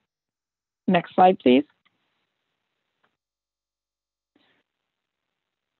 These organizations are continuing to meet the demands of our collective grantees and being responsive during the COVID-19 challenges. There has been an increase in delivery of webinars and trainings to reach a broader audience. They have provided and gained access to a variety of tools such as SurveyMonkey and GoToMeetings, which all of the member organizations can use instead of purchasing subscriptions individually. They are planning for a virtual 2021 Connect conference, which will happen in May of this year, and continue to put out publications and other resources highlighting and telling the story of the grantees doing the amazing work on the ground. Next slide, please. Again, just like all of our grantees, the Conservation Partnership had to do many adaptations during our COVID-19 challenges, including increased webinars, development of speaker series, and an initial survey of stakeholders and other communication throughout COVID-19 to find out what the needs were and how the Conservation Partnership could be responsive to those needs, and sharing the results of those surveys and communicating with OWEB throughout the process. Next slide, please. You'll see here that we are proposing a slight decrease as we go into the 21-23 biennium. That decrease is representative of the fact that the partnership significantly decreased their administrative costs during the last year due to COVID-19 and the initial adjustment and funding that the OWEB board made when we had to rebalance the spending plan. In addition, there are other areas of the spending plan, such as the organizational collaboration grants that I will talk about next, that we are proposing an increase in, and we needed to balance out our various spending plan items appropriately. Any questions? And I will also add that we have been in conversation with the Conservation Partnership members about this decrease, and they are understanding of it and okay with this reduction.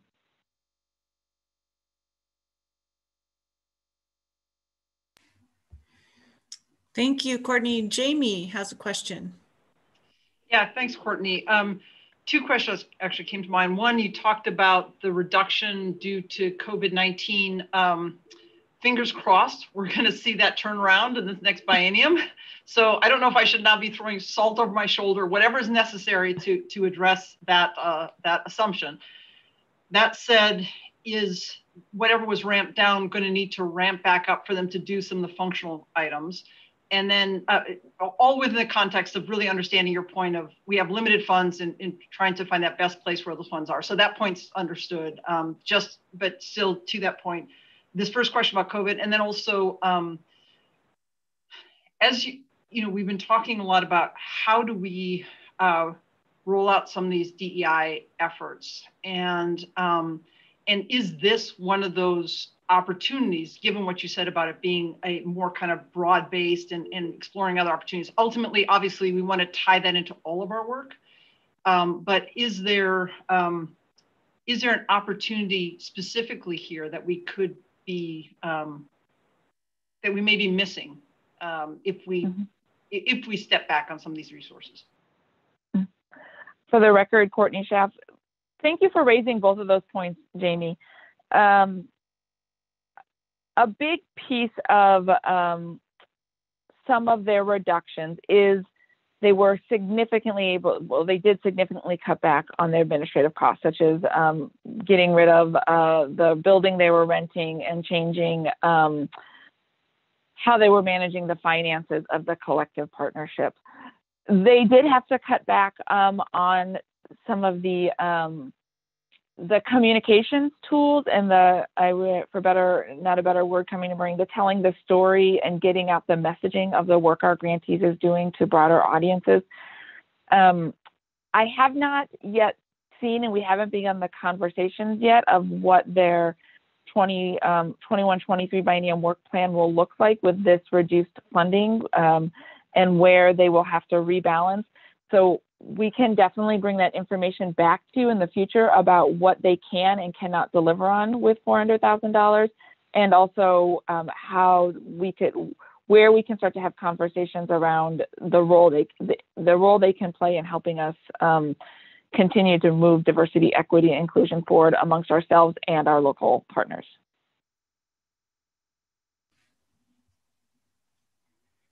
Thank you. Does anyone else have questions or comments for Courtney? Alan. Courtney, that's a 20% reduction in what they received the previous biennium. And are they in a position where they might have opportunities with our other funding programs to offset costs? I know you're going to cover the collaborative funding program next. Is there a way in which they can make up some of that money? I mean, we see them at every board meeting. We hear from them. They're active players with us. That seems like a big hit. For the record, Courtney, thanks for raising that, Alan. That is a good point. One of the agreements, for a better word, that we have come to over the last few biennia with the Oregon Conservation Partnership is that by providing them this collective statewide partnership technical assistance grant, they have not stopped funding through OWEB's other grant programs to be competing against our other local partners. I know the Conservation Partnership has been actively working and seeking funding through other funding opportunities, as well as working to increase their membership donations through councils, districts, and land trusts that are members of the individual partner organizations. So Maida and I continue to talk with them and talk with each other about the best way to support the Oregon Conservation Partnership, and really appreciate everyone's feedback today as we work with them to develop the next work plan. I don't know if there's anything else you want to add, Maida? Yeah, I think all of you have asked a set of really interesting questions, and it was definitely an interesting conversation for us to have too. What I will say in our conversations with the partnership, and Courtney has mentioned this, the administrative costs that they were able to reduce with their office rent and their financial management really are significant. So Alan, you are correct in that the reduction is great, but they also were able to achieve some savings that were, I mean, our office is looking at the same thing. We're reducing our office space by half. That's the equivalent of an FTE. Just in what has happened since COVID. And so I don't want to minimize the impact that they've been able to achieve by reducing that administrative burden.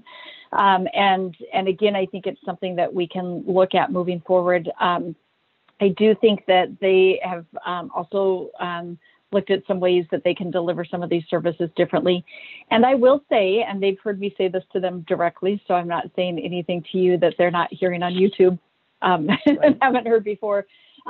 Courtney just mentioned one piece that's really important, and that is the ability for their membership to contribute as well. And amongst the different organizations, that contribution level is different. We really do want to encourage them as well, that their members contribute to support this work. And so we're trying to find that right balance where the members support the work of their organizations and OWEB supports the work of that entire partnership.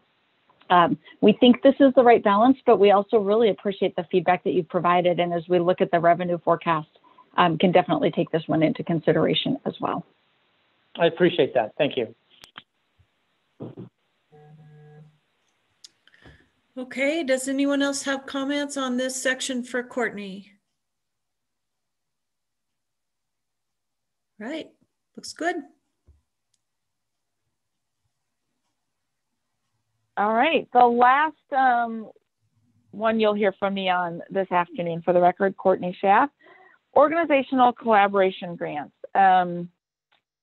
Probably next to partnership technical assistance grants, my very favorite part of my job at OWEB.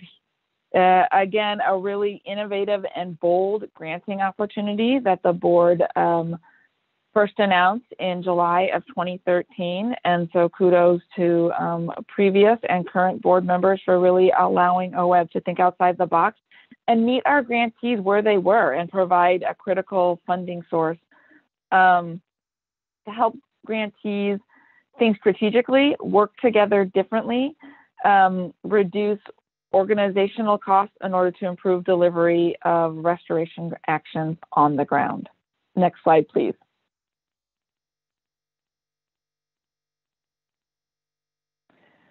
So as I said, these grants were first offered back in 2013, and over time we have awarded 8 grants for just over $450,000. We have funded mergers, as we previously talked about, the merger of the Rogue River Watershed Council. We've funded the development of a shared services model around providing fiscal sponsorship and employer of record for councils as well as forest collaboratives. We have funded co-location and shared services model, both in multiple locations in the state, and improved collaboration to help engage different and underrepresented communities and restoration and develop new models to do work and get the work done collaboratively. Next slide, please.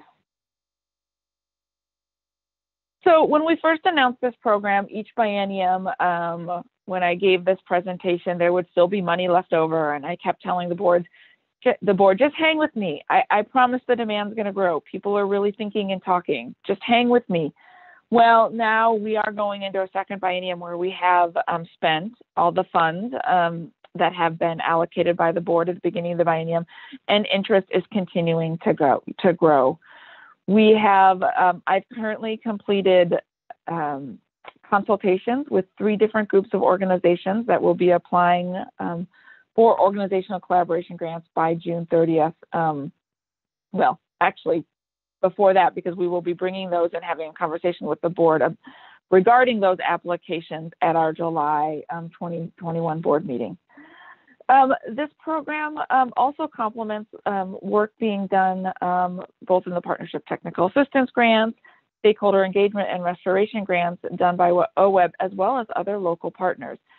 Because what many of our local partners are trying to achieve is trying to figure out how they can better do the organizational administrative work of their organizations to better to use their resources to get more projects done on the ground. Many organizations have long-lasting relationships with partners that they've been working with for years. And then through funding in a program like this, they can start to look about, well, how can we structure this partnership differently?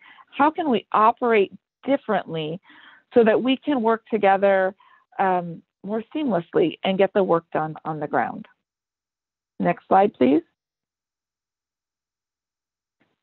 I also had the opportunity, because of increased interest in this program, that I worked with the Oregon Conservation Partnership to do a webinar. I had some former organizational collaboration grantees participate with me, and we did a panel.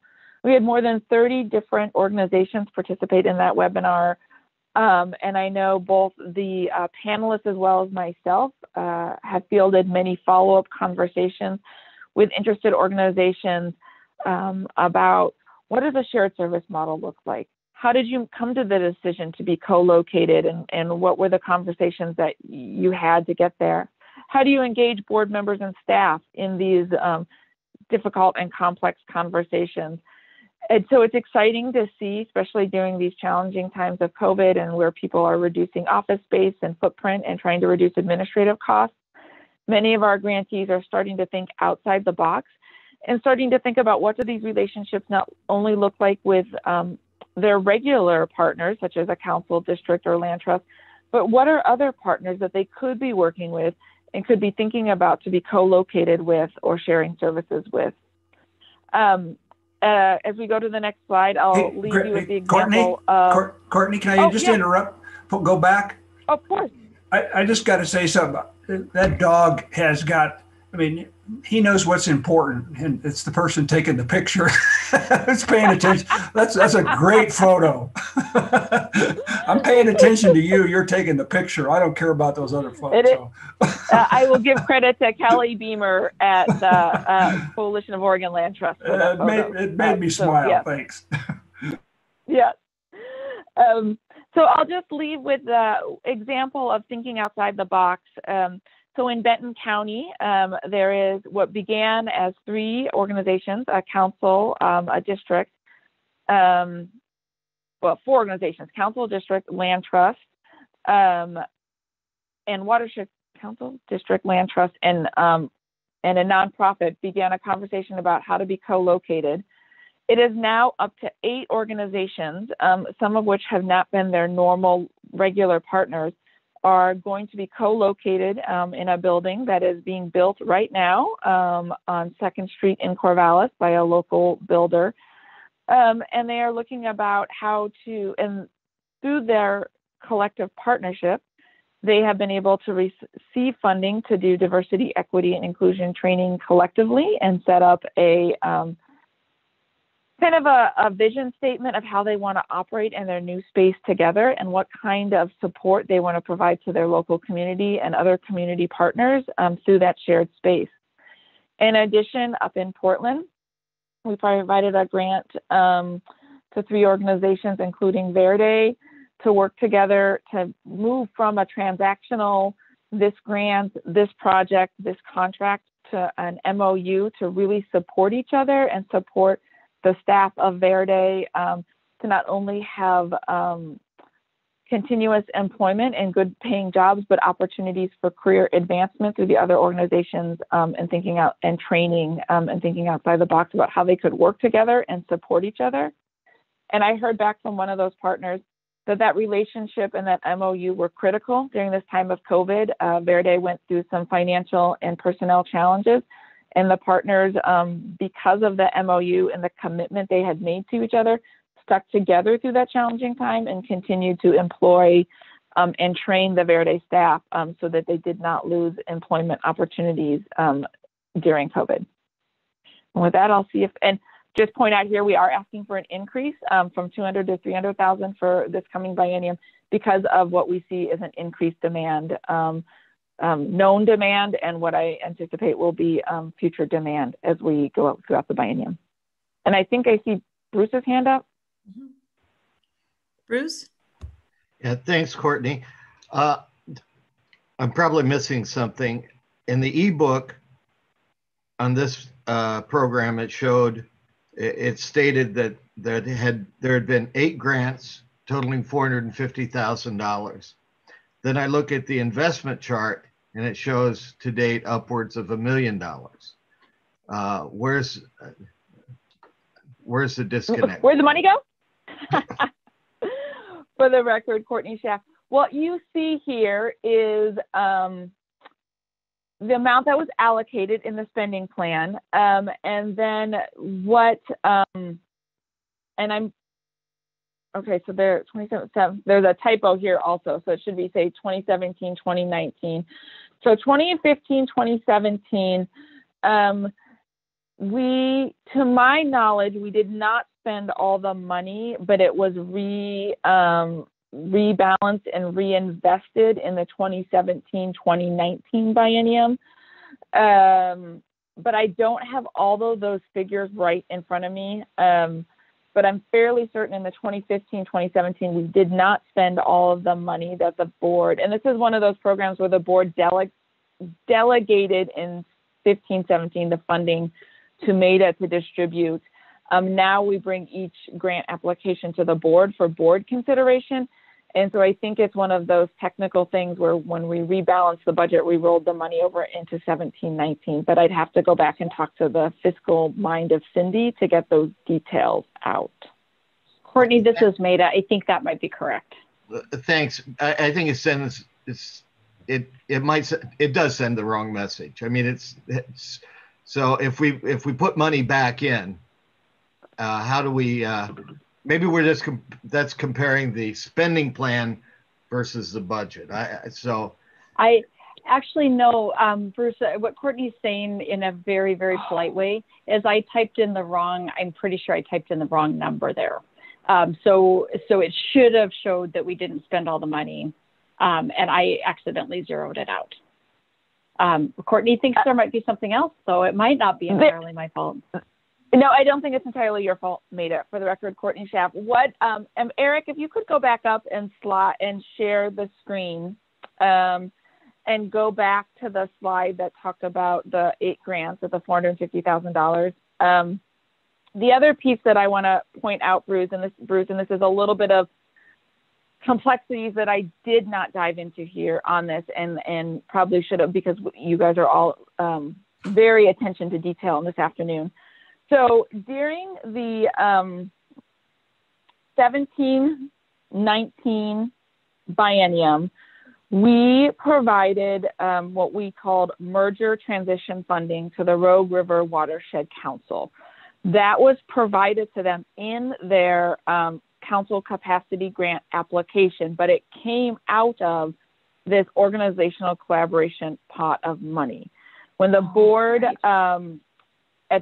in July of 2019, when the board awarded the council capacity grants for this biennium, they officially made the merger funding part of the council capacity grants.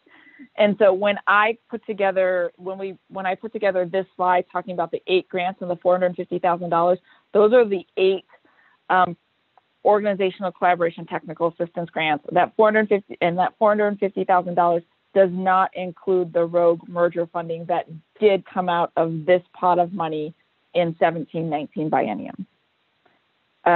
So there are some nuances about this program that I did not dive into during these slides. So I'm going to take ownership for the problem and not blame it on Maida.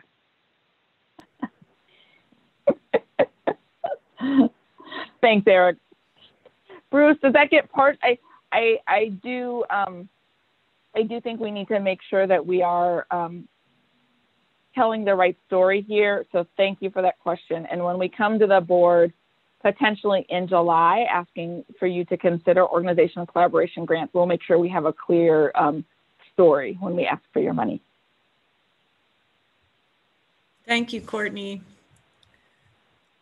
Is everyone clear now? Are there any more questions? Yes? Somewhat? Okay. Thank you. How's everybody's brain? We're like at 10 to 2 right now, and I think what we have left is a presentation by Maida. Do you want to do that now, or do you want to have a break? And it is our last presentation. Okay, let's just take 5 minutes so you can kind of shake it out, and then we'll just come right on back and we'll have our wrap up. Hey folks, before you do break, I'm going to sign off because I've got to jump off at 2. I just wanted to say you were absolutely right, Maida. This was the perfect onboarding quarterly meeting for me to attend. I've learned a lot, and I do look forward to our onboarding sessions here coming up right around the corner. All right, enjoy your break. Sorry I can't be with you. Take care, everyone. Thank you, Dan.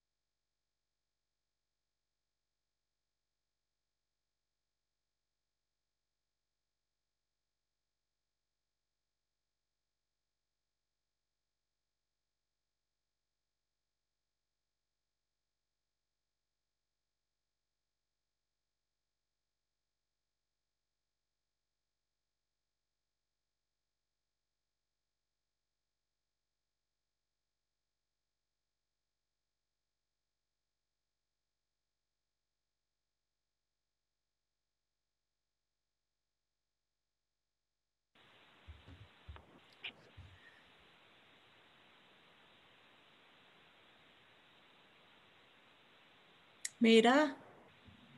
Yes. I don't know if we're quite ready, but I'm going to pass to you. I have to make an emergency quick call.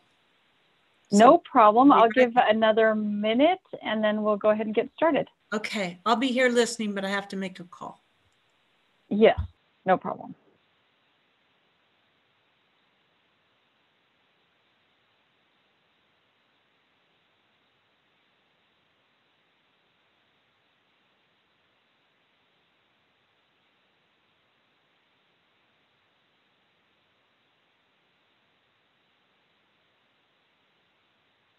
All right, for those of you who are just getting back on, Liza Jane needed to step away for just a minute to make a phone call. And so she has turned it over to me. And given that, well, Renee was the only thing between you all and lunch, I am the only thing between you all and sunshine in Harney County or wherever you happen to be today. So we're going to go ahead and move forward with the last presentation, which is about the Conservation Reserve Enhancement Program. Thanks, Eric.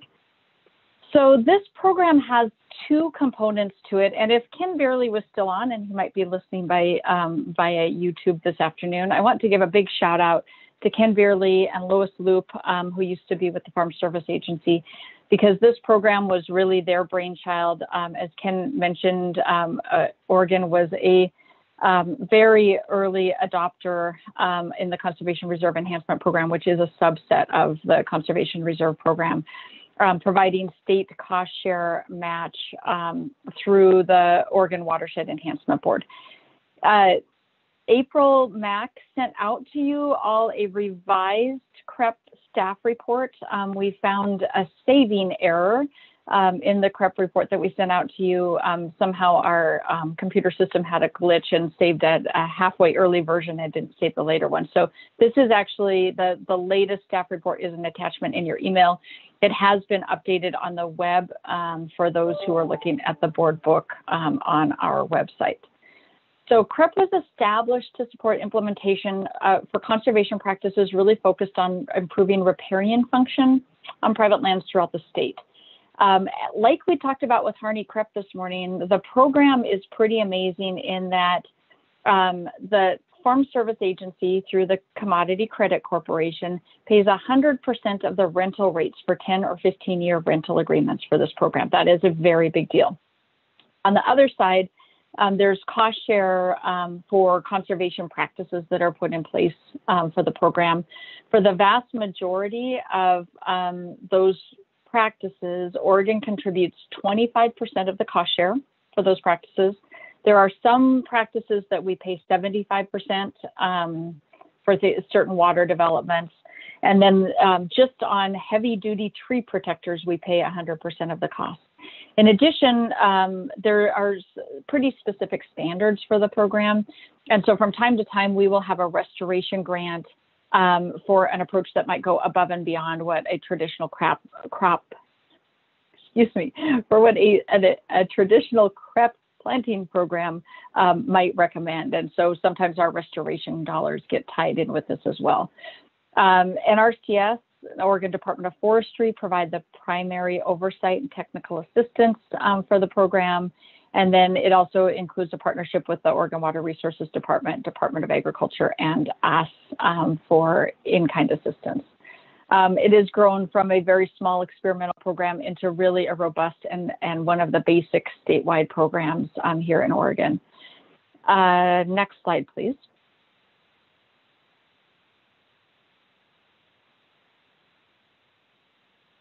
So again, the program was established in 1998, and I've talked about the different types of technical assistance. Again, landowners can provide technical assistance as well. That can come either directly from the landowner or, cost share. That can either come directly from the landowner or through other sources.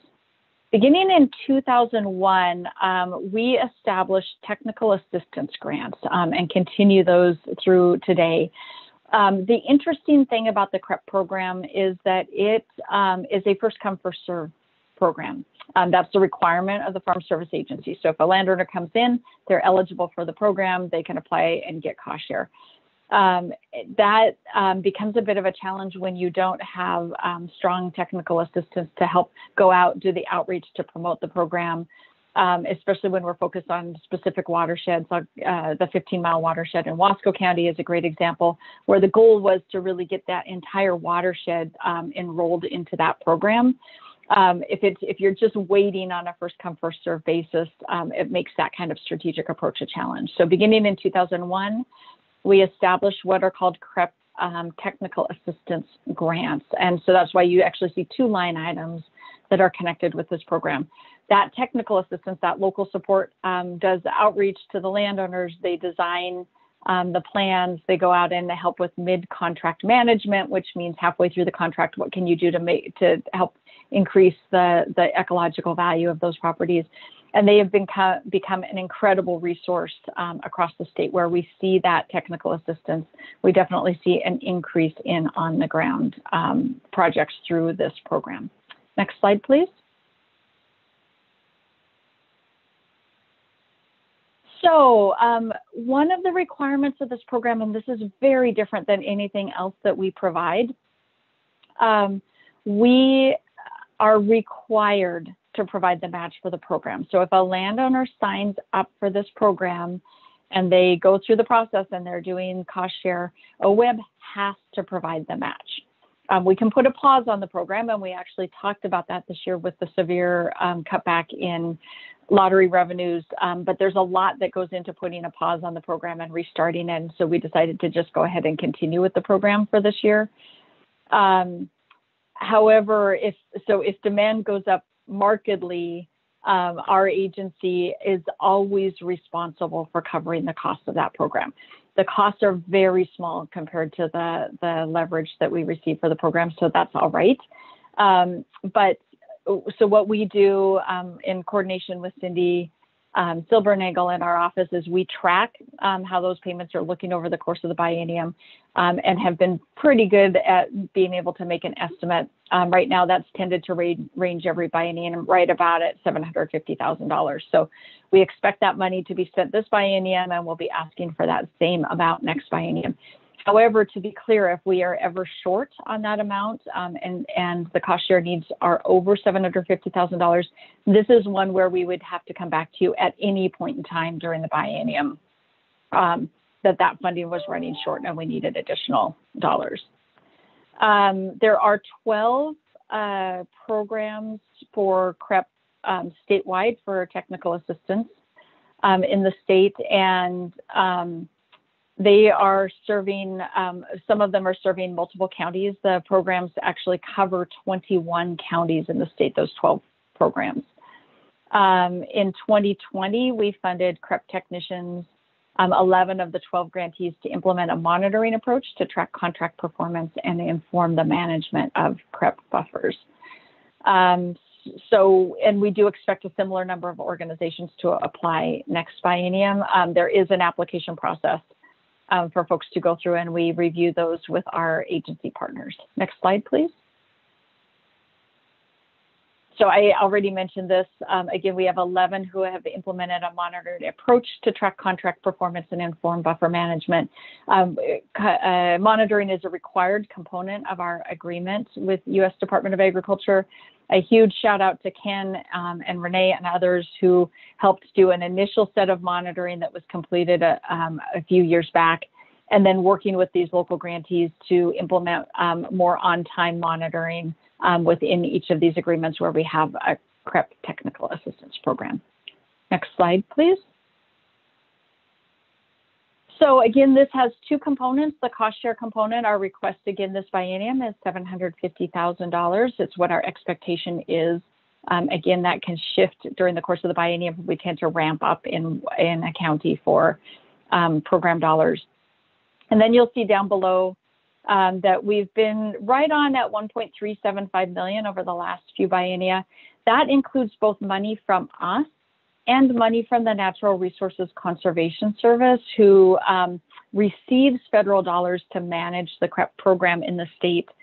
from the Farm Service Agency, they found that a really effective way of using those dollars is to put them into our CREP Technical Assistance Program to get more bodies out on the ground to do this work, rather than splitting a fairly small amount across all of the counties in the state. So we've been able to have some good leverage in partnership with NRCS. That's why you see a small note at the bottom. That amount is 1.2 million right now.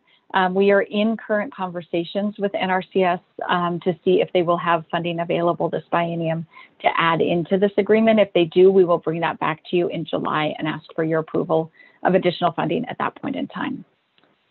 So with that, I'm just gonna pause on this last item of our spending plan and see if board members have any questions about this program, how we operate it, or how the funds are used.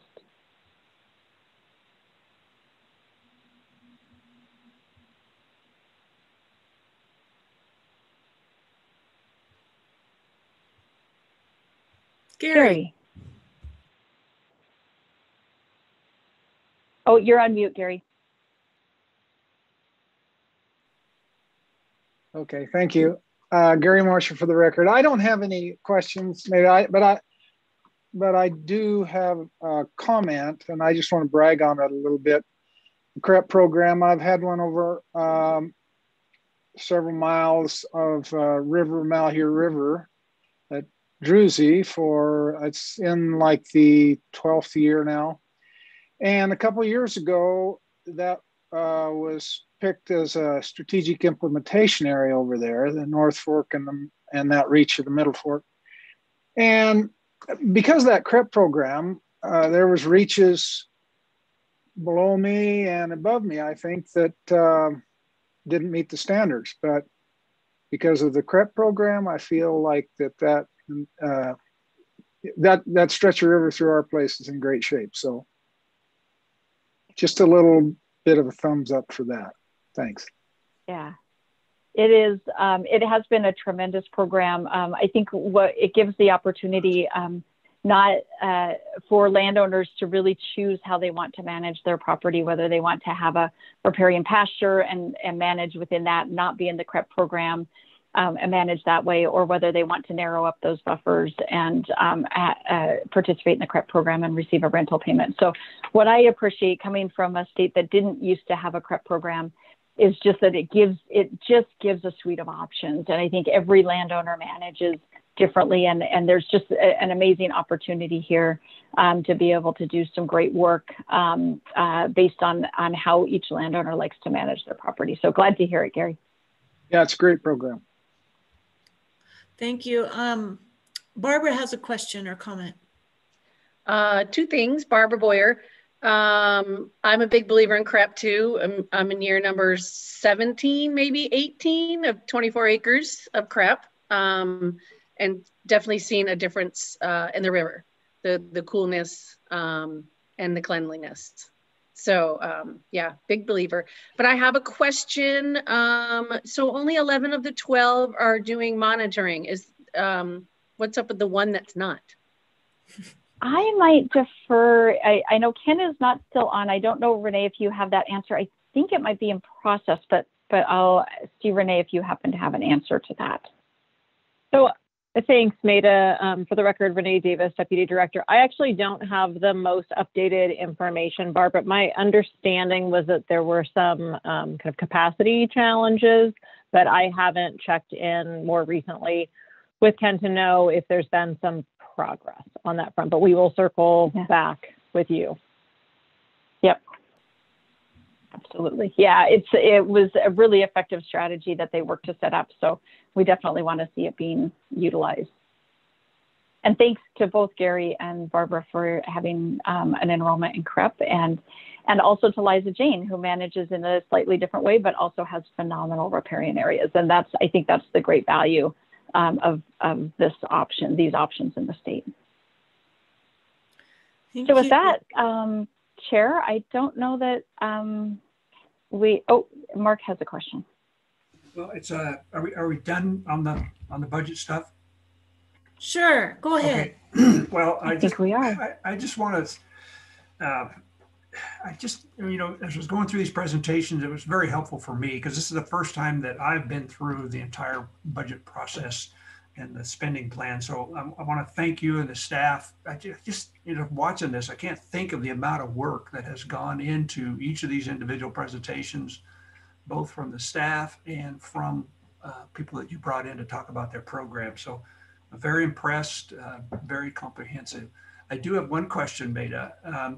So this is the spending plan that we know of right now. And in May, we're going to get a revenue forecast and things are going to change, up, down, stay the same, or whatever.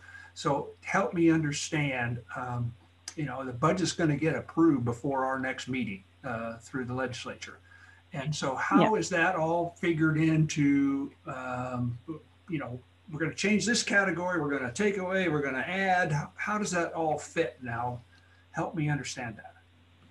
Thank you for the question. And first, the first thing that we are fully dependent on is the fact that Jamie said that she was going to do some kind of magic to make sure that the revenues increased in May. So the rest of what I'm going to tell you is entirely dependent on Jamie's ability to make that work. I'm just kidding. So what we did in our estimate, and I apologize for not mentioning this morning, we're pretty conservative in what we put together. So the February revenue forecast came out about the time we were working on this. And we decided to stay slightly more conservative than the February numbers. What that allows for is two things. If the May forecast is the same as February, then we'll have more money that we can bring into the budget. If the May forecast is less, we've given ourselves a buffer that we would not have to drop those numbers down any further. So we feel actually very comfortable that the numbers that we have provided to you all are the base moving forward. We did a fairly conservative estimate for recapture as well, and we think we'll have some additional recapture. So what we tried to set out before you guys today, in part so that our grantees and applicants are comfortable too, that we're not likely going to go down in our number. So then in May, what we'll do is we'll take a look at that final number. That's what the legislature uses for its budget, is the May forecast. We will go back in based on feedback that you all provided. And then there were a couple of places where Eric made comments like technical assistance and restoration. Also, I think we mentioned briefly about the focus investments. We've got a fairly low amount for a new solicitation on focus investments. There were a couple of ones that you raised that staff have taken notes about as well. And then we'll go in within those and say, okay, these are the areas that either staff would recommend or the board had an interest in providing an increase in funding. We'll bring that to you in July. It's open for conversation at that point in time. What we likely will not do in July is establish a brand new grant category, and because that would need to be something that comes through the committee process that you guys would vet and have a conversation about. So really it's about moving within the existing categories. As we work throughout the course of the biennium, you all in your committees may be coming up with some new grant types, and that would be something that we could look at in the second year of the biennium or in next biennium spending plan. But we do feel fairly confident that it's not going to be a moving the deck chairs conversation, that anything we'll bring to you in July would be either the same as what we are or an increase in certain categories. So even though that we Jamie? even though we have those in categories and the legislature approves the budget, you still have the flexibility inside those categories to move up or down. Oh, thank you for that question, because the legislature asks us that question as well. Well, all that the legislature does, and on the grant fund, they have very little control. The grant fund constitutionally moves straight from the lottery into your grant account. So the legislature has a line item. We have a budget bill. It has a line item that takes that money and puts it in, but the legislature does not control the categories. They do not control the individual spending plan line items. That is all you. You perform that on their behalf. And so you all are in charge of every single component, aside from that big dollar amount for federal funds, lottery funds, and salmon plate funds that moves into our account. You are fully in charge after that. Okay, great, thank you. Yeah.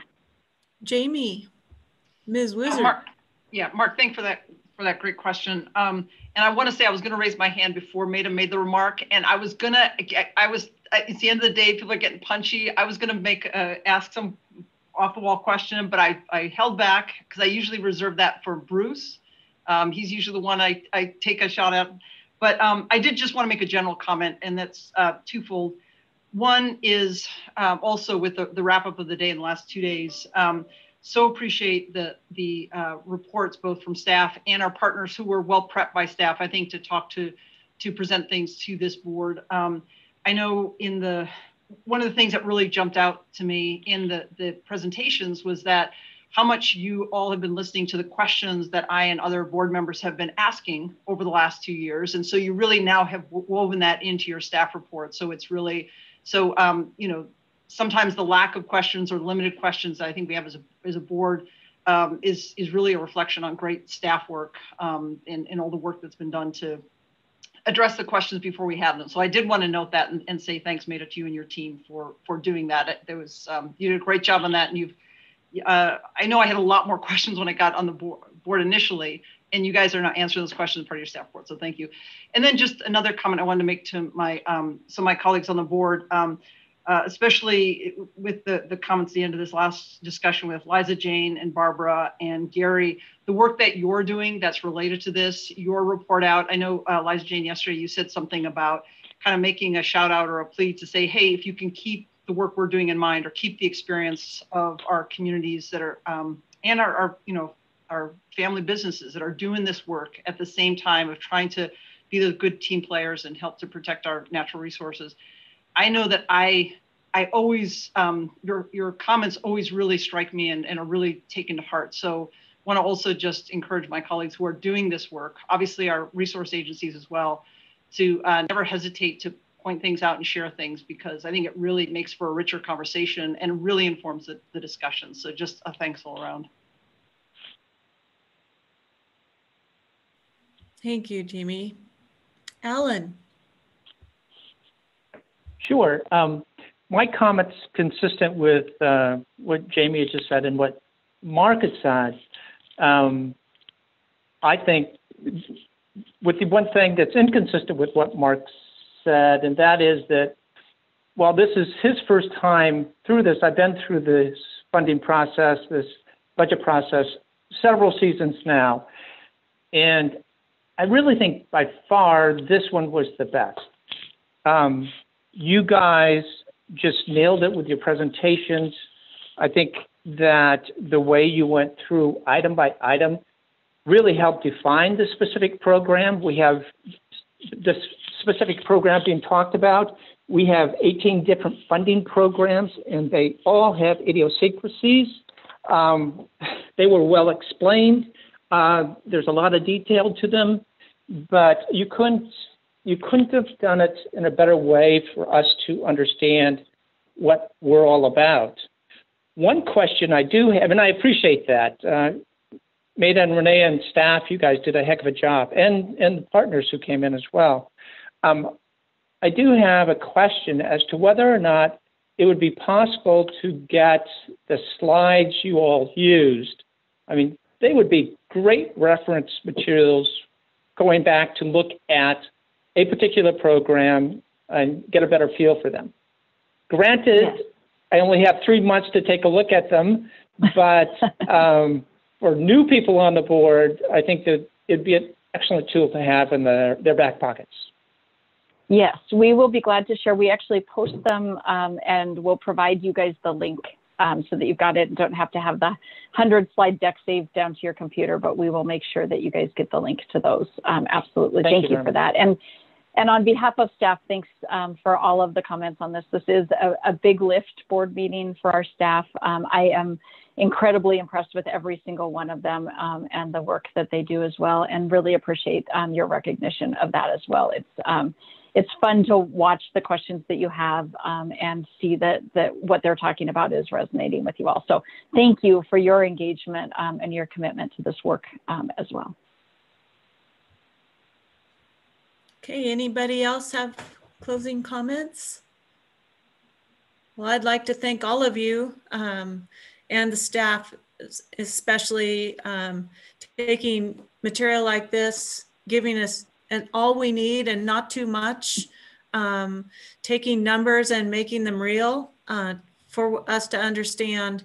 Just phenomenal job, and all of the board for you know, showing up and coming back from a break and being ready to go and staying present is just wonderful to work with all of you. So carry on.